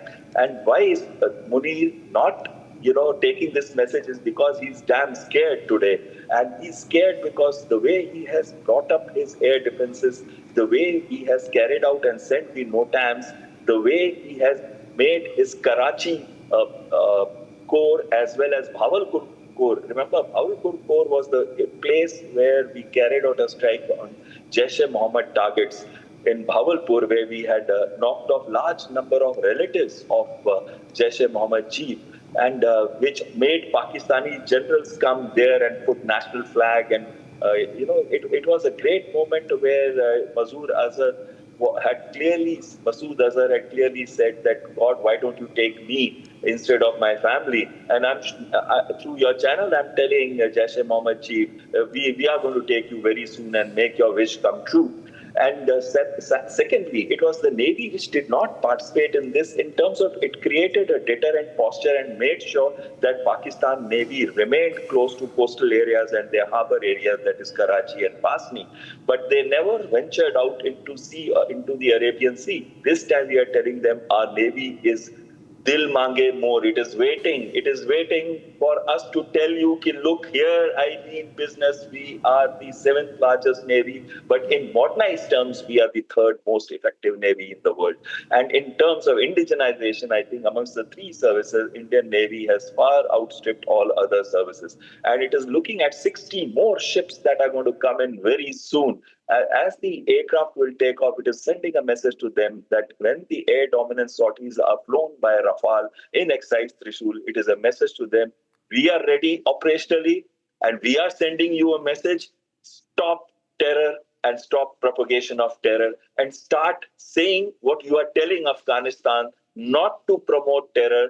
So, and you're also hitting at their targets inside Afghanistan by your Air Force. In fact, you are hitting at your own civilian targets in Tira Valley, where you killed about 36, whether women and children were largely part of that, when you bombed your own village. I mean, it's only Pakistan and Pakistan Air Force which can do such things where they bomb their own countrymen. In India, it never takes place. Even when we had a problem in Kashmir, our army it was mostly focused on winning hearts and minds campaign. And it is a completely different ballgame. We never used our Air Force for combat missions within our own territory, whereas Pakistan, both their army and Air Force are scared. They are scared today. And why are they scared is because of this visual that you are seeing where the aircraft is lining up virtually on the runway and moving out. And in this aircraft is Supreme Commander of our armed forces, that is Draupadi Murmu. Yes, Air Commodore Behel. So as we see that President Murmu is all set to fly and she's on board the Rafale, I would also like to ask you, because our viewers will be very, very interested to know exactly what is happening inside that aircraft. We're talking about how is the in-flight handling taking place, talking about G-force maneuvers, the altitude, and what are the other modifications or cockpit modifications, the briefing that the president has got? Normally, whenever we fly any mission, there's a briefing carried out, irrespective of how the senior the person may be. And since the Supreme Commander is flying, we'll be very worried about her safety. And for this reason, we would have ensured that we have given her a top-class briefing in which the person who's taking her would be telling her all the combat situations that she'll be encountering whilst in air. We will not do actual combat, but we'll be doing maneuvering. And she would have been briefed about that. She would have been briefed about safety features. She would have been briefed about the ejection seat handle, that in case anything happens. Now, remember, this is a twin-engine aircraft. So even if one engine, something happens, there is another engine to bring the aircraft back home safely. But all these safety measures would be briefed to her. Plus, she would be wearing a G suit, an anti-G suit. Anti-G suit means which looks into the G forces that take place whenever you carry out any maneuver, whether it's in the vertical, like a looping maneuver like this, or it is in the horizontal, like a turning maneuver. In high G conditions, that is 4 to 5 to 6 Gs, you find that your blood gets drained to your legs and to your feet. And it becomes very difficult for the heart to pump up the blood to your brain. At this time, we wear an anti-G suit which reduces these G forces by 1.5 times and doesn't allow the blood to come down so much into your feet. So it can only reduce, but the president being so fit and the president being fit mentally and morally also, she knows she is doing the right thing and that she's leading from the front. It gives a different kind of, josh to the person who's saying, I'm leading India today. I'm leading one of the world's best armed forces. You may say we are the third largest army, the fourth largest air force, the seventh largest navy. But let me assure you, we are the most professional armed forces in the world. We are respected world over. Whenever there are difficult peacekeeping operations, Indians are always asked for. And I still remember an incident where our helicopters picked up Pakistani battalion when it was encircled by those militant elements which were going to hit at it in Africa. So there have been numerous conditions where those nations who are hostile to us also, we save their personnel when we are abroad during peacekeeping operations. That is the kind of professionalism that is displayed by our armed forces. And it's also the Army, Navy and Air Force who have displayed themselves well anywhere. Now, when the aircraft is going to take off, it is going to use the reheat. Reheat is the afterburners that are lit up behind the exhaust. You see the fire that comes out, that is the afterburner fire. And thereafter, as the aircraft rolls, it starts gaining acceleration very, very fast because two top-class engines of Rolls-Royce would be powering it, and Safran engines, and it would be giving it such amount of thrust that it virtually, now you can see it's rolling and accelerating. And so when it gets airborne, it is already achieving very close of thrust to weight ratio as 1:1. And this is the time when it gets airborne, undercarriage is the first thing that is retracted and thereby reducing the drag, that is friction on the aircraft. And now you can accelerate even much faster. So when you get airborne, the G forces come into being, the aircraft is put up in a nose-up attitude, and thereafter it climbs away to a safe height where you would now undertake maneuvers. You generally remain within the sector which is close to the Ambala airfield, so that if there is anything which is taking place, that is weather or any problems with the aircraft, you can come back and land safely as we have our Supreme Commander on board. Yes, absolutely, Air Commodore. You're trying to explain to us, what is really happening inside the cockpit as the Rafale sortie will be taking off. Just a little bit of a experience we can share, perhaps. Whenever a Rafale lifts off, how does it really feel? Because we know the president is on the Rafale. The moment that it lifts off, okay, this is that happening right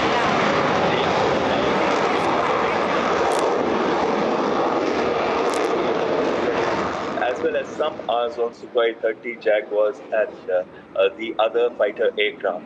One thing I have seen, and I've also taken some VIPs on board when I've taken them in trainer aircraft, or I've taken some journalists like yourself on board where they filmed, missions taking place from air.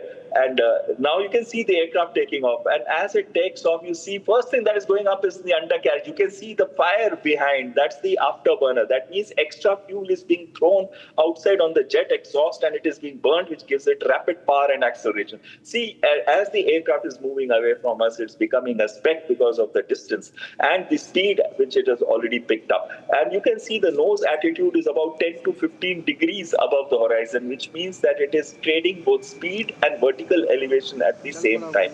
And it is coming up to a place where they are now going to climb probably to between 3 to 5 kilometers of altitude to undertake a few maneuvers that are going to be flown there. Now, inside the cockpit, the pilot would be very concentrating on the speed and altitude when he's close to the ground because there is hardly any vertical elevation available. But once he goes above ground, there is a lot of time for him now to start comprehending situation, and he would be explaining the president what is happening right throughout this, when he commenced his role and whether the seat belts are tight.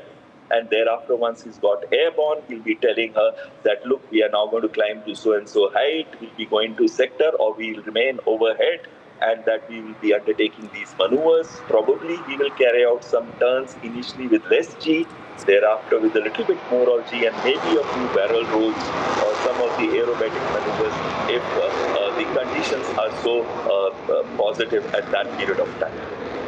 Yes, Air Commodore. How long will the sortie be in terms of time? And what about the altitude? Will it be maintaining moderate or high altitude in this case?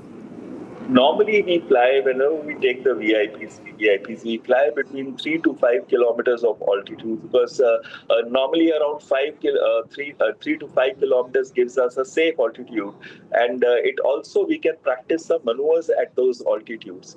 But at the same time, you require oxygen because at 5 kilometers, virtually there is no oxygen available and in the outside air. I mean, there is oxygen, but it's too less. So we are now having, if you see, the president would be wearing a mask in a helmet, which would make sure that the oxygen is coming to her. Then the G suit is also put onto the aircraft structure so that there is air pressure being built on the legs so that the blood doesn't flow down to the feet.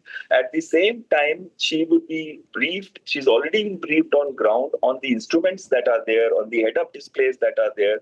But she would be briefed in air also. If you look on the left side on this top, you will see the speed and you can see the altitude and you can see that the altitude is increasing. So it is going to be made so interesting for her. And she'll be also showed ground features from top that, look, we are over Ambala town, or we are on the left, you can see this canal and you see this bridge. Like that, it will be oriented to her. And then she'll be told if there is any maneuver that will be carried out, like a steep turn or a barrel roll, then if if a physical condition is permitting it, then they would be briefing her that this is going to happen. But definitely some rolls would be shown to her. You see a small wing in front of the nose, very close to the nose, that is called a canard, which gives it extra maneuverability and lift at critical angles of attack when you are turning at high Gs.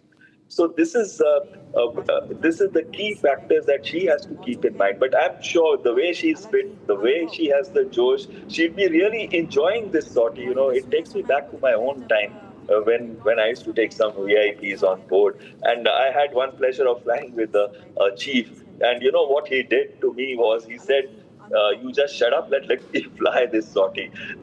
He had never flown that aircraft, but he was so happy flying it. And after I had shown him the basics, he just virtually took over.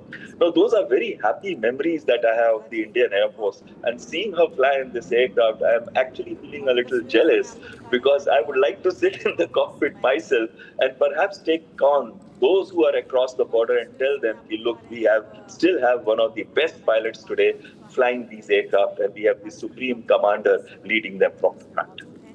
Taking it forward on that note, Air Commander A.S. Behel, sir, if you could just explain to us also what the messaging behind such a sortie is when the Commander-in-Chief flies in India's frontline fighter jets from the Ambala Air Base, also known for its prowess. It was also one of the air bases under attack during Operation Sindoor, and we had the visual of the Prime Minister also visiting there and taking a photograph in front of that S-400 battery with the Rafales and Sukhois in the backdrop. And now we have the President of India, just 6 months later after Operation Sindoor, taking a sortie in Rafale. Perhaps this could be one of those aircraft aircraft that took participation and was in fact involved in the operation, and now the optics of the commander-in-chief there taking off in a similar aircraft and now taking a sortie with our fighter pilots today. What message does it send to the IAF as well in terms of the confidence that our commander-in-chief has in the abilities of our forces, at the same time the message to the enemy, sir? Yeah, actually a brilliant question. Strategic messaging is to three people.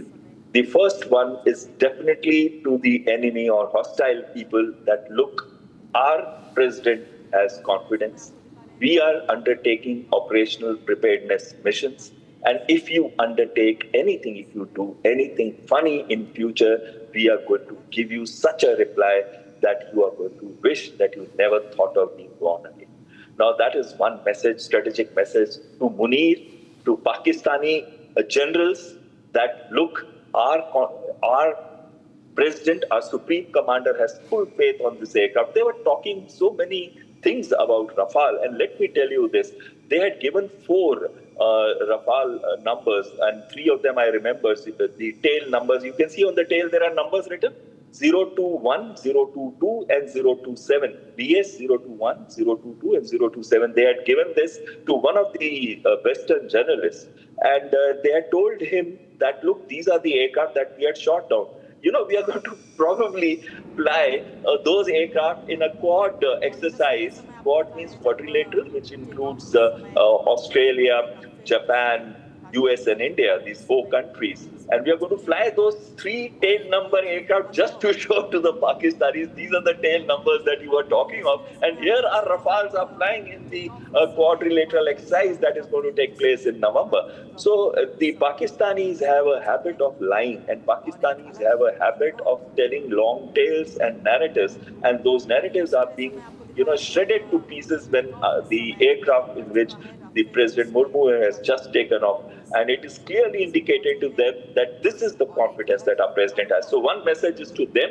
The second message is to all the Indian Air Force pilots, and especially to women aspirants who want to join the Indian Air Force, that it is such a safe Air Force, it is such a professional Air Force, and its Air Force has always achieved its outcomes. And look, the president herself is flying on this, and it's going to motivate a large number of women, because whenever I interact, when I go to colleges and I talk to students, when I talk to girls, not so many boys today are keen to join the armed forces, but the way the girls tell me that they are keen, and especially to become a fighter pilot and to fly the country's most advanced aircraft. And there are women who are pilots who are flying this aircraft, Shivangi being one of them, and she has just gone for her course she just finished her course in flight instructor school. So when we are talking of messaging to the women, to the pilots within the Indian Air Force, and to the Air Force itself, that, look, I'm proud of you, that I'm confident of you, that I'm confident that you are going to take me and the Supreme Commander of the Armed Forces for a sortie. You're going to show us that we are the best in the world. And third message is to the countrymen. It is to the countrymen that the Supreme Commander understands the difficulties of the armed forces. Supreme Commander understands that the Indian Air Force is going to play a vital role in any future warfare, and that Indian Air Force is one of the prime instruments that the country would be using in terms of hostilities, especially when you're launching. Remember those Brahmas when it was launched for Sukhoi 30 MKI and Scalp missiles that were launched from Rafale.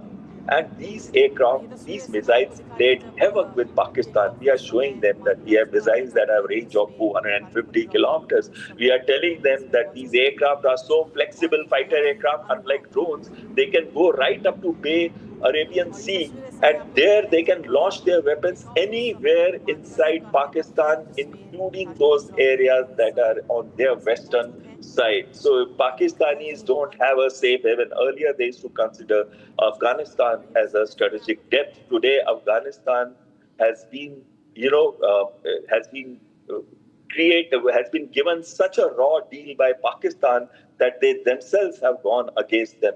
You cannot go inside another country's territory and carry out strikes, whether it is in Khost, whether it is in Paktia, or whether it is in Kabul. And they are today so anti-Pakistan Taliban. And remember in 2021 when Taliban had taken over controls from from Americans. And Americans, what did they do? 20 years they took away Afghanistan from Taliban, ruled it, and 20 years later they gave back Afghanistan to Taliban, and that's the time Pakistan thought that strategic depth has come and that India will never have good relations with Afghanistan. But today the scene has completely changed. Today there's Pakistan Air Force, which bombs its own people, goes and bombs in areas inside Afghanistan, breaks their sovereignty, carries out attacks at night when the people were sleeping, and makes large number of women and children die who are innocents. And that is the reason why the Taliban showed them with their uniforms on sticks and taking them around and showing them to everybody that this is what they're going to do to the Pakistan army. And it is a message to Pakistan also that if you create any problems, this is one front which can also open up. It can open up also in Balochistan by our navy, and it can also open up in Khyber Pakhtunkhwa and Pakistan occupied Kashmir, which is ours and which they have to give to us very soon. And if they don't, the day will not be very far when the POKs themselves will be saying, Indians, please come. And as it is, they have been on protest for so long against the Pakistan government and the army. The army is not considered in high regard in Pakistan. Even in Punjab, after Labaks were killed in hundreds very recently when Pakistan Rangers opened fire on a large number of Labak supporters and members. So Pakistan virtually is burning today. A message to them that if they don't want to implode, it would be good to maintain good relations with everybody. Indeed, Air Commodore Beharan, a strong message going into Pakistan. I would also like to understand from you the mind of a fighter pilot. We all know that Rafale is India's most advanced 4.5 generation fighter aircraft, and that it's not really built for comfort, it's built for battle. And today when a fighter pilot is sitting in that front cockpit there with the President of India, his Commander-in-Chief right behind him, you have flown the Chief yourself, you were just mentioning, what goes into the mind of the fighter pilot? We know that our pilots have to be in peak physical form to maneuver these frontline and state-of-the-art aircraft. We have President of India also sitting in there. She's 67 years old, and she's also going to be experiencing a lot of what a pilot goes through. Obviously, the maneuvers would be slightly more different as to how it would be during an aggressive maneuvering situation while exercises or in combat situation. But do tell us what goes into the mind of the fighter pilot, as well as what would President Murmu be experiencing right now as she is in the sky in that Rafale? That's a very nice question. The president would be taken through those harsh maneuvers that we carry out in combat, both in the vertical and in the horizontal. That means taking the aircraft up, down like that, and then turning away from the enemy, and then positioning for a quick radar kill. We won't be doing all these maneuvers, but we will be doing basic handling and maybe some rolls if the situation permits. But at the same time, let me assure you, when the pilot is flying, or even if you are flying with a VIP or VVIP, I tell you something very great, When we are sitting in the cockpit, earlier I used to think when I was a kid, when I used to see the MiG-21s land at Jamnagar, and I felt that I must join the NDA and one day become a fighter pilot. And let me tell you that the mind, and at that time I used to feel fear, when your high-speed aircraft is coming for landing. But when you're sitting in the cockpit, there is no fear because your mind is going over checks, procedures, your mind is going over instruments, you're looking at parameters. And then when you are taking off, you're concentrating, you're seeing how fast the aircraft is accelerating, you're looking at the first marker, registering your speed. And then as your speed is coming for takeoff, you're lifting your nose up and then you're keeping it there and the aircraft virtually gets airborne on its own thereafter. But then you are again concentrating on various instruments that are in front of you. At the same time, you're also being fed with the G forces that come into being moment you get into the airborne, because now you are in a three-dimensional environment. But all the time, now as you're getting airborne and you're looking for other aircraft, if there are any nearby, you're ensuring that you are safe from them. If there is a formation, you're quickly getting into position, into formation, so that you can clear each other's tail for combat later. And in case you are single, then you're looking at the missions that you're going to fly. And in that mission, what are the various maneuvers that you're going to carry out? You're also looking on ground to see the navigational features. Even though now modern aircraft have inertial navigation systems, they have GPS, and there is a standby to GPS also, which is carried by the pilots nowadays. So there's so many facilities available. In our time, there were no facilities. We used to call MTD, moving thumb display, on the map. You had a map in front, a million map, and from that you're looking at important features that were on the map, looking at ground when those features are coming at the time that you were supposed to reach there. And this is how we used to do navigation. But today it's much more easier. And towards my end of my career, I did fly with a lot of advanced features of the aircraft, which helped me to concentrate more on the air combat side than on just purely navigating or looking for other aircraft, because now today your aircraft has such advanced radars and electronic warfare systems that it tells you much before, and especially with network-centric environment, you're getting pictures from other fighter aircrafts also, and you're also getting pictures from ground radars, and you're being told where the threat is likely to come, emerge, what is the electronic warfare systems that you must use to self-protect yourself, which Rafale has. All these facilities Rafale has. And you're using, communication systems which are virtually jam-proof. So it's a great privilege to fly an aircraft which is 4.5 generation. And now the Indian Air Force is looking at 5th generation aircraft. AMCA is going to be produced in India. We have already gone for an expression of interest. There are a large number of private companies that have, given their, like L&T, Reliance, Mahindra, many Adani, many big companies have given, and even Tata Advanced Aircraft Systems Limited has given their interest. And I'm 100% sure that when our private industry with the government, that is PSUs, HAL, when they come together, we are going to produce not just 5th generation, we are going to produce the 6th generation aircraft. And I can assure you, by the time this aircraft AMCA will be flying, it will be closer to being 6th generation than it will be 5th generation. I have so much of confidence on indigenous capability, and I have so much of confidence on our scientists as well as our researchers. And last thing that I want to say is that when you are flying in the air, there is no time to think. You're concentrating on what you're going to do ahead, because your speed of flying is close to thousands of kilometers per hour. So your ground is moving fast, things are happening very fast. And at that period of time, the only thing that comes to your mind is mission first.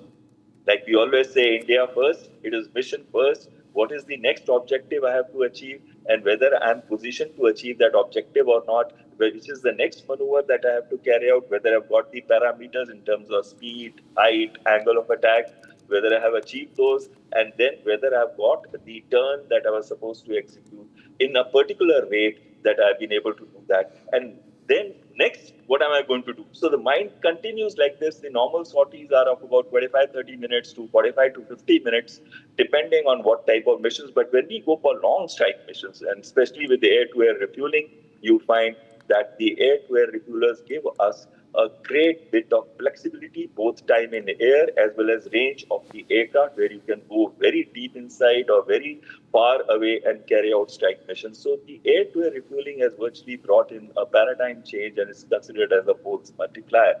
So when you are in the air, even when you are flying missions which are as large as 6 to 8 hours or 4 to 5 hours, you are still concentrating on what you're going to do next. What is your fuel now? When do you need air-to-air refueling? Where are you going to do air-to-air refueling? What patterns you will fly? How you will ensure that the hose that comes into the nozzle of your air-to-air refueler is going to work out with speeds and precision that you are supposed to fly. So a fighter pilot's mind is continuously active with large amounts of things. He's looking, scanning at instruments, he's looking at radar, he's looking at electronic warfare systems, he's communicating with his other members who are flying along with him.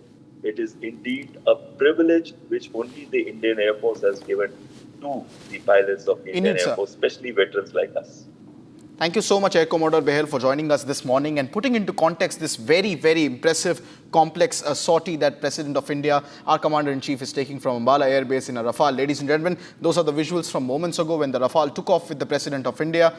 And she is at the moment in the skies, soaring high, along with Indian Air Force's confidence. We'll be right back after a very short break, ladies and gentlemen, with more details on this historic Rafale sortie of President of India, Draupadi Murmu. Stay tuned. इसमें मौजूद हैं और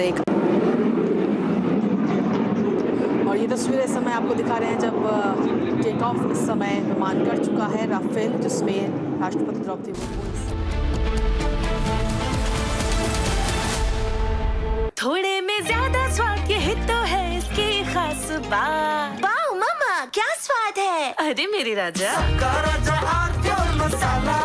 आधे bowl दही में 4 चम्मच MDH चटनी पुदीना मसाला डाला, स्टर करो, पुदीना चटनी तैयार। MDH चटनी पुदीना मसाला। MDH।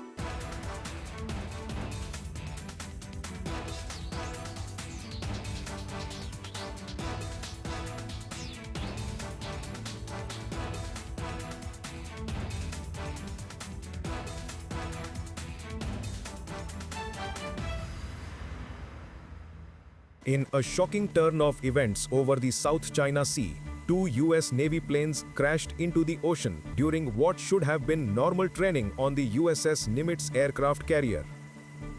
The near simultaneous losses involved an MH-60R Seahawk helicopter and an F-18F Super Hornet.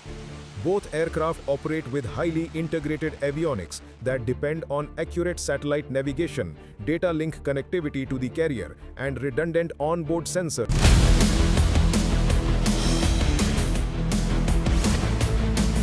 This is Republic Jack Oliver's studio. Stay tuned for all the breaking news and updates. I am Tanisha Avasthi.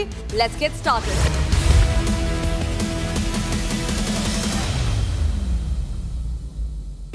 Pure सूजी pasta उबालो मिलाओ और खाओ 8 minute में तैयार। क्या taste है सबका राजा hardcore मसाला। केसरिया से मन जोगी हुआ रे, दिल झूमे देखो मतवारा हुआ रे।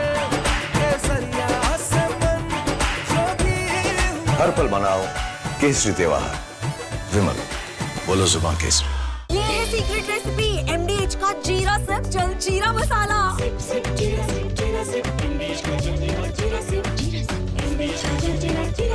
इसको घर पे लगाओगे तो शादी का तो पता नहीं, पर घर पक्का नहीं टूटेगा। रुंगटा नहीं तो घर स्ट्रॉन्ग नहीं। रुंगटा स्टील TMT बार एकदम सॉलिड। पहाड़ों में एक हाइकिंग शिप भी बन सकती है।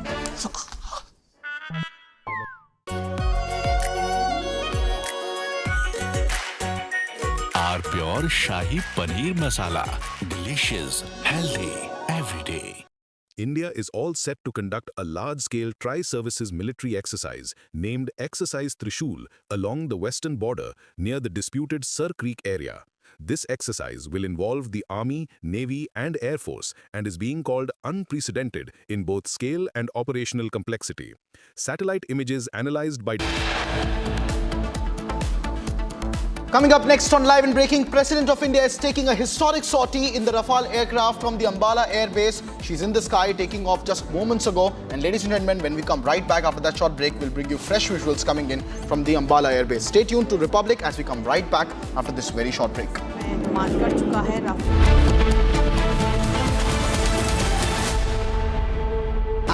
प्योर सूजी पास्ता उबालो मिलाओ और खाओ 8 मिनट में तैयार। क्या टेस्ट है सबका राजा हार्डकोर मसाला।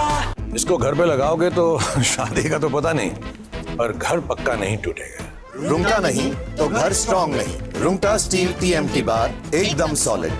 पहाड़ों में एक हाइकिंग शिप भी बन सकती है। दादी के हाथों का जादू और खुशबू से महकता घर, माँ की मुस्कुराहट और खाने की सुगंध। MDH गरम मसाला, क्योंकि हर रिश्ता है स्वाद से जुड़ा।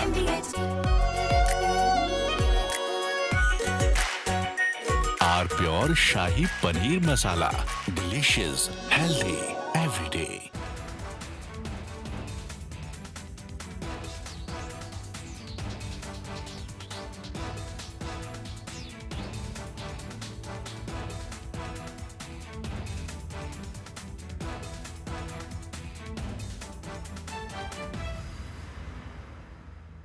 In a shocking turn of events over the South China Sea, 2 US Navy planes...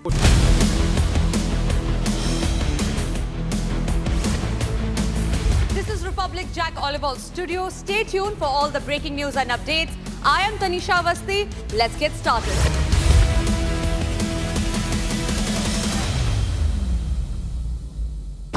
pure सूजी पास्ता उबालो मिलाओ और खाओ 8 मिनट में तैयार। क्या टेस्ट है सबका राजा हार्डकोर मसाला। केसरिया से मन जोगी हुआ रे दिल झूमे देखो मतवारा हुआ रे केसरिया से मन जोगी हुआ। हर पल मनाओ केसरी त्योहार। विमल, बोलो जुबान केसरी। MDH की देगी मिर्च, देगी मिर्च का तड़का, अंग अंग फड़का। MDH की देगी मिर्च। India is all set to conduct a large-scale tri-services military exercise named Exercise Thrishul along the western border near the disputed Sar Creek area.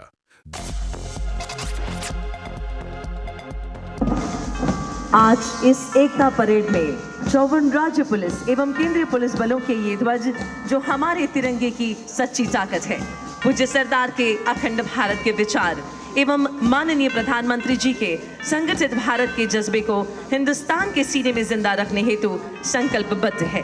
54 ध्वज वाहकों के हाथों में ये प्रत्येक ध्वज अपने आप में कई वीर गाथाओं को समेटे हुए एक भारत के लिए कटिबद्ध होने का संदेश दे रहे हैं। इनमें से कई ध्वजों को निशान का सम्मान भी प्राप्त है।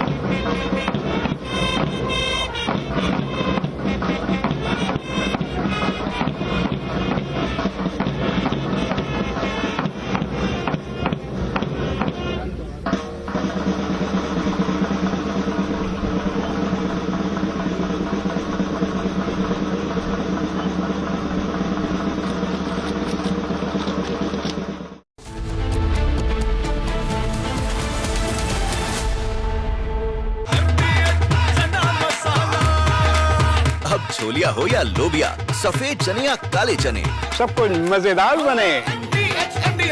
आर प्योर सूजी पास्ता उबालो मिलाओ और खाओ, 8 मिनट में तैयार। क्या टेस्ट है सबका राजा R pure masala.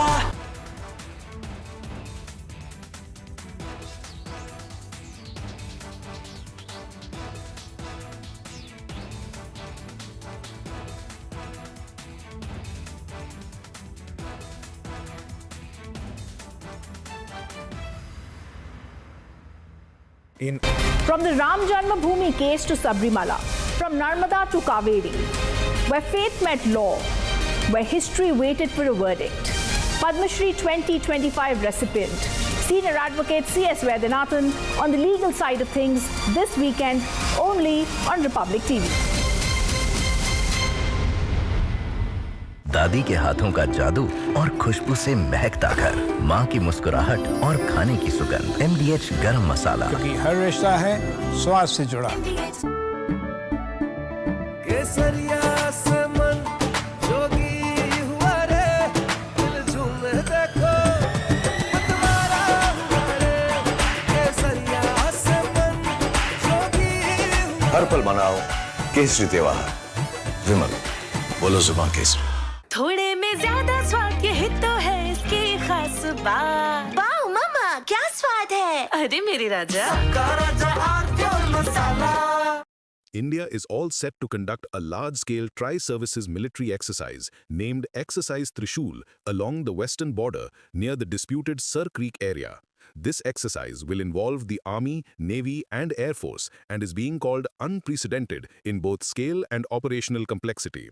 Satellite images analyzed by defense experts show that the airspace reserved for the exercise will extend up to 28,000 feet. This is unusual for a routine military drill and indicates the seriousness with which India is approaching this operation. The exercise will run from October 30 to November 10. Under the umbrella of Exercise Thrishul, India's armed forces are set to conduct joint operations across diverse terrains, from offensive maneuvers in the Sir Creek and desert sectors to amphibious drills off the Saurashtra coast and multi-domain exercises involving cyber, electromagnetic, and unmanned systems. The army has reportedly deployed more than 20,000 soldiers along with main battle tanks, howitzers, armed helicopters, and various missile systems. Meanwhile, the Indian Air Force will soon initiate high-tempo operations known as the Mahagurjar military exercise, fielding frontline fighters like the Rafales and Su-30 MKIs, special mission aircraft, helicopters, remotely piloted drones, and force enablers such as IL-78 mid-air refuelers and AEW&C platforms. The Indian Navy has also deployed frigates and destroyers off the Gujarat coast to support intensive maneuvers as part of this comprehensive tri-service exercise. The Ministry of Defence has said the drill aims to demonstrate joint operational capability, Atmanirbharta, and innovation. India wants to show that its armed forces are ready for any challenge along the western border, including areas that are strategically sensitive, like Sir Creek. From Asia's largest news headquarters, setting the agenda for Bharat.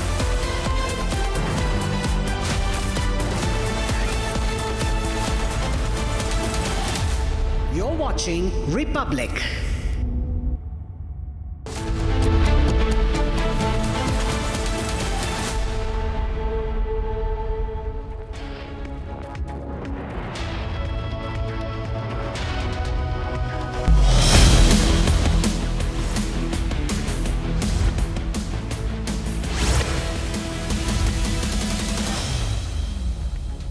Welcome back, ladies and gentlemen. You're watching Live and Breaking with me, Krutat Patnaik, at 12 p.m. this afternoon. Breaking news is coming in. US President Donald Trump has hinted at a trade deal with India soon and has lauded his relationship with Prime Minister Narendra Modi, stating that he has great respect for Prime Minister Narendra Modi. And this is the big breaking development coming in at 12 p.m.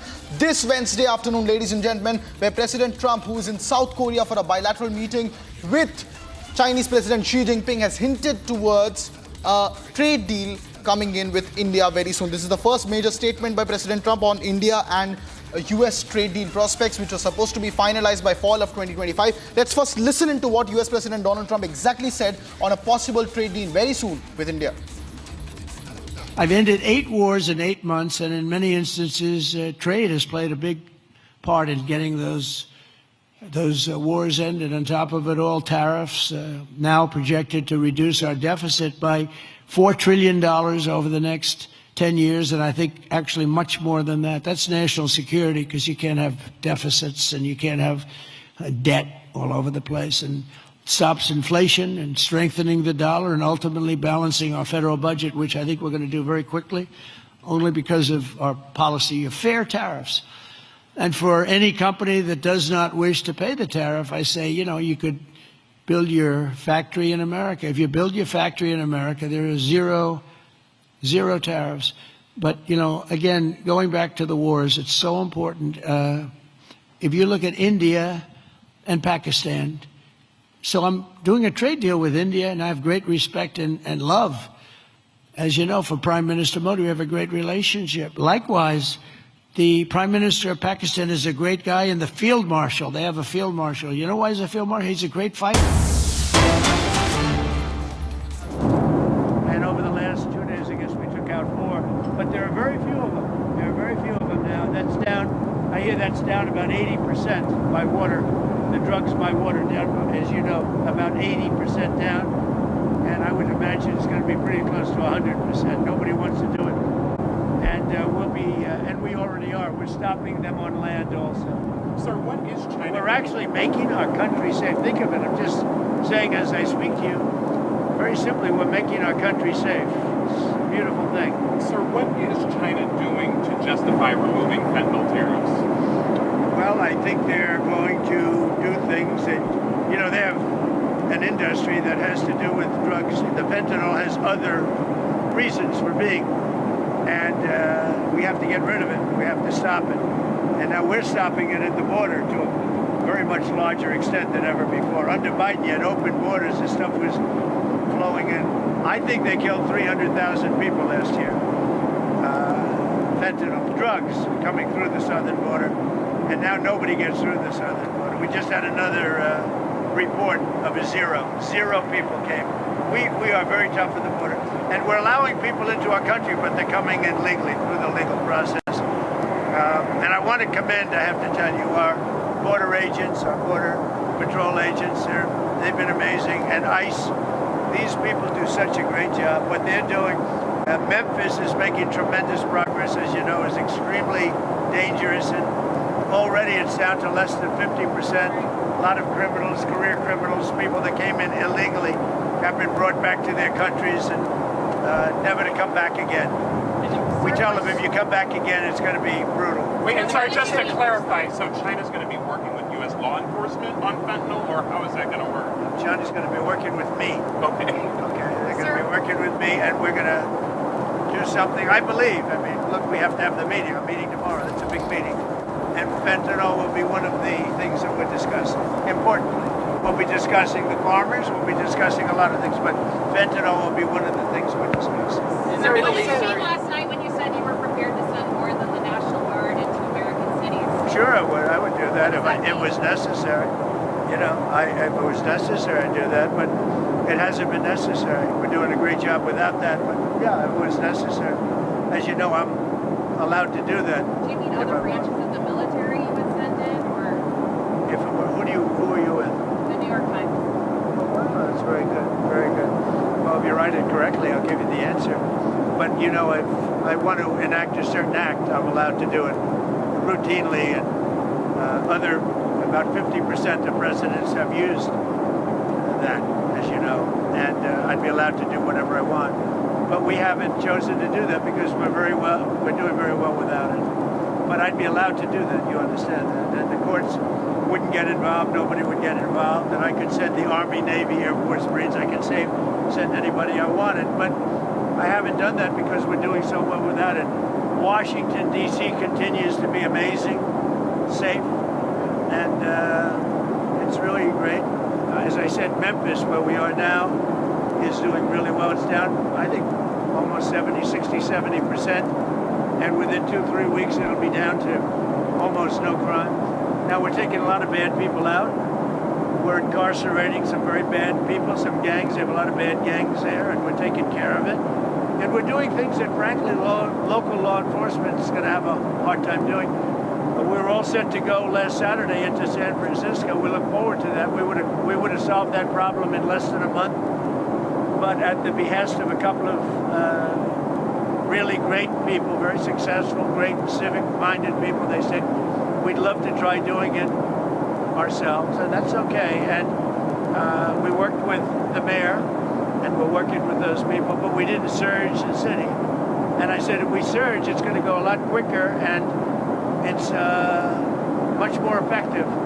But I want to give them a chance to do it themselves if they can. If they can't do it themselves, we'll solve San Francisco in 3 weeks. On the southern border, President Sheinbaum of Mexico said that the tariff truce with the U.S. has been extended for talks. How long are you willing to wait for that to play out? Well, I like the extension with Mexico because, you know, we're doing very well with that extension. We get a lot of tariffs. They're paying a lot of money. As you know, a lot of car companies are moving from Mexico back into the United States. They took our car companies a long time ago, 30 years ago and more. We lost about 57% of our automobile manufacturing over the decades. And it's all coming back because of tariffs. It's all coming back. And the tariffs are really national security as much as anything else. It's national security in many ways, but one of the ways that it's national security is we're building up great wealth because of tariffs, and that, you know, you need wealth to be secure. But it's, in a more traditional sense, also national security, very important. But we're bringing back our auto plants that deserted us 20 and 30 years ago. They're all coming back. Last night, I met with Mr. Toyota, and we had an amazing meeting. I said, "What's your name?" "Toyota." I said, "You're rich." And he's going to invest, think of this, $10 billion in the United States to build manufacturing plants. They'll build their cars with American workers largely. They have the right to send some experts, but they're going to be building cars in the United States. So we're getting all of our manufacturing back in the car business. And AI, we're leading China, we're leading the world in AI. We're getting them rapid approvals on energy. I've allowed them to produce their own energy for each plant, so that rather than relying on an old and somewhat weak grid, the electric grid, they build their own energy, and then if they have excess energy, they sell it back into the grid. So it's great. It's really worked out well. It's allowing them to build rapidly, and they are building all over the United States. Sir, could we get your reaction to Israel striking in Gaza again? Well, as I understand it, they took out an Israeli soldier. I just heard about it a little while ago. They killed an Israeli soldier, so the Israelis hit back, and they should hit back. When that happens, they should hit back. So do you think does that worry you about the ceasefire? Does that jeopardize the ceasefire in any way? No, nothing's going to jeopardize. You have to understand, Hamas is a very small part of peace in the Middle East, and they have to behave. They're on the rough side, but they said they would be good, and if they're good, they're going to be happy, and if they're not good, they're going to be...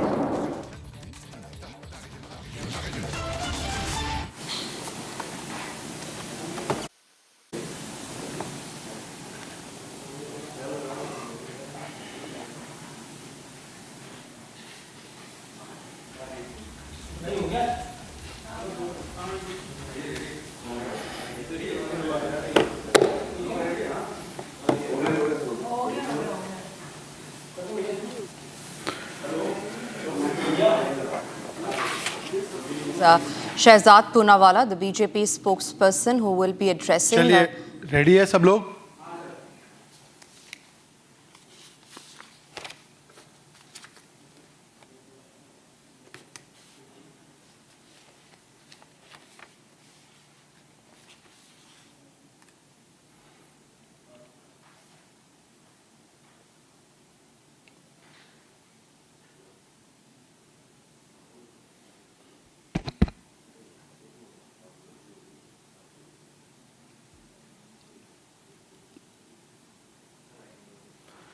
All right. मित्रों,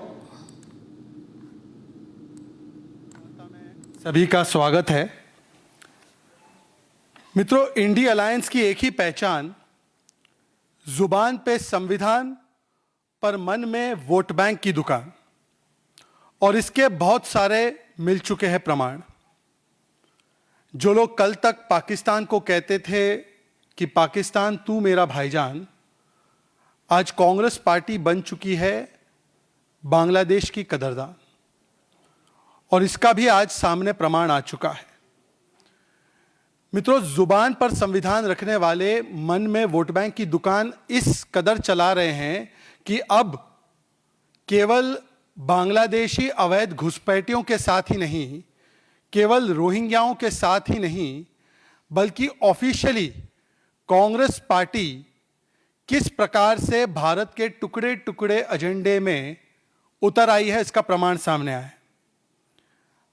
अभी कुछ दिन पहले हमने देखा है कि एक प्रवोक करने की कोशिश की गई, भारत के नॉर्थ ईस्ट को, भारत के अभिन्न अंग को किसी और देश का हिस्सा बताकर किस प्रकार से एक भारत के टुकड़े करने की मानसिकता सामने निकल कर आई। और कांग्रेस पार्टी जो लगातार कितने वर्षों से बांग्लादेशी घुसपैठियों के साथ कंधे से कंधा मिलाकर खड़ी है, देश में यूपीए के कालखंड में और कांग्रेस के ज़माने में करोड़ों घुसपैठियों को बसाने का काम, अभी हमने सैम पित्रोदा से लेकर सैयदा हमीद और गुलाम मीर के बांग्लादेशी इन्फिल्ट्रेटर्स के समर्थन में दिए गए बयानों का भी हमने प्रेस कॉन्फ्रेंस किया था। और अब तो ऑफिशियली पार्टी के मंच से कांग्रेस पार्टी बांग्लादेश के नेशनल एंथम को गाकर अपना समर्थन प्रकट करती है। आपने देखा होगा सुबह से न्यूज चैनल्स में भी चल रहा है, ये शॉकिंग न्यूज है कि श्रीभूमि आसाम में कांग्रेस की एक ऑफिशियल मीटिंग में कांग्रेस के ऑफिशियल प्लेटफॉर्म से कांग्रेस के एक बड़े नेता बांग्लादेशी नेशनल एंथम गाते हैं। उसी देश का एंथम गा रहे हैं जिसने अभी अभी किस प्रकार से भारत के नॉर्थ ईस्ट, खास करके असम को भारत से अलग करने का, खंड खंड करने का, टुकड़े टुकड़े करने का अभी एक प्रोवोकेटिव जेस्चर भी किया है। और ये कोई पहली बार ऐसा नहीं है।